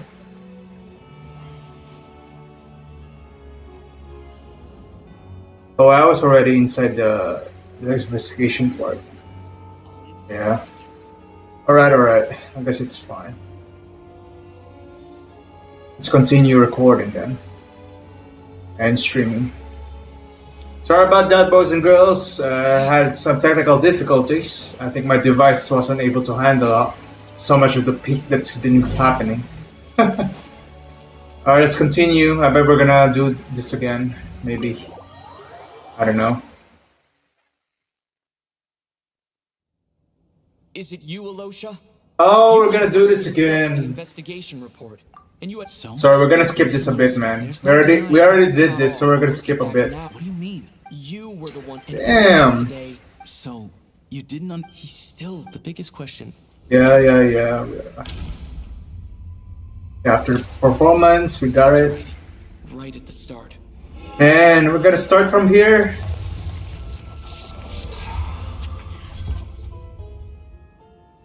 When all then it's gonna kill both of them. But it's clear now, right? And if we pin Alright. I'm really sorry that I have to skip this. I already did this a while back. I am no such time. Yeah. Man, this is a problem when you don't have a skip button in situations like this. Before being what I heard you. I'm sorry, we gotta skip this. Take a look. Alright, they both died. Return to the ley lines. Bye. What's that? That takes care of. Don't get so worked. I know. Alright. Murdered? No. Murder is when mortals usurp my authority. Death is my jurisdiction. If I require someone to die, I need not resort. You simply met the. I know. You cursed us. So come on. To me, begging to know when their death will come, and what form it will take. But few people. So you're not gonna tell us? Hold your tongue. Those angels work. You clearly, after the my work, you must also here too. But this effect meant. But if souls, then. You don't meet your. Yeah, sorry for skipping this part. I already did this. I suppose the entertainment you provided makes up for all the trouble you've caused me by being so defiant in the face of death. There. Can't say I am. Really? Just moments ago. Work is work. That's a rather unique. Due to the revealing my. Then there was. That's what I don't. For centuries, they have refused to return to the ley lines, exploiting the issues created by centuries of. It reached the point. Only then. I vaguely I see your dreams anyway. That is more of an. Meanwhile, as both ish and of course. Sounds like you had it. I just did the math. That much is up. It's time to review. All right, finally. Let's do this again.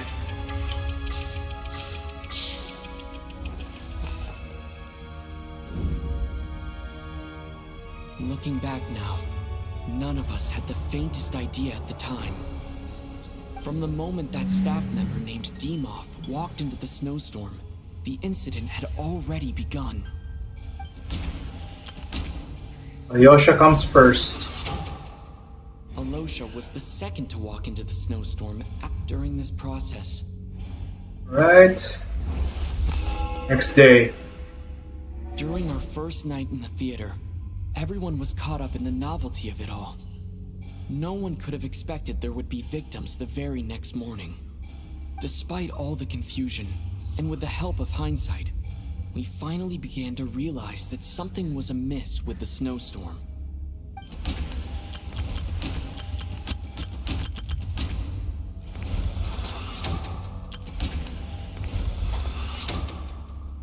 the ley lines devoured Torgov and... Odette and I spoke a lot that night. 3 people were on watch, but in the morning, we discovered that someone had fallen victim all the same.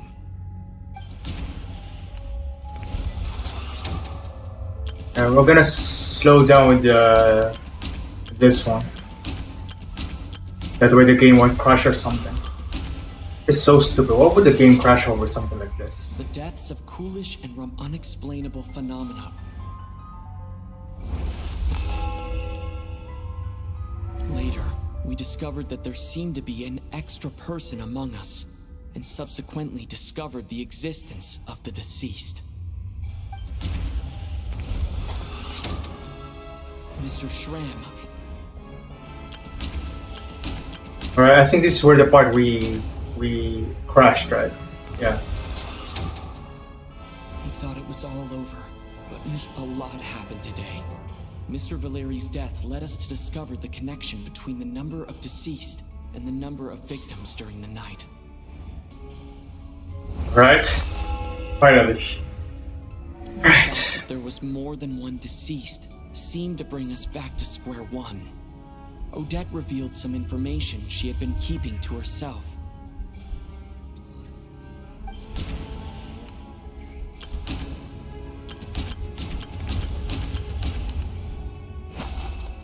Oh.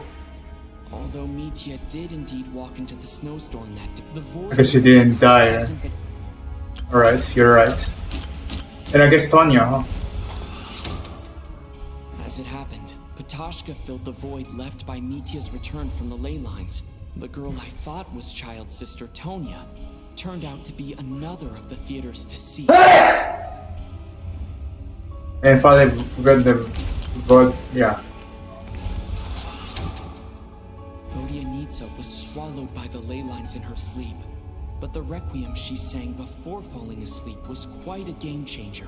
Come to think of it, Patoshka was about to walk into the snowstorm at that time, and Renova, unaware that Mitya would return, was concerned that her soul would overflow from the ley lines. That's why she used Alosha's voice to try and persuade her to stay behind. Looking back, I suppose that was an early slip-up on her part. And these two. No one could have expected anyone who walked into the snowstorm to return. But just after nightfall, Mitya returned, bringing crucial information with him. Various truths began to surface, including that all of us were already dead, and that the ruler of death was here among us. Then, after revealing her true form, Renova callously claimed 2 souls.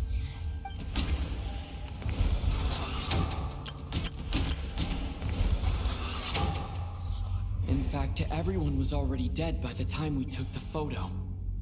And in the days since, we've experienced many more partings in the afterlife. Now, only Mitya and I remain. And the true culprit behind everything still stands before us. In Mitya's eyes, I see the same anger and frustration that I feel. That covers everything.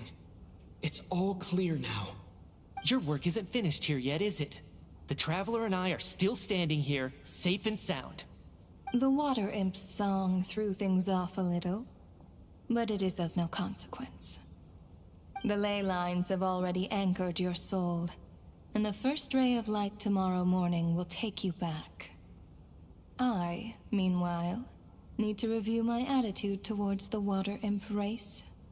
So the reunion in the night that Vodyanitsa mentioned, I suppose that was never meant to be a permanent reunion. That just leaves you, Traveler. My power only allows me to temporarily separate your soul from your body.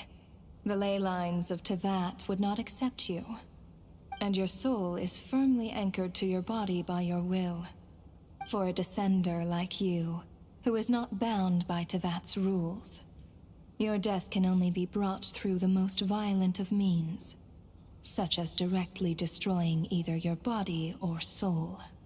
Haven't done that yet. I have no interest in involving myself with Descenders.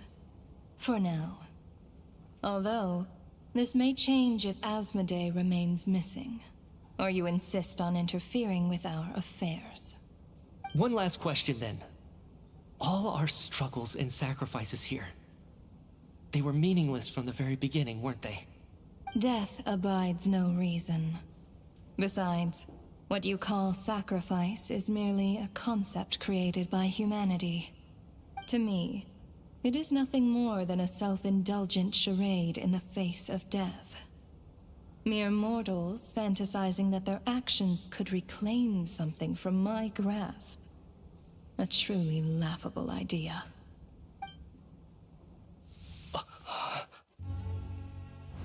Grim Reaper, you really know how to get on my nerves. I'm not here to ingratiate myself with you. I kill merely because your deaths are necessary. Oh, you've made that quite clear. But humans don't take well to being scorned. Not even by the gods.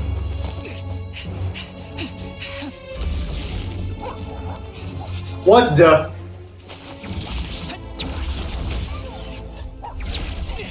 Right, this is Electro, right?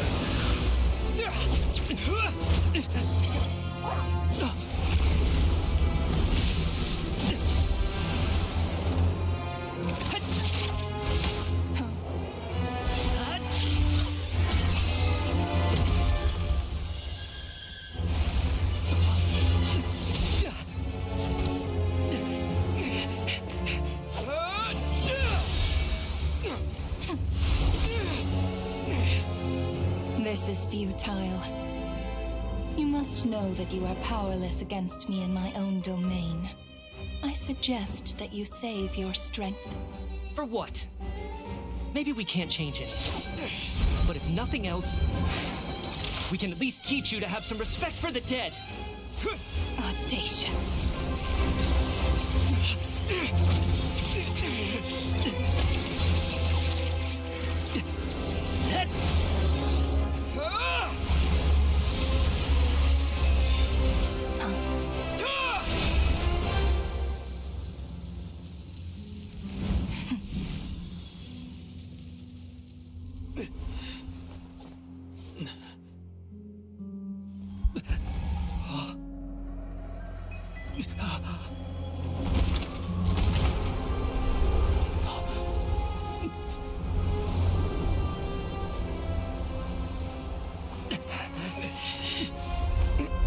Time to get out of here, man.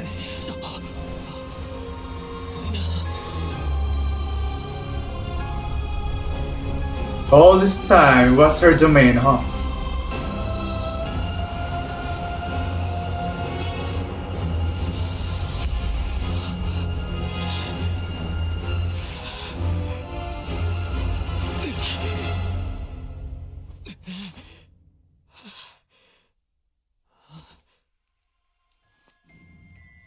Are we back?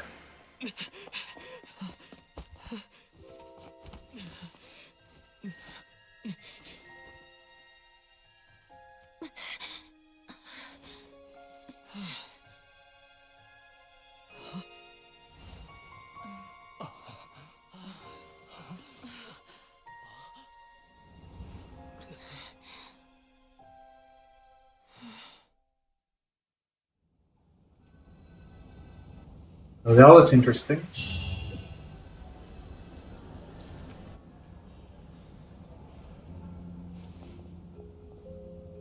How are you holding up, Odette?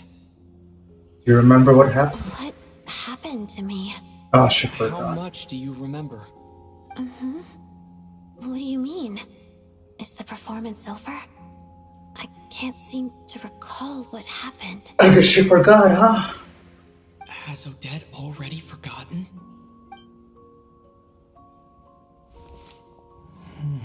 Well, it was the afterlife, after all. Oh, I'm sorry. I guess I spaced out there for a second. Remind me who you are? Don't you remember anything? Well, he has traces. I remember now, Conrad. Looks like we guessed right. Just like me when Odette found me at the Armory Palace. For some reason, everyone killed by the Ruler of Death eventually came back to life. Just with one catch. They forgot what happened while they were dead. Odette and the others have already forgotten everything. Why were you able to remember this time? Could this be the reason? You said this is the Ruler of Death's symbol, right? I don't see anything there. You don't? Huh. Okay, I guess that makes sense. I carved this into my hand in the afterlife, so it's not visible in the physical world.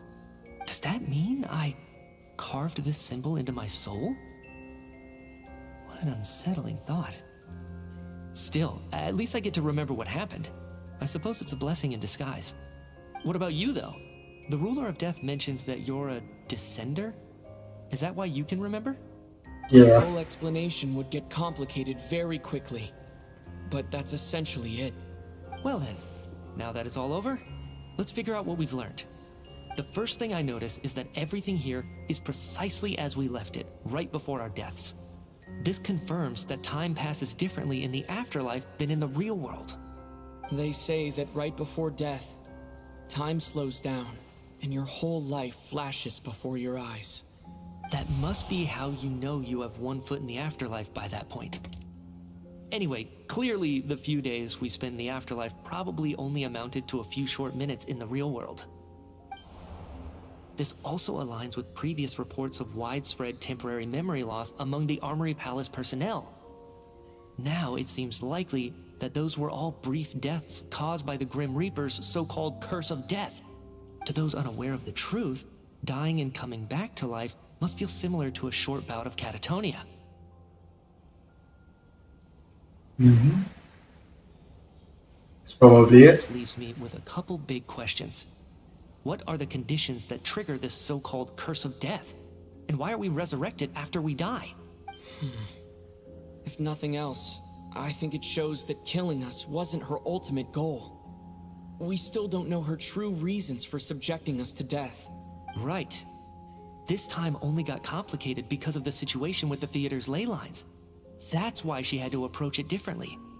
If the previous incidents of amnesia among the researchers are anything to go by, killing us is usually a pretty routine matter. But why?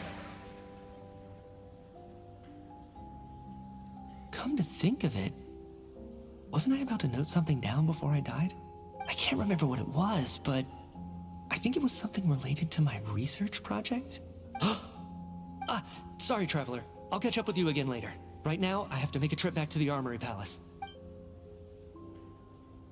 Sir, if I may, no one of your description has ever shown up in my investigations into Mr. Mitia's friends. Yet, you two seem very familiar with each other. Could you perhaps tell me where he was in such a rush to get to?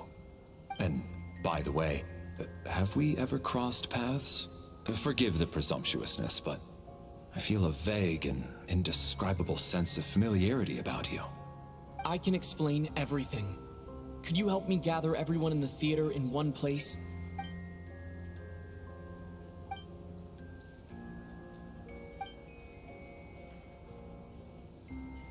Oh, they remembered, huh?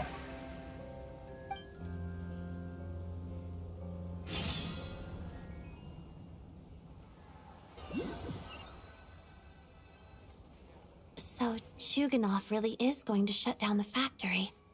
I guess this theater incident actually did us some good after all. So, you said I promised to take you to the Armory Palace while we were in the afterlife, yes? I believe you. I think I even have a vague memory of it. Better check Paimon first. Let's check in on her first. The whole reason for our trip to the Armory Palace anyway is to figure out what's going on with her health. That was a long one, man. Got out. What is that title? Mistletoe? Paimon, you good? A good girl?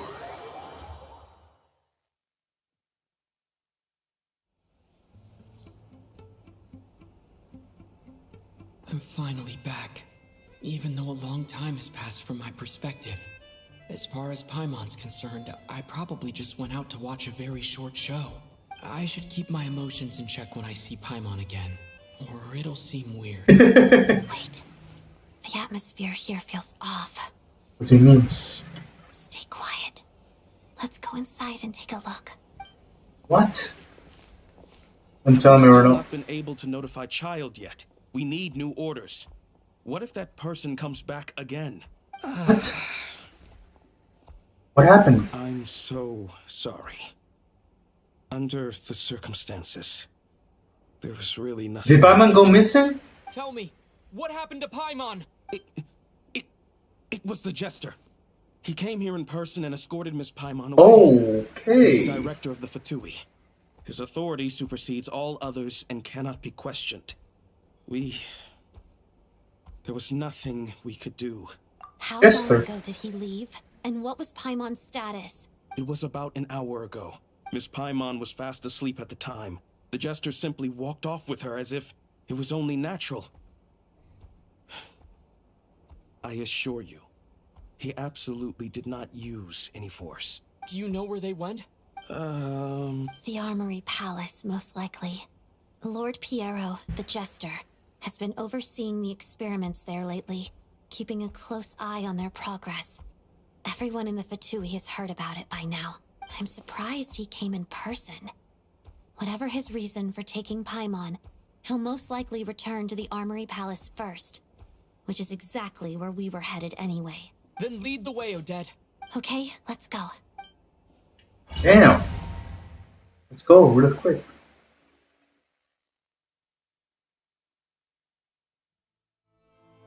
Run as fast as you can.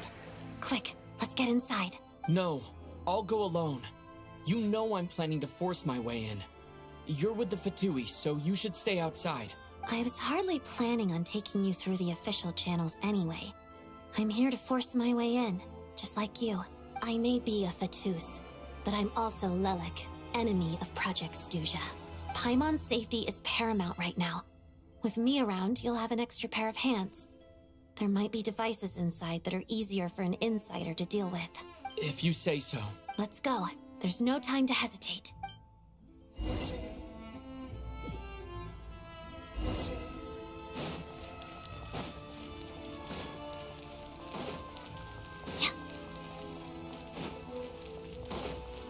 Hey, who are you? This part of the Armory Palace is under restricted access. What do you think you're doing? No questions, please. We're short on time.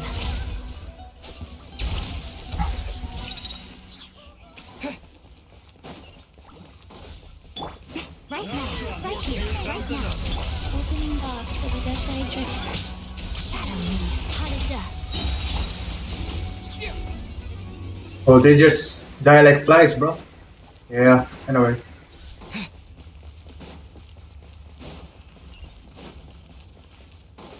Fear the coming storm. Emerge, right here. Where are you? Walk of the snowflakes. The mirror shatters.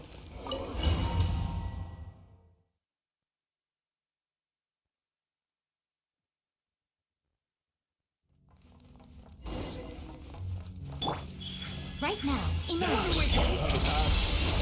Where are you coming from? So, you're intruders, huh? Then don't blame me for what happens next! The Armory Palace is hidden this deep in? This place is much bigger than I imagined. They're conducting top-secret research after all. The deeper it's hidden, the better, is standard Fatui logic. The style the doesn't heck? really look like the Fatui's handiwork, though.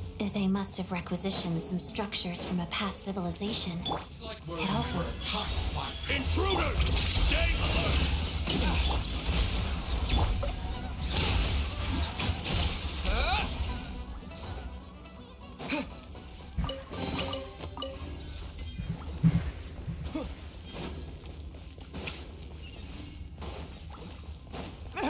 Intruders? Don't come any close. Just what are you guys trying to do here? Short fix your Right here. Together. time. No one interferes. measure the Jester's work. Fortune Preserver.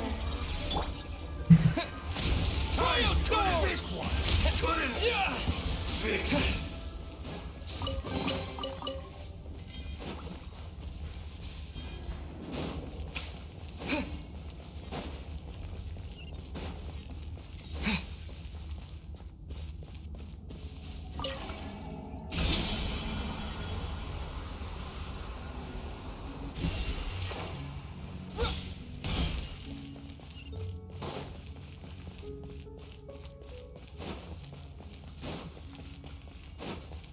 Looks like no one's guarding this place. There's something off about that decoration over there.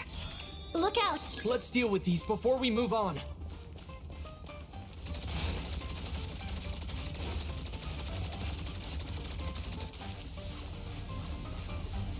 Right now, emerge. And take!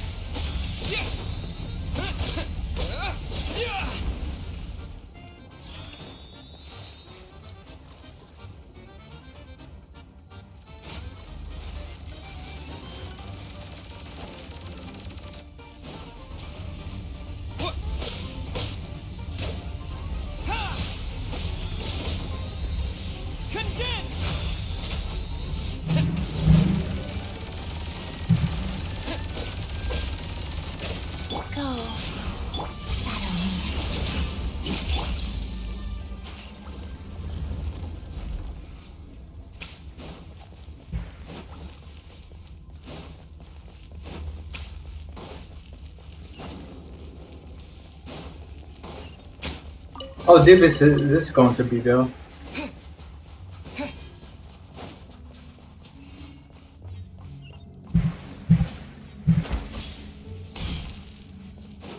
The researchers here probably don't know that we're uninvited guests. Let's try not to hurt them. What's the big star from the theater doing here? That's Miss Odette. She's a member of the Fatui. Don't... Was the whole reason for Project Stuja to support the research here at the Armory Palace? Just what are the Fatui and the Tsaritsa planning? What the heck is this supposed to be?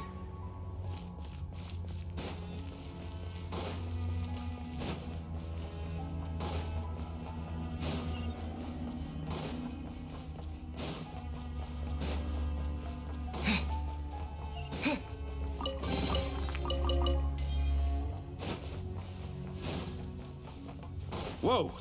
Who are you? Never seen you around here before. Looks like there's no way through here. Maybe using the power of this prism could help?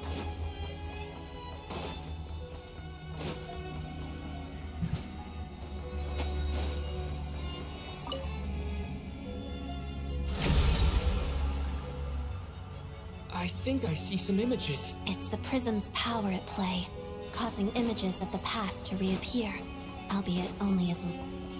Paimon. And the Jester.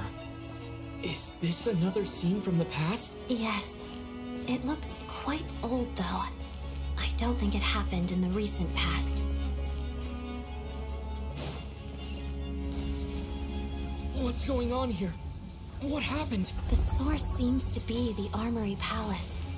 They must have started some large-scale experiment. Wait, what if this has something to do with Paimon? We need to hurry!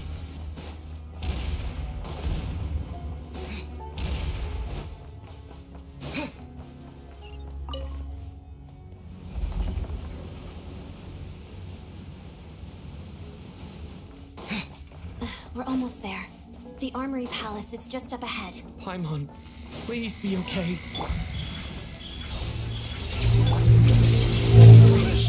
Mission. Surprise. Nothing lasts forever.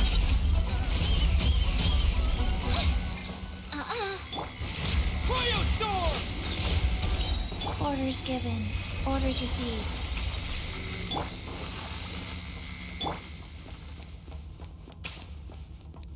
Go.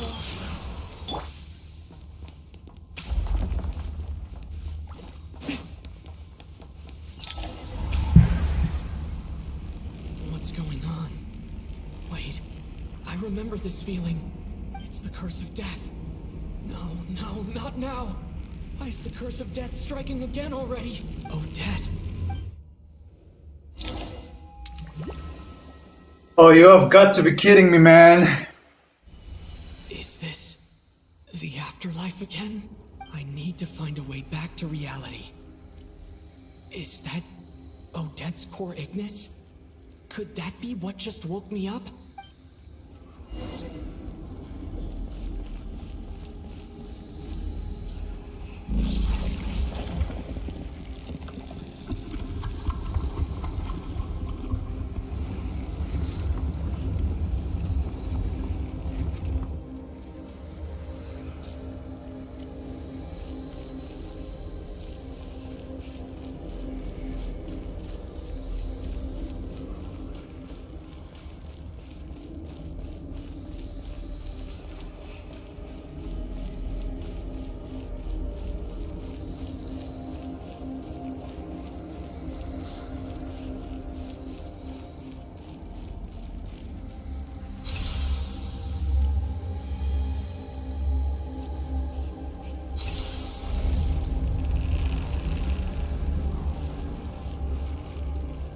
Thank you, man.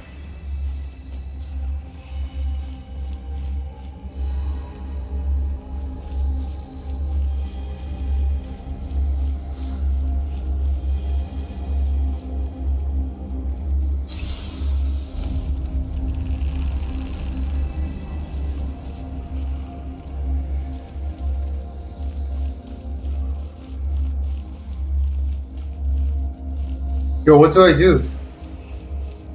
I have to go up there, man. Oh, I see.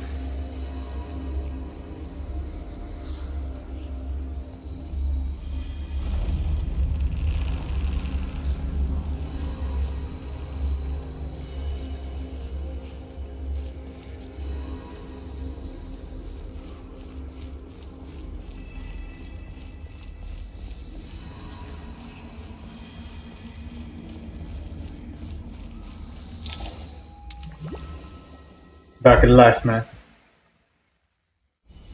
Odette? Odette! No signs of life. But past experience says that she should be resurrected before too long. Right? Did Odette intentionally use her core Ignis to guide my soul? I feel like something similar happened in a dream I had before. Thank you, Odette. If not for you, my soul wouldn't have found its way back to my body so quickly. And I might not have woken up so soon, but I'm sorry. I don't have time to protect you. I have to use the time you bought me to get Paimon back.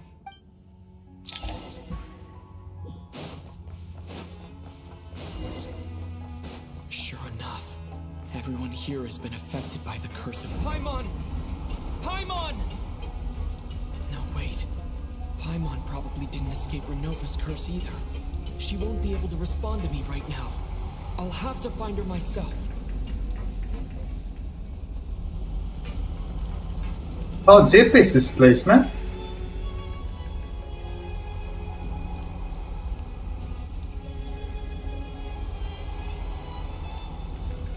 Is that? No, just a bunch of researchers, man. Mitya! Is this the laboratory he works in? What happened here to trigger the curse of death again so soon? I'll have to ask him when he wakes up. Finding Paimon has to take priority now.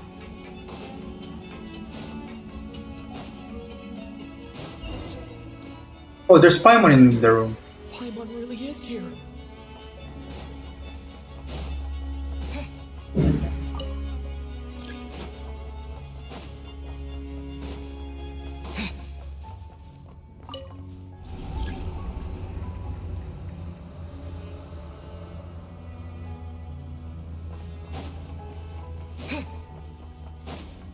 What is Paimon even doing there in the first place?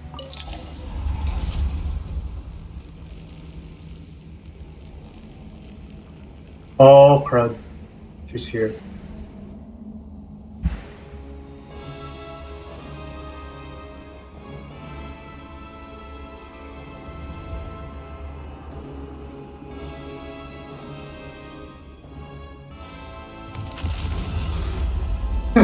So that's how you introduce the shades, huh? You don't learn, do you? You've already been involved in one mass death, and now you show up at the scene of another. This might have passed for a coincidence the first time, but a second time?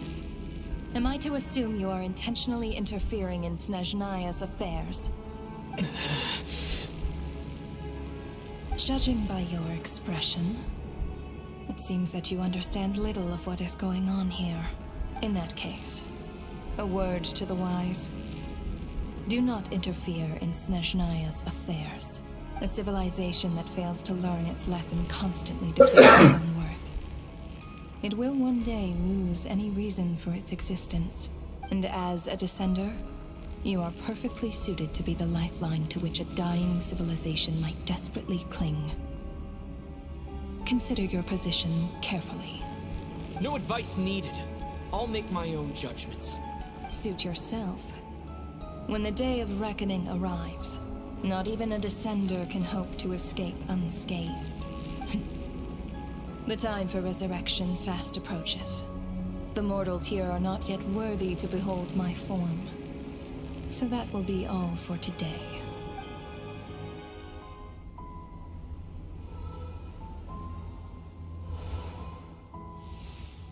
Hold it. That thing is coming with me. Yo!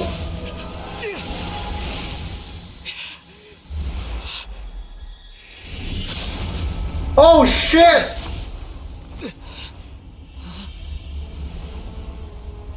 Oh, Pierre blocked it. Thanks, man.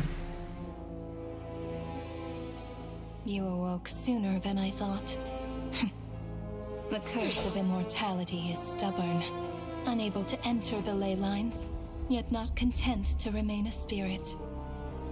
Ruler of death, what do you want? You perplex me. Both you and you. That thing may be a creation of Celestia. Oh but shit! it's none of Celestia's power, let alone authority. Your obsession with it baffles me. No matter, the resurrection will soon begin. It's worthless anyway. I'll reclaim it next time.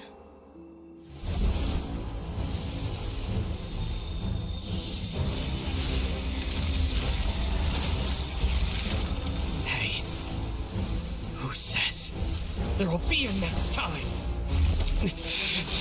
Come on!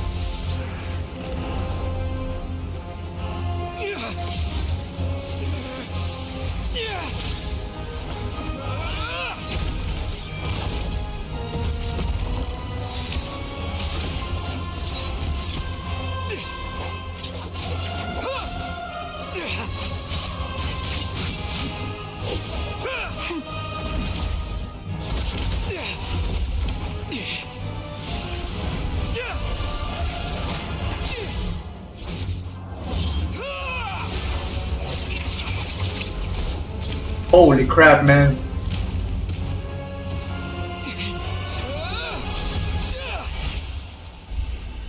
There's a scratch.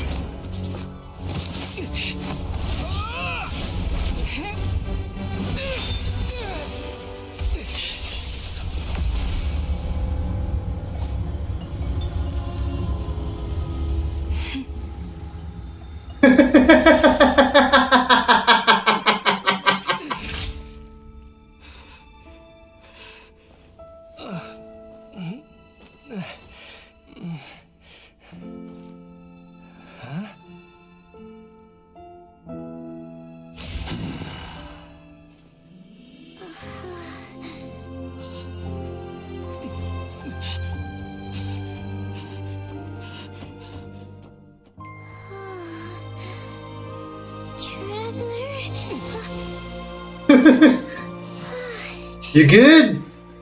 Holy crap, man.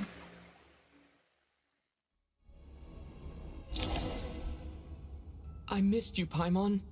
What are you talking about? We haven't even been apart for that long, have we? It was different this time. You seem to be in pretty good shape. Yeah, Paimon's back in tip-top condition. It's the weirdest thing. Paimon fell asleep earlier, and when she woke up, she found herself here. The jester and that guy talking to him used some kind of energy on Paimon, and she could kind of feel it canceling out that other thing that was making her feel unwell. So, Mitia helped too? Nice. Apologies for leaving in such a hurry at the theater earlier. I was in a rush to verify some theories. Rest assured that your companion is perfectly safe. We reversed the effects that the experimental energy had on her. The jester specifically instructed me to do so. I suppose this is our first official meeting, Traveler. I could not let Paimon suffer in her condition for a moment longer, and so I simply took her without explanation. I hope you do not mind. But I don't hope you don't mind a bit a few people. Why would a big shot like you care about what happens to Paimon? As I said when you first arrived in Snezhnaya, we once spent some time together in the distant past. Really now? Yeah, you did mention that. If Paimon did things Were you strangely also the first time we Paimon's met. companion? I'm afraid the reminiscing will have to wait. Mitia, let us continue with the report. What conclusions, if any, did you reach from conducting the final experiment of our energy research ahead of schedule? The good news is, my hypothesis regarding the ruler of death has been verified. As for the bad news, I recommend we suspend the experiments and Project Mistleton until further notice. Currently, we have no means with which to make a breakthrough. I say this purely as a scientist, guided by reason alone. I will trust your judgment. We shall put the project on hold until the ruler of death has been eliminated. Wait, what are you guys talking about? You want to get rid of Renova? Like, how? By killing her? By whatever means necessary, so long as it removes the threat she poses to us. Until then, everything we do will be in vain. After what just happened, I've ascertained Renova's goal. Or rather, the trigger condition for the Curse of Death. Okay. Okay, let's hear it. What she's doing is blocking Snezhnaya's technological progress, preventing us from possessing any means with which to threaten the heavenly principles. Just like the little lapdog. So, any ideas, research, or experiments that lead to technological progress can trigger the curse. Damn. Just now, for instance, I was set to launch a final phase energy experiment ahead of schedule. If the experiment was successful, we could have achieved a crucial breakthrough. As expected, though, the moment the experiment began, all the researchers, technicians, and witnesses died from the curse. All that effort, not to mention the energy and materials we relied on Project Stuja to gather for us, went to waste. In the end, nothing was gained. Does that mean something similar happened when we were at the theater? That's right. During the performance, I thought of an important breakthrough regarding the experiment, and wound up dragging everyone into this. So the nature of the curse seems to be something like... when moments of technological progress occur, all life in the vicinity is taken away. What a violent method. Of course, that meant the curse was normally limited to the Armory Palace. Since outsiders are forbidden from entering, this mass death phenomenon went unnoticed. Until Odette came along. I believe she was the first witness. The Curse of Death was triggered just before she infiltrated the Armory Palace that day. But you mentioned something about a final stage experiment. Doesn't that mean you actually made some progress? That's right. Even with the gods locking certain key components out of reach, humanity can still advance technology in incremental steps accumulated over time. But, as I'm sure Renova anticipated, even incremental progress has its limits, a point where the truth you're seeking must be put to the test in an experiment. And what truth is that supposed to be? You mean the experiment you were just about to do? Yes, we were at a critical juncture, a moment where the quantitative was about to translate into fundamental qualitative change. With this single experiment, we could have brought everything we've worked for to fruition. But now, after already being forced to fumble around in the dark all this time, it feels like we've truly hit an impenetrable wall. As long as Renova's curse of death persists, we won't be able to advance the experiment or obtain any results. And with Project Stuja having been in effect all this time, at our nation's current strength, repeated trial and error is simply unsustainable. Only by eliminating Renova first will it be possible to continue advancing our plans. But she's the ruler of death! She can just kill whoever she wants, right? That's gotta be the scariest power ever! Is it even possible to beat her? We'll see. But one thing's for sure. She definitely can't just do whatever she wants. The best proof of that is me, standing here, very much alive. You're saying... Wouldn't it be easier to just kill all of us researchers for good? Why resurrect us over and over again? Why let us advance our technology to this point? So, you're saying even the ruler of death has limitations we don't know about? For sure. Exactly. And I think that's where the key to our breakthrough lies. Regardless, the ruler of death has always been an obstacle we must overcome. Indeed, we must face life, death, time, and space. After all, our goal is the heavenly principles. The Fatui want to challenge the heavenly principles? For a long time, I've had a vague suspicion the Fatui and the Tsaritsa were targeting the heavenly principles. But hearing the Jester admit it is still a shock. No wonder the Tsaritsa's goal has always been kept a secret from the people. What kind of road will that lead Snezhnaya down? In that case...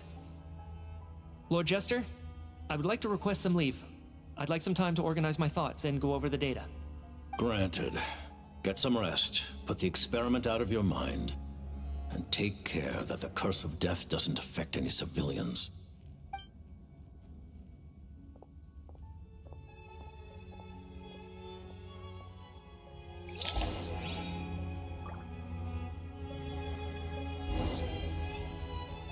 Alright, let's talk, buddy.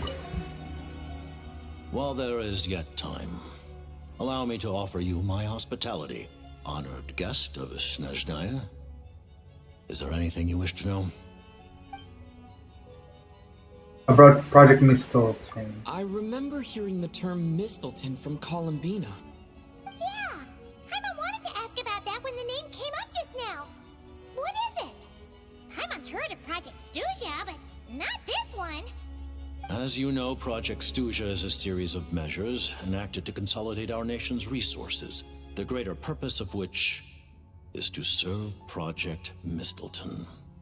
Many of the things you have encountered thus far are essentially for the advancement of that project. This includes the Kuvaki Experimental Design Bureau in Nocturne. Researching Kuvaki was merely a facade. Its core objective was to use local resources and research findings to build Mistelton itself. And that's a weapon built for the final battle against the heavenly principles, isn't it? Huh? How did you know that? I was given some intel, and I made some deductions. Wait. You must mean that thing over there. Oh, Paimon's gotta take a closer look at this thing. Especially after you guys sent so many people to Nocturne to work on it.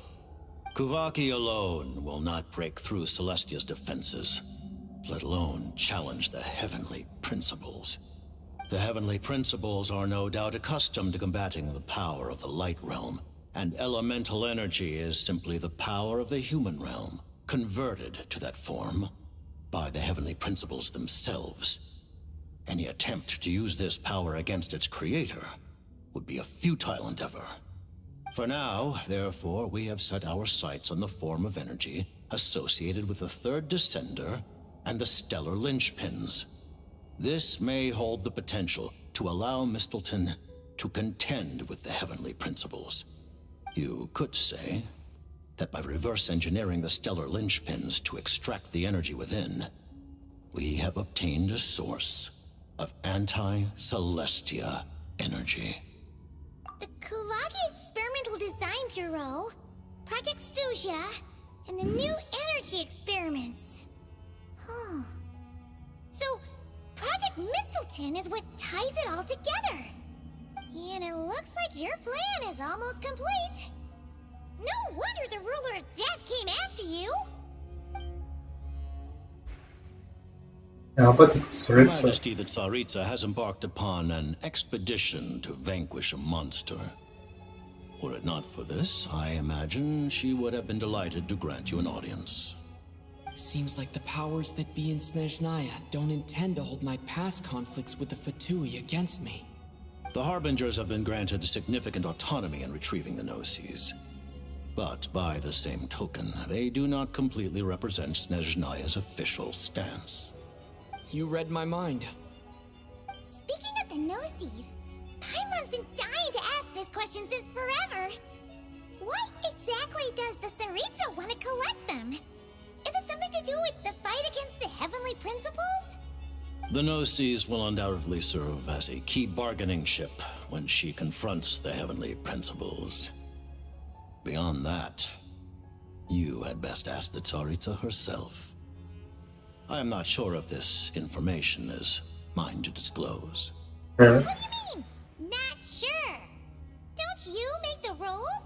You're the highest ranking Harbinger. Ugh. Never mind.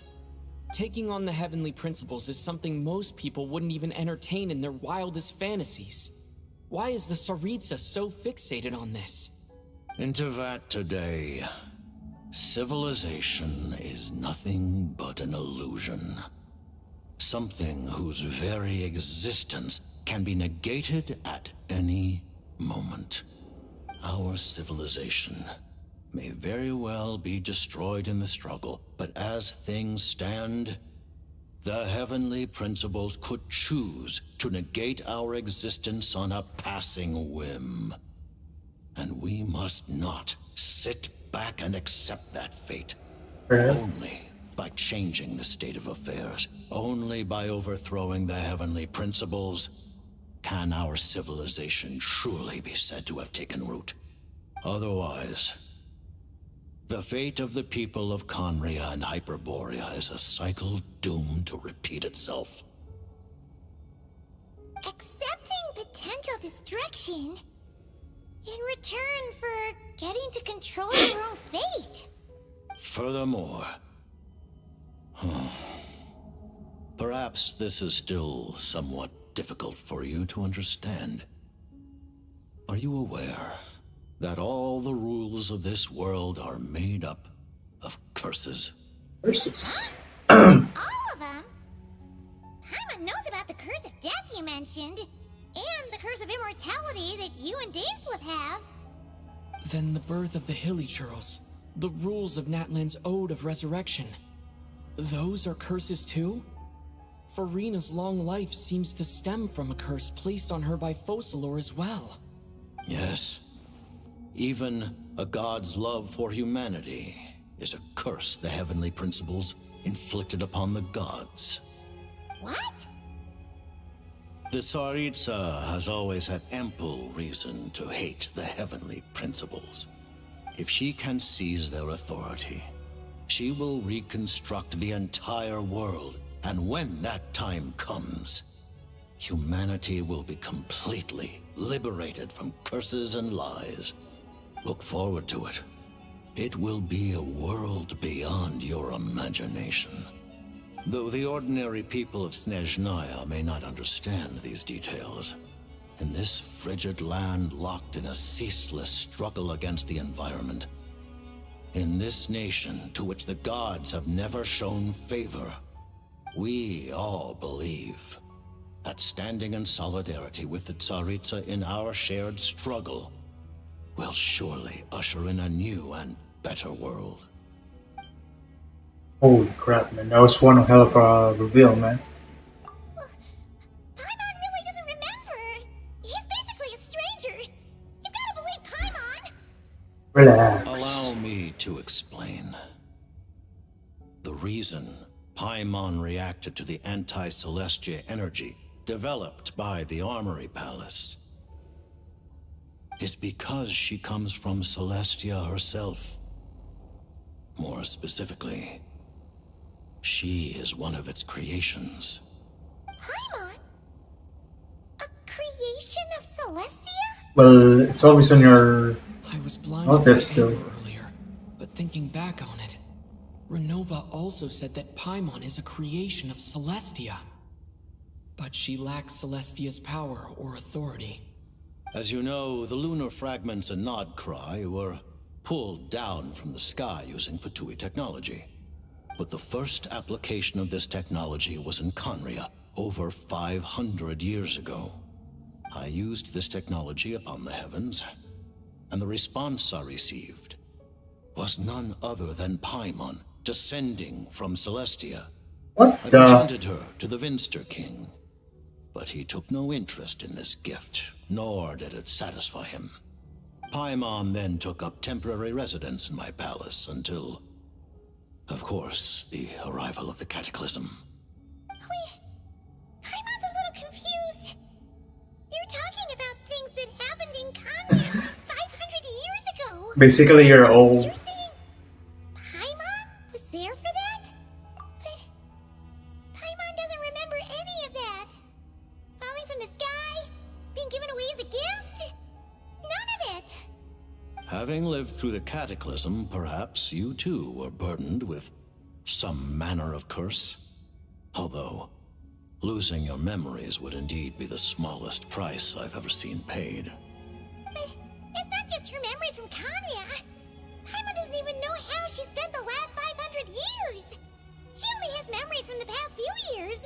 No matter how hard she tries to remember. What was Paimon like back in Khaenri'ah? Did she know a whole lot because she came from Celestia? Yeah, is that true? Was she super smart? Unfortunately, when you arrived in Khaenri'ah, your consciousness was like that of a newborn infant. What? None could say what kind of being you once were in Celestia. During the time you lived in Khaenri'ah, your personality was no different from how it is now. Ah, man! Paimon's plan to get her memories back and become super smart is ruined before it could even start.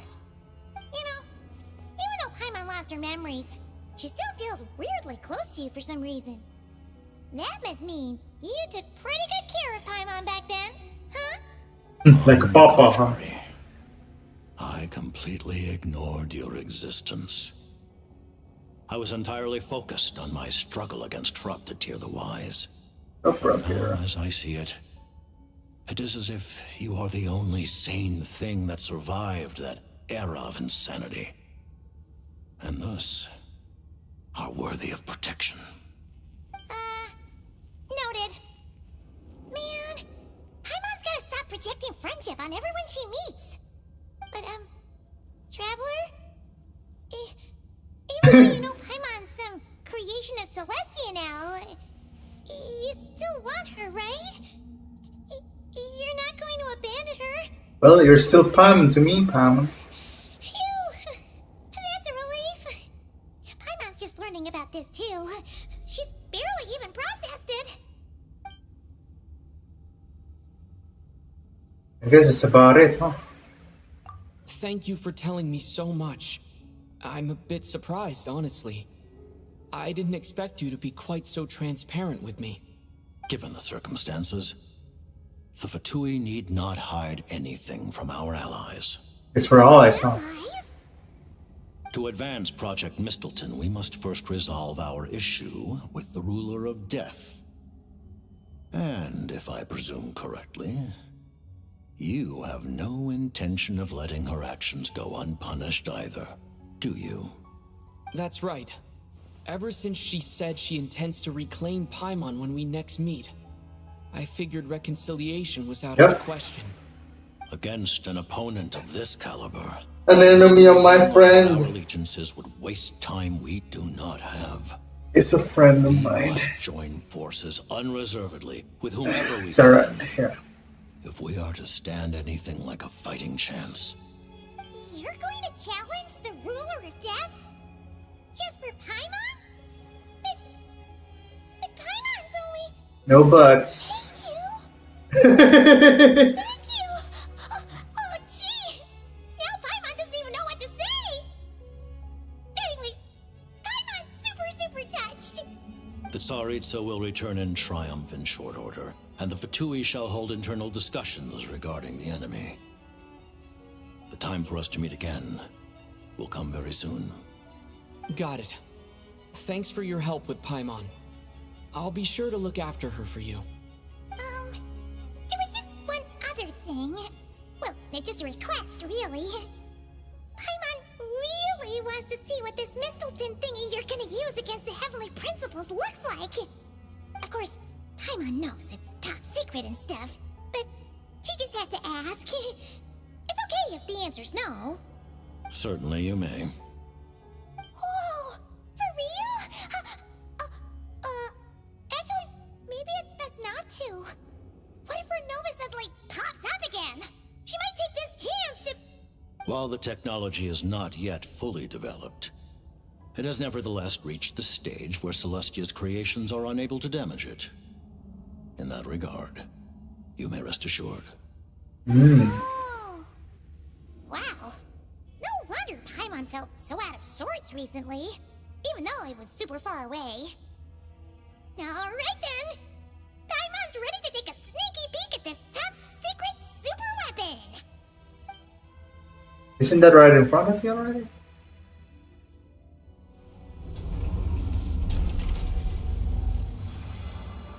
What's that?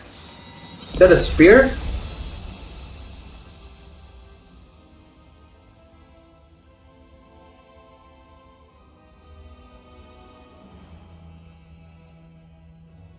It's a lance, right? What the heck is that supposed to be?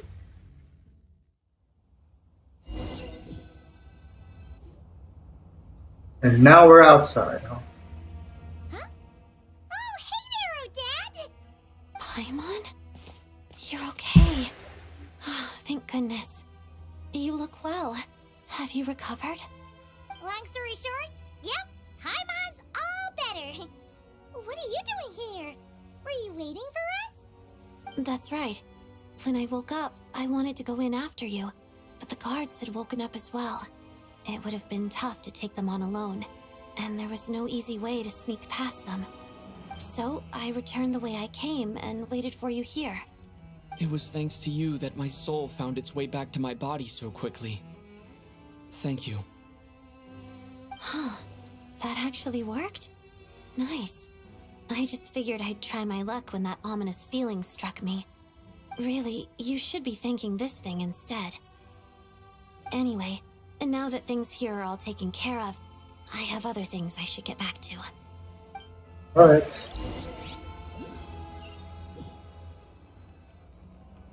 Ah, Director Chuganov, you're back. We just received notice that Project Stuja has been suspended, so we've convened an emergency meeting. This is the preliminary plan. In addition to expanding production capacity, we've also discussed feasible layoff plans to optimize revenue and expenditure structure. And we're gonna stop the factory, Calculations right? indicate that the factory's profits will increase by at least 30%. Just give the word, Director. That won't be necessary. Leave the energy for those who need it. Whether they use it just to get by or to run a business, that's up to them. Start preparing to halt production and lay off the staff. Make sure the workers are able to land on their feet and that they are duly compensated. Thank you all for your hard work during this time. Am I hearing you right? Why? After all the tough times we made it through, now is exactly when we should start to turn a profit. I just suddenly don't want to do this anymore. Huh. Does there have to be a reason? Iskra, it's time to rest. Dear esteemed members of the Rokot, given the effects of Lelik's radical actions upon our organization's reputation and social stability, a decision has been made to permanently withdraw this codename from use. Considering that Lelik did what they did for the benefit of the people, the Rokot has nevertheless negotiated with the authorities, ultimately securing a waiver for all penalties due to them. Lelik will be suspended for a period of time. Depending on their future performance, they may be allowed to adopt a new codename and continue acting as part of the Rokot. The purpose of this notice is to remind everyone once again that motives and methods are equally important when one operates in the shadows. Even with Project Stooge's suspension and our interim operational victory, we must guard against complacency and rashness and work to consolidate the progress we have made so far. We act only for the greater glory and solidarity of our nation. May the aurora shine ever on, and the tundra always stand firm. We act only for the greater glory and solidarity of our nation. May the aurora shine ever on, and the tundra always stand firm. Looks like it's finally over. Just like that. You mean for us? Just thinking out loud. I've never seen the Snezhna Gradvecha so lively before. I never once thought I'd come here. But I understand everything now, Rosaline. Oh, Senora.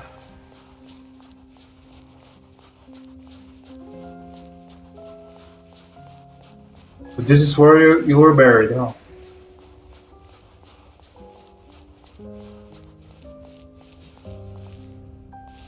That's your... Spirit Seeker performed many times, including by your mother. Why do you bring that up all of a sudden? Even though the choreography is always identical, every dancer finds a way to make it her own.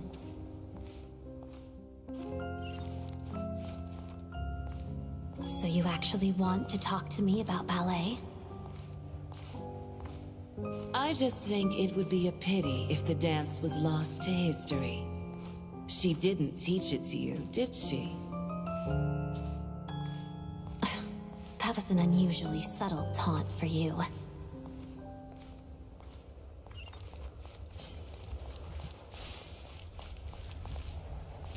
We Oh, this was in the trailer. Another on the snow-swept plains, melting the ruthlessness of time.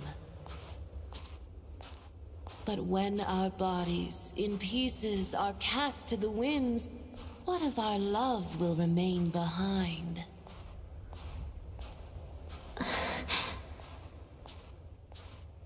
Don't tell me you can't sing.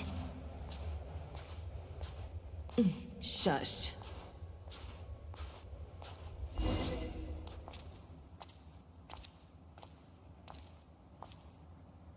I understand her hatred. The Fatui robbed her of the life she should have had.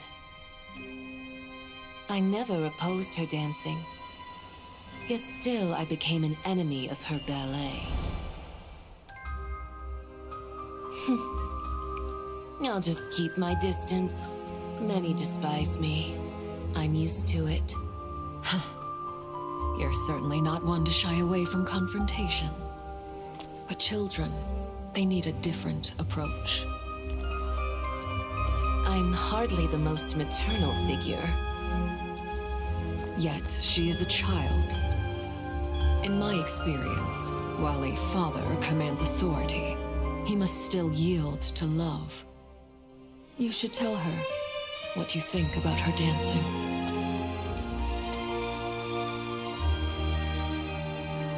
Odette will soon take the stage at the Korolyevsky Theater. This could be your chance. Geonosis secured. It went smoothly. I'll be there. Have them send me an invitation.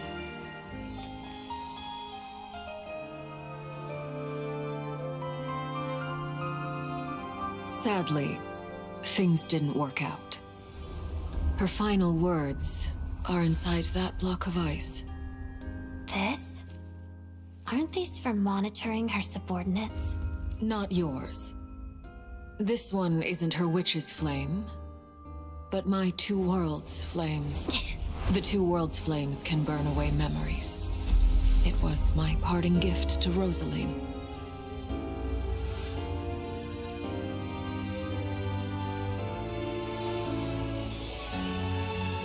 If all goes to plan, she and I will both live to see the Tsaritsa succeed. I believe she'll find peace. But if anything happens to me, she needn't follow in my footsteps. The cryo energy will fade away in time. Then the two worlds' flames will burn away all memories of the Fatui. She'll be free to dance. She deserves this. I will handle the aftermath. The choice is yours, child.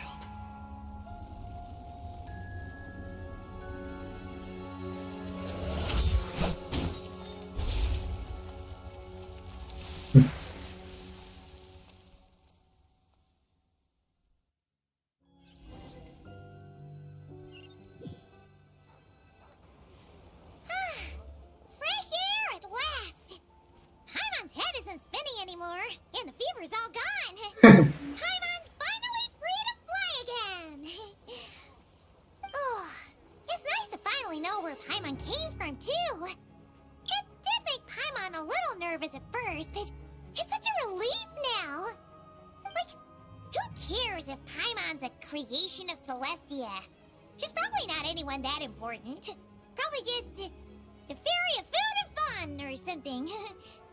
And like you said, this doesn't have to change anything between us. You're not gonna just... Hey, hurry up! Why are you walking so slowly?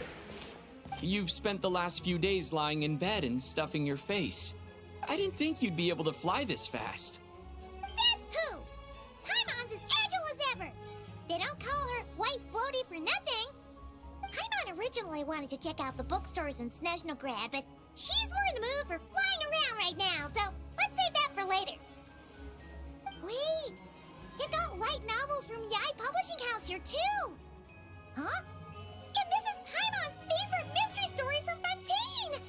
Wow, they got a sequel! The local Snezhnaya books look pretty interesting too, but also kinda heavy. Not the easiest things to look around. I thought you were in the mood for flying around. Paimon can read while she flies. Hey, look at these two dolls. Which do you like better? For Janista or that? I'm going with that, bro. Alright, boss, we'll take both. Paimon will have the other one. Oh, I thought we were only getting one. All right, fine. I'll pay. There you are.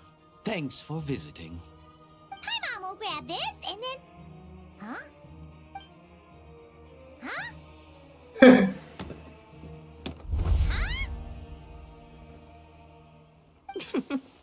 She doesn't know. How many layers does this thing have? And what are you laughing at? You knew all along, didn't you? A whole bunch of people are gathered over by the plaza. Hey, look! That looks like Tartaglia! Hey, Tartaglia! I know that voice. Of course. If it isn't Paimon and my old comrade. You're looking well, Paimon. All better? Yeah! The Jester knew I was wrong and fixed Paimon right up! Thanks for sending someone to keep Paimon safe, too. Oh, yeah. About that. That was... kind of embarrassing. Who could have known that our director would go looking for you in person? So sorry for the misunderstanding. Oh, right. Let me introduce you. This is my little sister, Tonya. So this is what she looks like, huh? Hello. Firstly, I'm really sorry about my brother. Sounds like he's caused you no end of trouble. Hey now, why'd you have to start with that? Not that it isn't true, of course. So she's the real Tonya. She said you two didn't manage to meet up at the theater. She waited ages for me, and when I didn't show, she got a little worried and went outside. You didn't tell me I'd be I going? know, right? He didn't bother to say a word to me. I searched up and down the city for him, and he only told me about it when I finally caught him at the gates of Glupov. I've been rushed off my feet lately, so I didn't get the chance to go home. I just figured the Traveler would fill you in when he got there. Well, the snow was bad, and you're never late. So I was really worried about you. How was I supposed to know that you'd stood me up? I'm sorry, Tonya. I really am. I'll make it up to you somehow. Just Please don't tell Mom. Oh, well, at least she didn't get involved with that. Due to a series of misunderstandings. Probably for the best. Probably for the best that the real Tonya didn't get caught up in that mess. Besides, it's obvious that Tartaglia isn't usually one to break a promise. He only gave his ticket to me because he had to look into Lelik. No, it's fine. It just meant I didn't get to see the show in the end. By the way, what did you think? You were one of the first people to see it, you know? I would say the best is yet to come. Huh? What kind of review is that? Hey, look!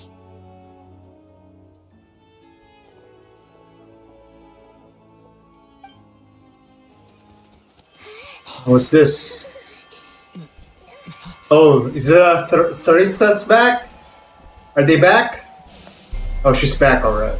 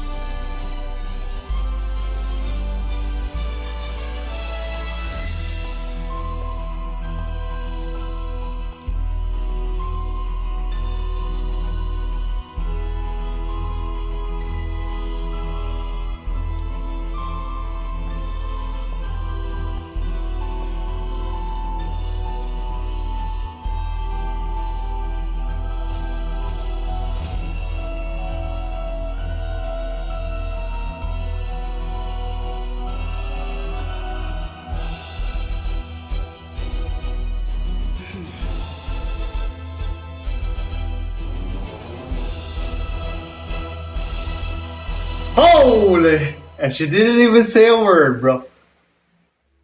She didn't even say a word. Holy man. How many quests are there, man? That's a lot of quests, man.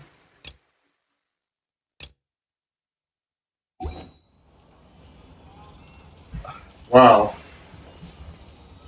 That's one hell of a ride, man. Holy shit. That was it, boys and girls.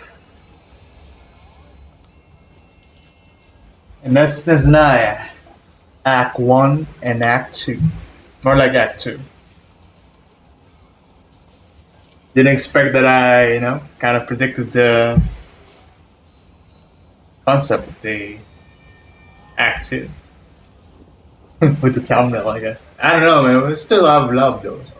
I was kind of expected because based on the trailers and the live stream, but whatever. Oh, wait. I'm gonna claim this now.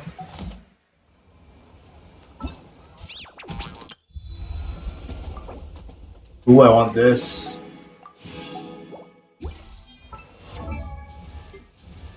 I can't even ascend her, man. Oh well. We'll have to wait.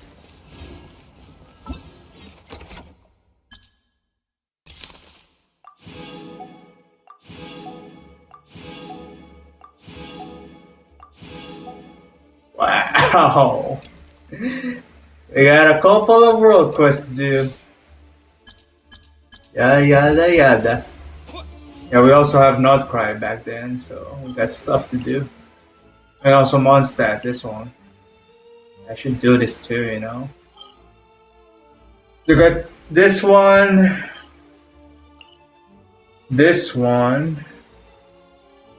and story quests of these two are on backlog, so I'll have to do them eventually.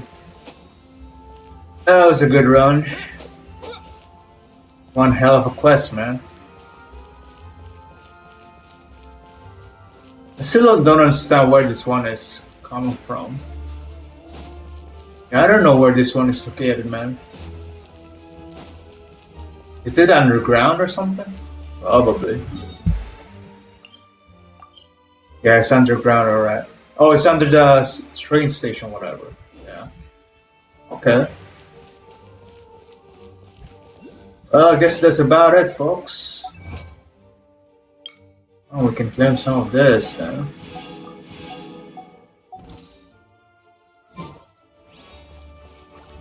We can go farm some. Yeah, I'll do it tomorrow then. Just rewards? Oh, expedition. Never mind. Oh, I got the 2 statues now, huh? Right. Guess I'll eventually collect a lot more as I progress in the story. Probably World Crest too. I'll get some items. Yeah. It's one hell of a story, huh? Yes, sir. Pretty crazy, don't you think? I think that's about it, boys and girls. It's time to end the stream now. Yeah, we'll do Fate Call Up later or something. I don't know. Yeah, it's Sunday tomorrow, right? Yeah. It's still Saturday, so there's a few minutes before Sunday arrives. Alright, I think that's about it, folks. I'll probably do the Fate Call Up tomorrow. Next. Yeah. It's my next backlog. Then after the Fate Call Up, I don't know if I should do the Fate Call Up though. Nah, I should do it. Then I can do MOC. Then we can do Enfield and NTE. Yeah, NTE I have a lot to catch up to. And Enfield. I don't know what's the plan. I'm gonna be flexible anyway. I'm on leave anyway, so I don't have to worry about work for now. How many days I got left? 1, 2, 3, 4, 5, 6, 7, 8. Yeah, I got 8 more days. I spent my first 2 days on Genshin, so if that's the case, probably I can do NT in 1 day and put in 1 day too, maybe. I don't know. We'll see. Depending on how long, it should be fine. Enfield will probably take 2 days, NT will probably take 1 day maybe, or 2 days as well. And we can do the rest then. Yeah, Fate Call Up as well, you know. That show already went by, so we know Robin and eventually we'll have SPs. So yeah. Oh, it's a pretty fun run, you know. Just doing YouTube for fun. I don't know if I'll ever get monetized because eventually in February it will have a higher view requirement and stuff like that, so it's gonna be a pain in the ass. Whatever, I'm having fun my own way anyway. If I get it, I get it. Thanks be to God, or whatever. If not, no, I'll just continue on playing, doing this as a hobby. Instead of just watching anime and playing games by myself. I can show you my reactions and all that stuff. And even my strategies on any game. Oh yeah, we can also do Imaginarium Theater. Maybe I could do it right now though. Still got time anyway. But I don't have a deck yet leveled, so I don't think it's a great idea though. Yeah, why did the move suddenly move though? Oh, I thought it moved for some reason. Alright, that was my imagination. Yeah, I could do something, definitely. Yeah, once Odette is level 80, maybe I do need that other set though. I'll be at farming for a while. Over here, where was it? Oh yeah, this one. I'll probably do this offline, man. I need to farm this Heart of Furnace, man. It's gonna be a pain in the ass, but whatever. And right now, just in whatever set I could think of. It does have a good crit ratio though. Yeah. I don't know. We'll see. I level you up? I could level him up though.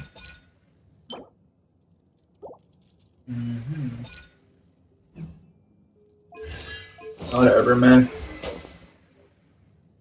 Do like this one is leveled by total statues so easily.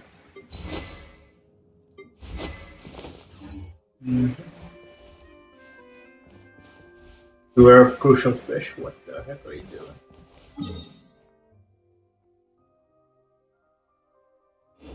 Anyway, but still, what are the rewards that's been said here?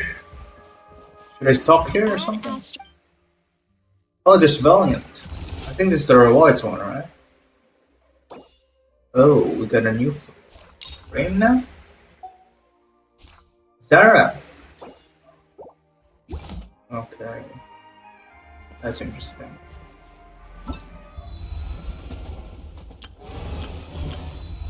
This one's covered already. I should do this eventually.